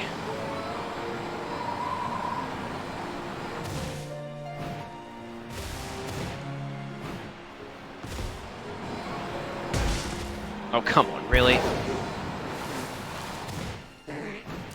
I'll have to use the rest of this stream, which we only have about 45 minutes of, by the way. I'll have to use the rest of this stream to grind and like do raid battles and stuff like that, so that kind of sucks, but that's the price we pay for my stupid indecisions. Stupid decisions.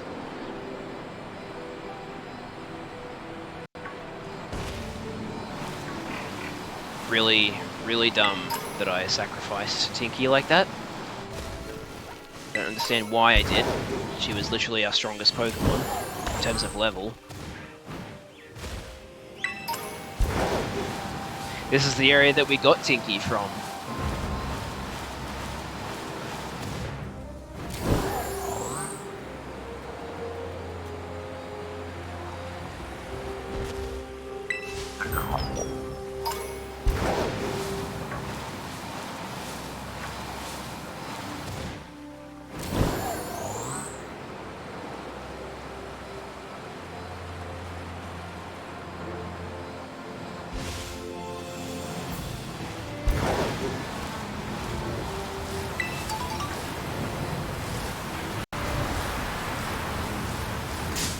Oops, I accidentally ran into a toad school.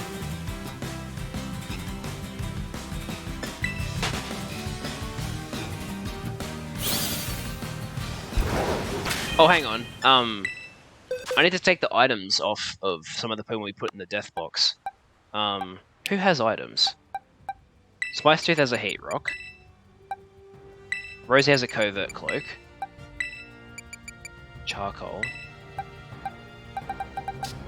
Okay. Now we've got the items off. So now we can put Charcoal on Meow Meow if that's what we're going to end up doing. But here we go. We're about to go to the Paldean Sea. Wish me luck.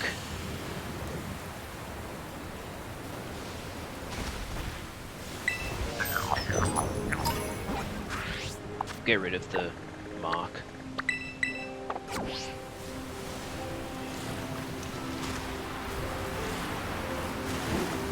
Whoa.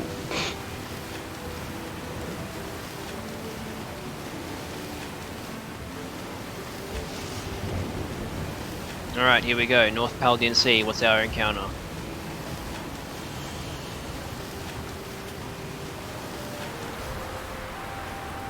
Oh. Wait, we already have Lumineon. Shit, I didn't see what came on screen first.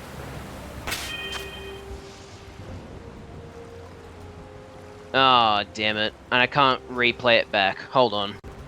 Let's get out of the area and reset the spawns. Let's try it again.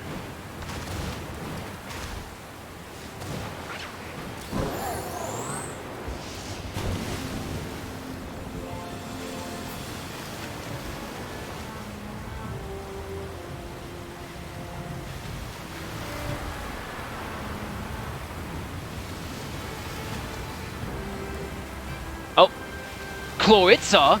Ooh.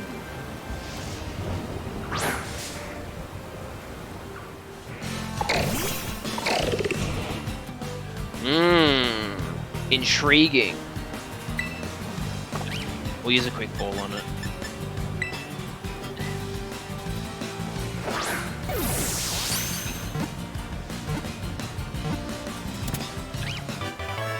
Okay then, this shakes things up a little bit. Because we were going to use Veluza, but now I'm wondering if maybe we should use Chloritza. The Howitzer Pokemon. The cannonballs of seawater that Chloritza launches from its claw are powerful enough to punch through tanker holes. Yep. It's literally just a Howitzer, but I still think Veluza's better because of the dual typing? Maybe. Regardless, what are we going to call Chloritza? Less coverage requires less grinding. Yeah.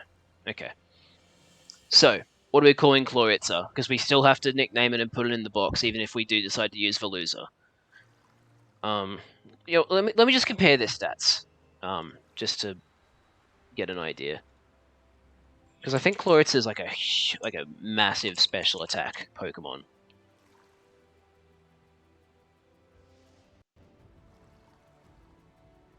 Yeah, it has 120 special attack, but the rest of its stats are pretty eh. Especially only 59 speed, that's not very good. Now let's compare that to Veluza. So Veluza has a worse base stat total, but it's 90 HP, 102 attack, and then the rest of its defenses and speed and stuff like that are pretty bad. So Betty after the explosive mine, that could work. Claws. But yeah, first of all, yes, we will call it Betty, because it's also a female, so that works out quite well.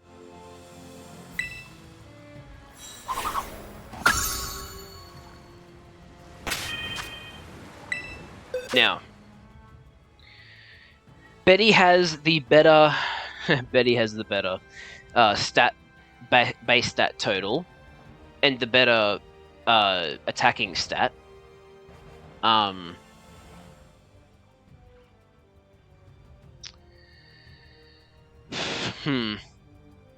me bring them up side by side.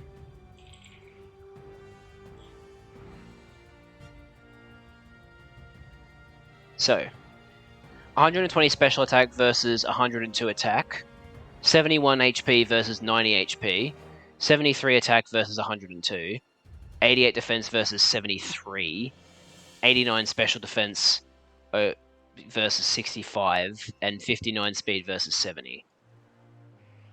So basically, Kloitza hits harder, but is slower and more fragile.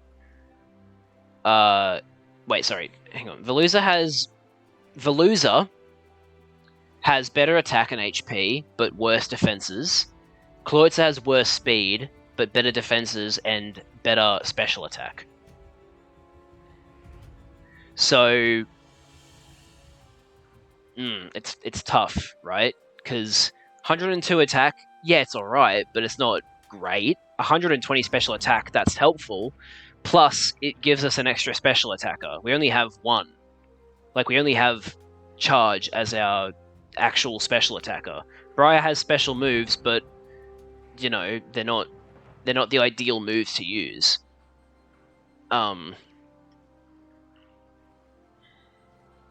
So we could have Sushi, we could have Betty, we could have Meow Meow to get some fire coverage. What else could we get? We could get well, actually, do we need Meow Meow? Because what's Meow Meow super effective against? Fire is super effective against Grass, Steel, Bug. Grass, Steel, Bug. That's it, right? Grass, Steel, Bug? Or am I missing something? Ice. Grass, Steel, Bug, Ice. So, we're already super effective against Bug and Grass through Charge with his flying moves. We're already super effective against Steel through Garganator's Hammer Arm and Earthquake. And then, yeah, true. Meow Meow is immune to Ghost type moves, which could prove pretty useful. Let me bring up Pyroar alongside them.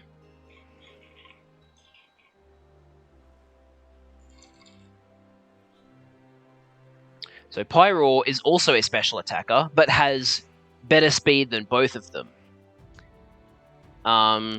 What does our Meow Meow have? Unnerve, which is better than Rivalry, thankfully. Rivalry sucks. It's so situational. It doesn't have great defenses, but it does have 109 special attack and 106 speed, which is a pretty good medium.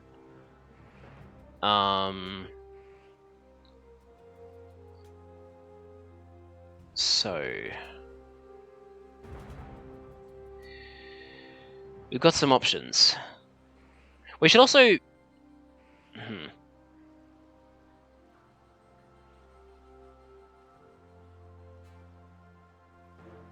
Well, I don't know. This is tough. It's tough thinking how we're going to go about remedying the situation. Let's see, what was Tinky super effective against? Steel...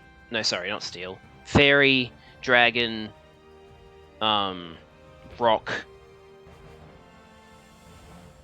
Ice. So we should bring back... I mean, Garganator can handle Steel, Ice types, because it has Fairy, Dragon, Rock, Ice. Yeah, so... We're really only missing out on Fairy because we already have Keone for Dragons. Rock and Ice, Garganator can deal with because of Hammer Arm and Earthquake. Yeah, I mean, ideally we'd want a Fairy type, but we don't have one. We're out of encounters until we go to the Great Crater, which we can't yet because it's the end game. So it's just, yeah, this is a tough situation. Our best option's Gulpin for Fairy. True, we could bring in Gulpin, evolve into Swalot, make it like a bulky poison dealer. Let's see, what's Swalot's stats? Oops. 100 HP. It's not even that bulky. It It has 83 in each defense, 100 HP, but 73 attack, 73 special attack, and 55 speed. So it's not even that good. Like, even though it's super effective against Fairy, it doesn't have very good attack stats to make up for it. Don't necessarily need a type Fairy. A lot of Fairies are dual types. True. Yeah, it's just...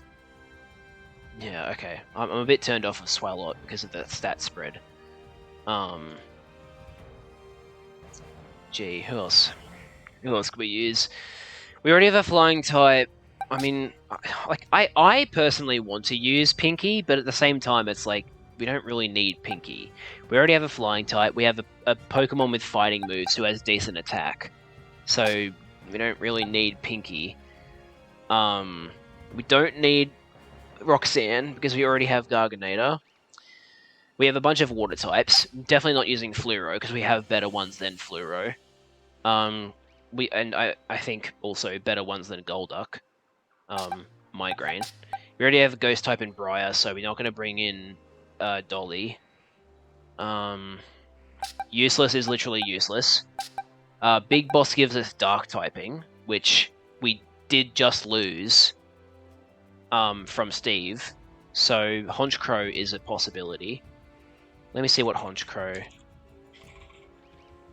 stats are like. I think it was something like high HP and high special attack.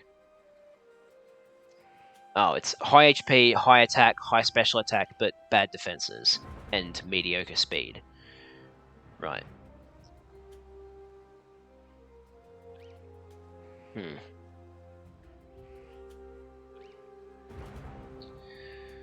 honestly think your best bet is Litleo and then either Sushi or Betty. That's what I'm leaning towards too. I do think we should have a fire type. It's just a matter of who out of Sushi and Betty. Like, I personally want to use both of them. Like, I equally want to use one of them, right? I like both of them. But I think we should go with Betty because it's a special attacker. Oh wait, hang on. I'm about to bring in a special attacker in Litleo, so...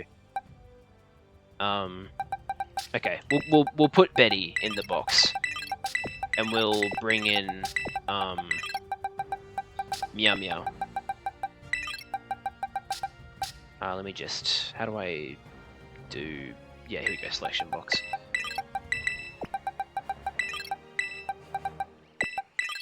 Okay.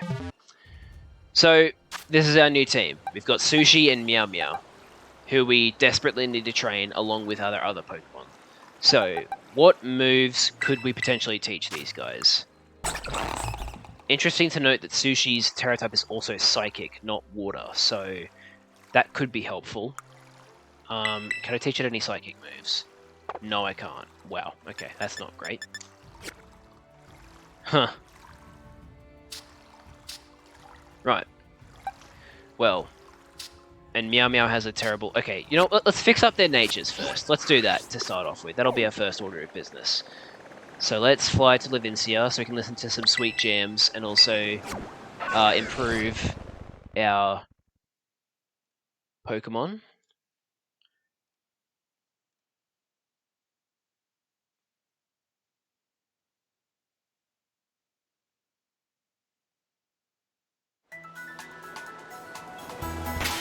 Should probably heal just in case.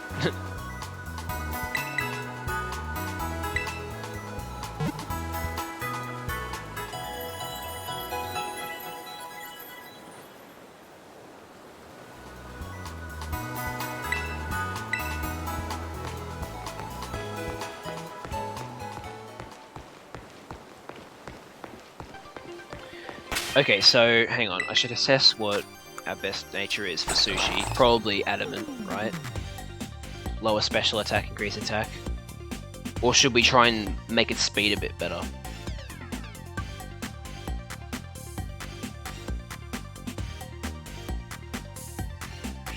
Honestly, out of all types, fire is the weirdest as it always has very few encounters, and its numbers are mostly held up in comparison to other types by being a starter type. That's true, because remember in Gen 4, in Diamond and Pearl, the only fire types that were in the entire game were Chimchar, Monferno, Infernape, and then Ponyta and Rapidash. That was literally it. It was just those 5. And they fixed that in Platinum, and also Brilliant Diamond Shining Pearl, where they put Pokemon from previous gens in the underground. But yeah, Gen 4 was a bad time for fire types.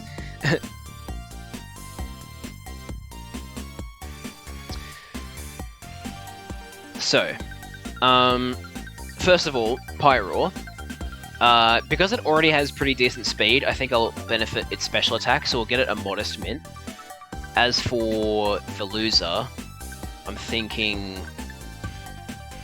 I want to give it Jolly, but I don't know if its speed is good enough to warrant even giving it a mint that increases its speed. What do you think, chat? Should Sushi get Jolly, which is increased speed, lower special attack, or Adamant, which is up attack, lower special attack?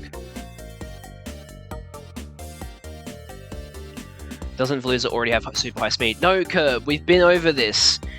Even though Veluza is one of those Pokemon where even though it's fast in the overworld, it isn't actually fast. It actually has terrible speed. It's 70 speed. But I was just wondering if giving it a speed mint would be worth it just to make it a bit more fast. And yes, I agree with you that Veluza being slow is dumb. I hate it too, but that's how it is. It has better HP than speed. It should be the other way around. Maybe a speed mint? Yep. Because it has 102 attack, which is already pretty good, so we don't necessarily need to give it Adamant. So I'm thinking Jolly for Veluza, and then since Pyro already has good speed, we'll give it a modest mint so it increases special attack. I think that's what we'll do. We'll do modest for Litleo, Meow Meow, and Jolly for Sushi, Veluza. So we'll do that. First of all, where's modest? There it is. And then Jolly.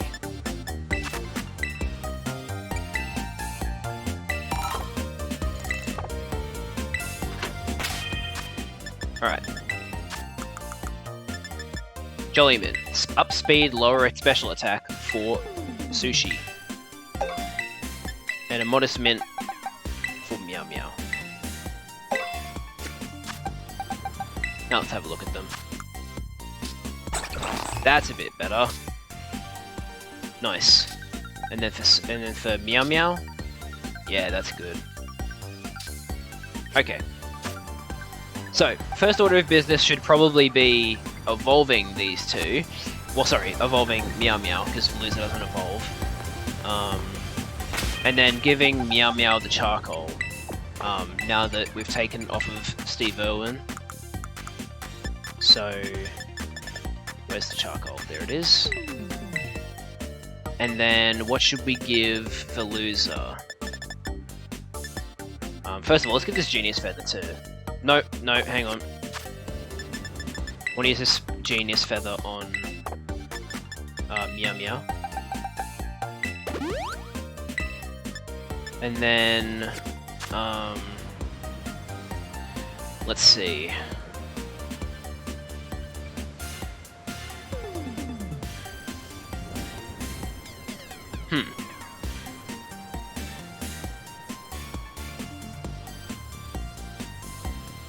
Quick Claw, Mystic Water or Twisted Spoon. I could buy a Mystic Water or a Twisted Spoon. Let me look at what Veluza learns. What's his most powerful Psychic move? That's a physical move. Psycho Cut's 70. Psychic Fangs is 85. It looks like Psychic Fang is its most powerful Psychic move.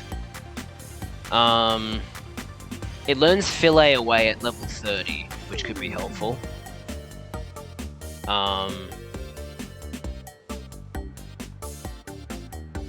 Should take next stream to find a bunch of items and TMs that you need. Yeah. Or I could do it now. But yeah, it looks like the best psychic move that Veluza learns is Psychic Fangs, which is 85 power physical psychic move. So that's pretty decent. The best water move that that Veluza learns is, by level up, it's Liquidation or Aqua Cutter.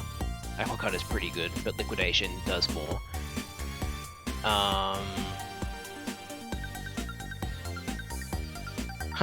Interesting. Liquidation and Psychic Fangs are both Veluza's most powerful stab moves, and they both are 85 power, 100 accuracy. Interesting. And then I think Liquidation can lower defense, whereas Psychic Fangs... What does Psychic Fangs do?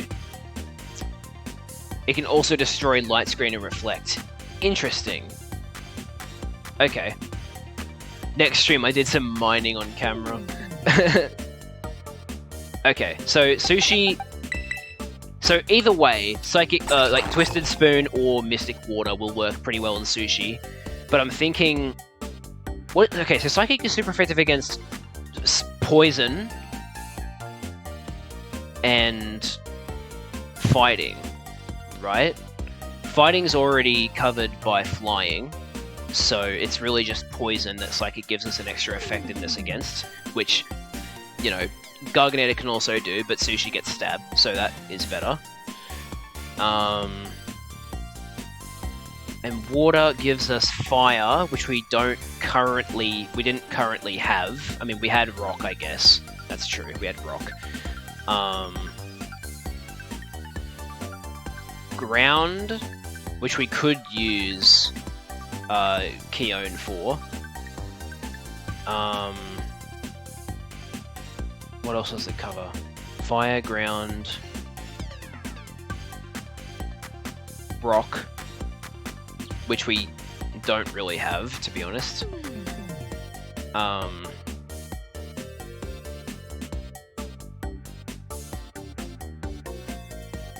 Yeah, I don't know. I don't know what item I should give Sushi. That's a tough one. Either one will work, really. But yeah. And for Meow Meow, we've already given her the charcoal. So that's pretty cut and dry what Meow Meow's gonna have. Thankfully, Meow Meow's Terra type is fire. I'm really thankful for that. If it was normal, that'd be terrible. So we can keep that in mind. What can I buy for charge? Maybe an electric type item, if there's one in here. So I can buy a Twisted Spoon right here. And then a Sharp Beak or Magnet. Yeah. I'd have to check other towns to see if they offer those. Yeah, I'm having a tough time picking between a Mystic Water or a Twisted Spoon. Because it's like... Either one's good, to be honest. They're both 85 physical moves with 100 accuracy that have a secondary effect, so...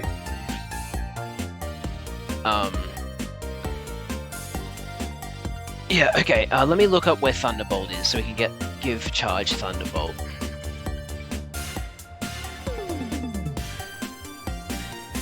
How is Thunderbolt the Pokemon move not the first option? It's the frickin' Thunderbolt port.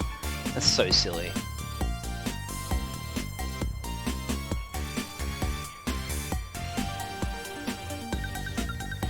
Thunderbolt can be found if it loads.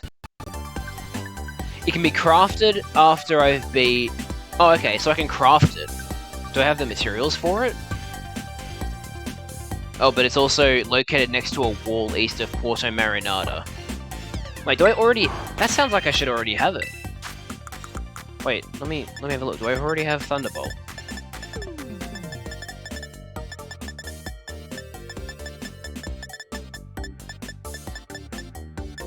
No, I don't. Okay, so I just didn't pick it up. Huh. That sounds like I should have gotten it if it's near Porto Marinada. Located next to a wall east of Porto Marinada. Yeah, that place looks familiar. Maybe I did that on my normal playthrough and I'm mixing it up with this playthrough. Oh my god, Giraffe Ray, calm down. Jeez. So it should be around here. Yep, there it is. Cool. Okay. Let's teach Thunderbolt to charge. We getting rid of Volt Switch or Electro Ball? Because Volt Switch could be useful for like doing some damage before we swap, but I don't know if that's terribly needed. Either one. Well, let's see. Volt Switch does 70, and then I also get this to go back in. Electro Ball ranges from 40 to 105 or 150 power, depending on the speed. Okay, yeah, I'm getting rid of Volt Switch, because then if I know that my speed isn't high enough that Volt Switch will do a shit ton of damage, I can use Thunderbolt, but if I know that it can, I can use Electro Ball. So I'll set it up like that then. Ew, get those attack EVs off frickin' charge.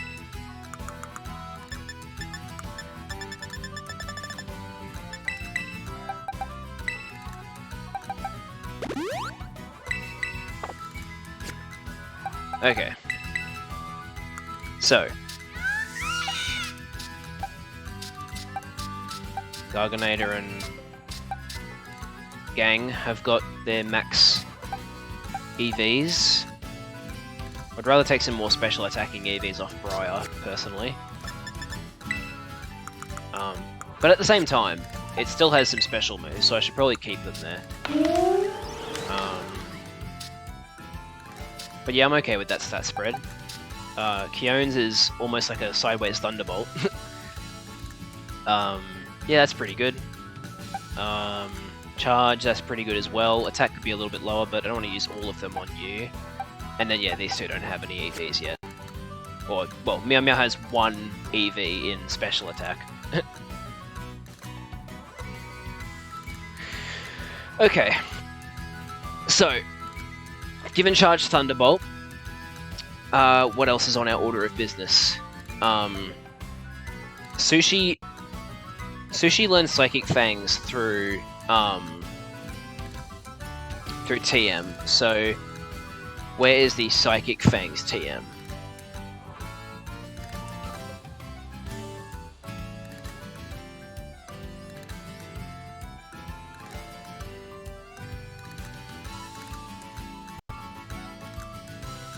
Available for crafting after defeating Team Star.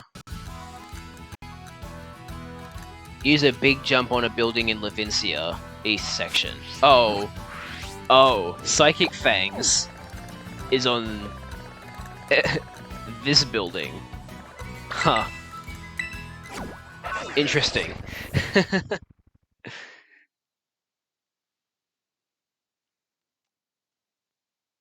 I could also craft it from Basculin, Bruxish, and Veluza materials.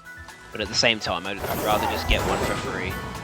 So, I believe I have to long jump from, like, up here, right? Or is it just at the base of the building, maybe? No, it says use big jump on a building in Levincia. So I think I have to, like, do a jump from all the way up here.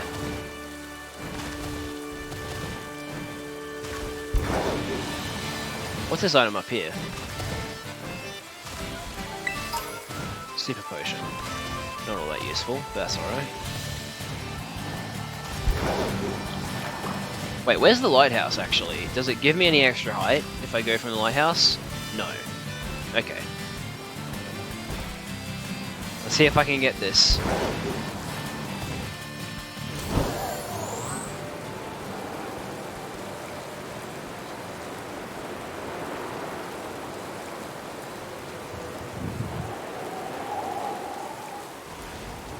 Okay, so it's not here. Don't tell me it's actually at the base and I did this for no reason.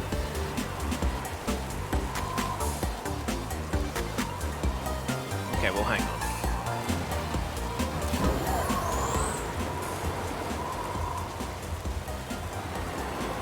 I don't think there's anything around here, to be honest. I don't think I can actually get anything from these buildings. No. Right. Hang on, what's this TM over here? Was it this one this whole time? No, that's Iron Head. And this one is Reflect. So... oh my god, come on, really?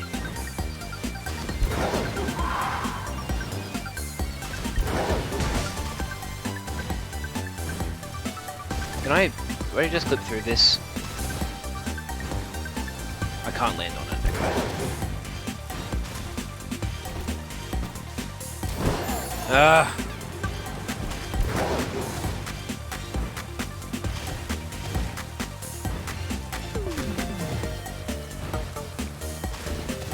Why can't you land on any of these? It's so dumb.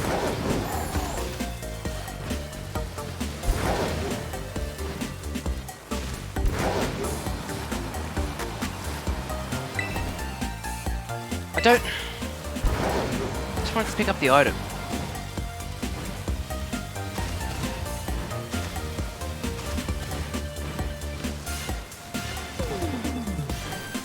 Oh, come on! This is ridiculous! You really have to get to the top of these buildings from, like... all the way back there. So stupid.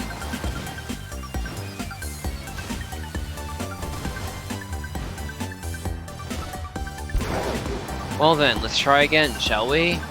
Waste even more time. What's over here? Trick room.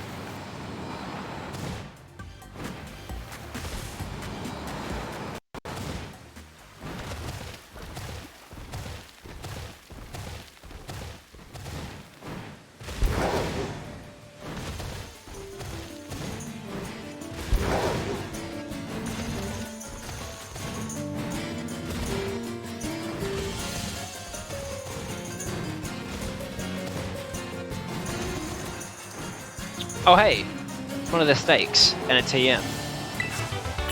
Solar beam. There's an ominous black stake driven into the ground. Will you pull out the stake? Yes. When you pull out the stake, it crumbled and vanished. Fun.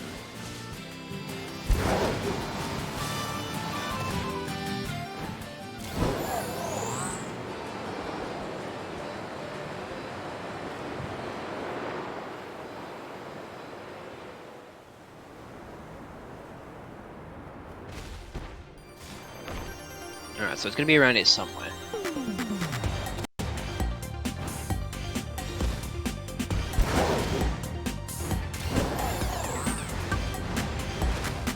There's 2 items over here. 3 items. It's just gold nuggets sitting there, what the hell? Encore.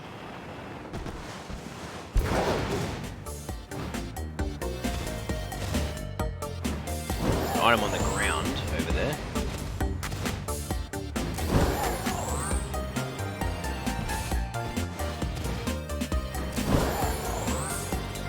I don't think Psychic Fangs is around here. Oh, is this it? Literally as I said it. Oh my god. Alright, let's teach Psychic Fangs now.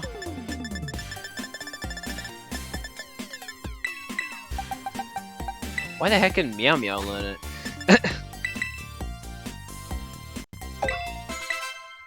Alright. Like, for now I could teach... oh, well, it learns Liquidation on its own, doesn't it? Yeah. No point, I'll just let it learn Liquidation later. What can I teach? What does Meow Meow learn through level up? What the hell? Once you evolve Leo into Pyro, you can just teach it Hyper Beam. That's a bit intense. So it learns Flamethrower at level 38, which is good. Echoed Voice, which is a pretty good stab special normal move. So is Hyper Voice. And then what about TMs? I mean, you can't get much better than Flamethrower, to be honest. Yeah. I'll just let it learn Flamethrower at level 38. And then it learns Hyper Voice at level 48, so those will be its 2 good moves to use. I could also teach it Sunny Day. It doesn't learn Sunny Day normally, so that could be helpful. Could even teach Veluza Rain Dance.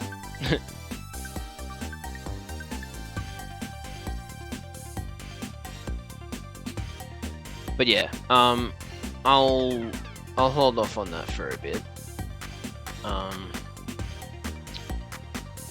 Because we're getting close to the end of the stream, to be honest.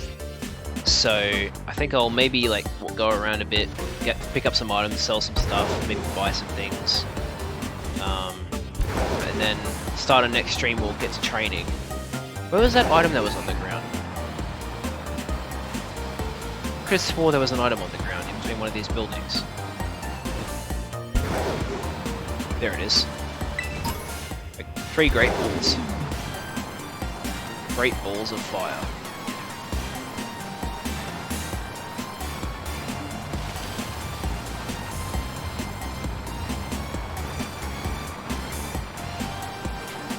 Moving my head in time with the music.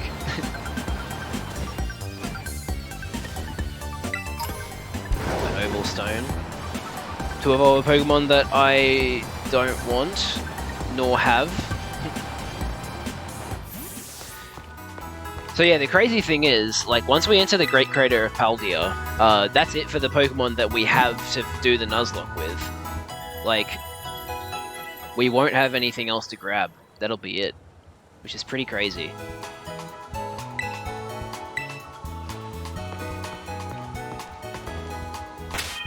Alright, let's see. So yeah, it's really just leveling them up, which I'll probably have to do. Yeah, actually, let me walk away from the Pokemon Center so we can listen to the Levincia music more. Okay. I think I know what I'm gonna do. In terms of an item for Sushi, I think I'm gonna give it Twisted Spoon, because if I want to boost Veluza's moves, water moves, I can teach it Rain Dance. So I'll give him a Twisted Spoon. Oh wait, I don't have enough LP.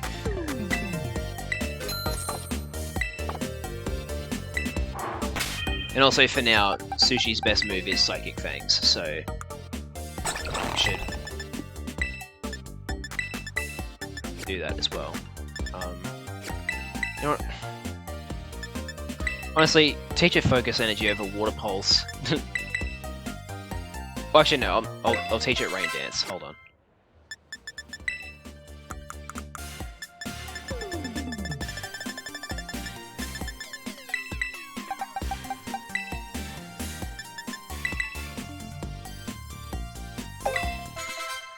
And then I'll give it a Twisted Spoon.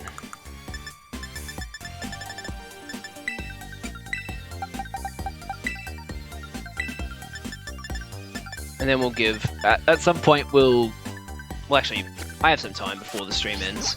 I'll find out which one you buy a magnet from. Wait, hang on, does Volt Absorb, increase, like, heal HP? It heals HP, okay. I'll give Charge a magnet, because if I want to power up my flying moves, I can terrestrialize it, so I'll find out where the magnet is. By that same logic, I should give Sushi a Mystic Water because its Terra type is Psychic as well, but you know what I mean.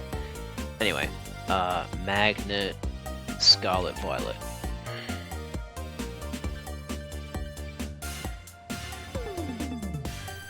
Man, can I give a shout out to Game8.co, by the way? These guys do really good guides. Can be bought at... What? We bought at Delibird Presents for 3,000, but it can't be bought here. Oh, I'm walking through the door again.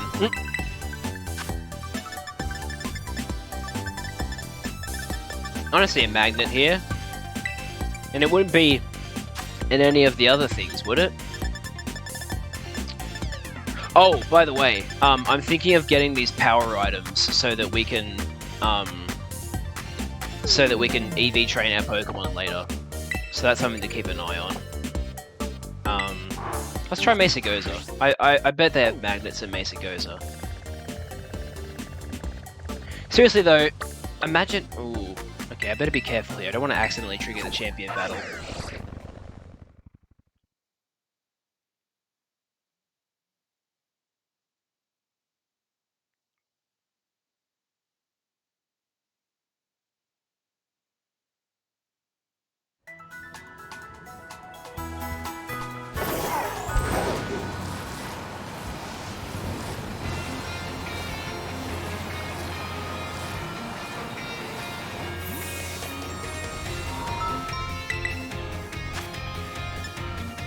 There's a Mystic Water here if we want it, and a Sharp Beak. But no magnet. Well, I'll buy a Mystic Water, just in case I change my mind. I'm pretty sure I'll keep the loaded dice on Briar for the Bullet Seed.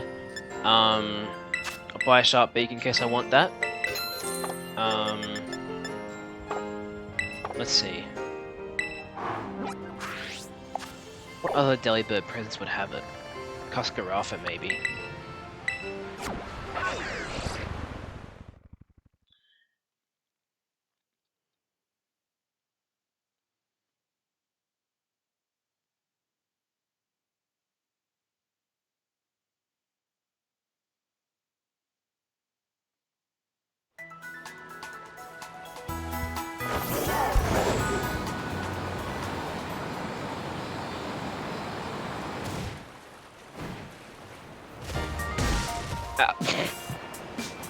He's unfazed.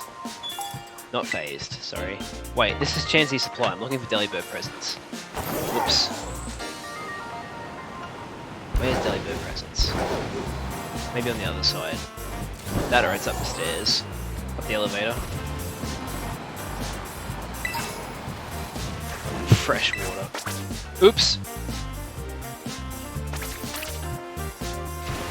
Didn't mean to run into the Barracudas.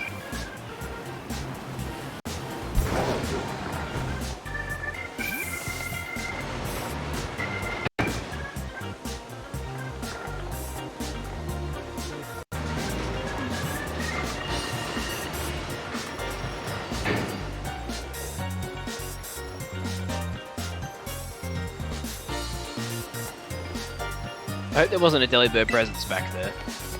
Let me zoom in.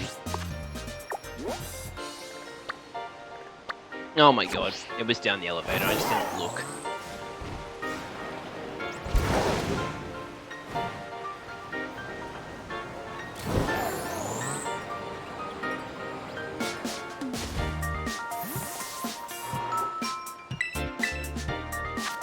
There we go, there's the magnet. There's the spell tag, the ghost moves. Man, remember when there used to be a normal gem? Like, there used to be a gem for every type in Gen 5, and then they realized how ridiculously broken it was, and then made it just a normal gem? I remember that. Alright. What the hell is Luminous Moss? Boost special defense if hit by a water move. That's weird. Alright. Let me give that magnet to charge.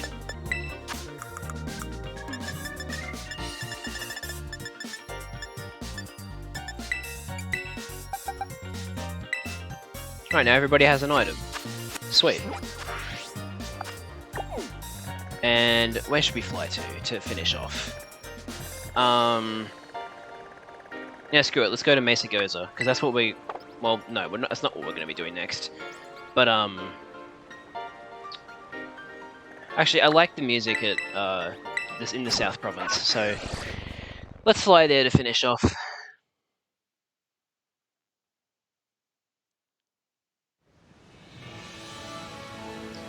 Alright, we'll step out a little bit, and we'll end here. So, thank you guys so much for tuning into the stream.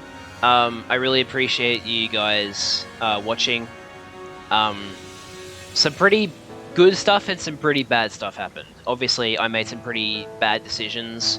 I should have been keeping an eye on Flamigo's moves more with it knowing Brave Bird, because if I did, then I could have sent out Garganator, and it would have tanked the Brave Bird and defeated Flamigo, and it's just... You know, hindsight's 20/20, but also I should have been better. I should have kept a better eye on the moves and the HP and all that, but we've lost Steve Irwin, we've lost Tinky, we've lost a lot of Pokemon. But despite all that, we are now very much approaching the end game. So, we're making some good progress. I should bring up that I don't know when I'm going to be streaming next. I won't necessarily be streaming next Monday, because I don't know whether I'll be available to do it. If I will be able to, then I will let you know, because I say so on Discord. Like, I make my Discord status when I'm streaming, if I am going to stream. Other than that, thank you everybody for tuning in to the stream. To those of you watching the VOD on YouTube, thank you also for watching. Really appreciate you all. And, yeah, I'll see you whenever I stream next. Bye!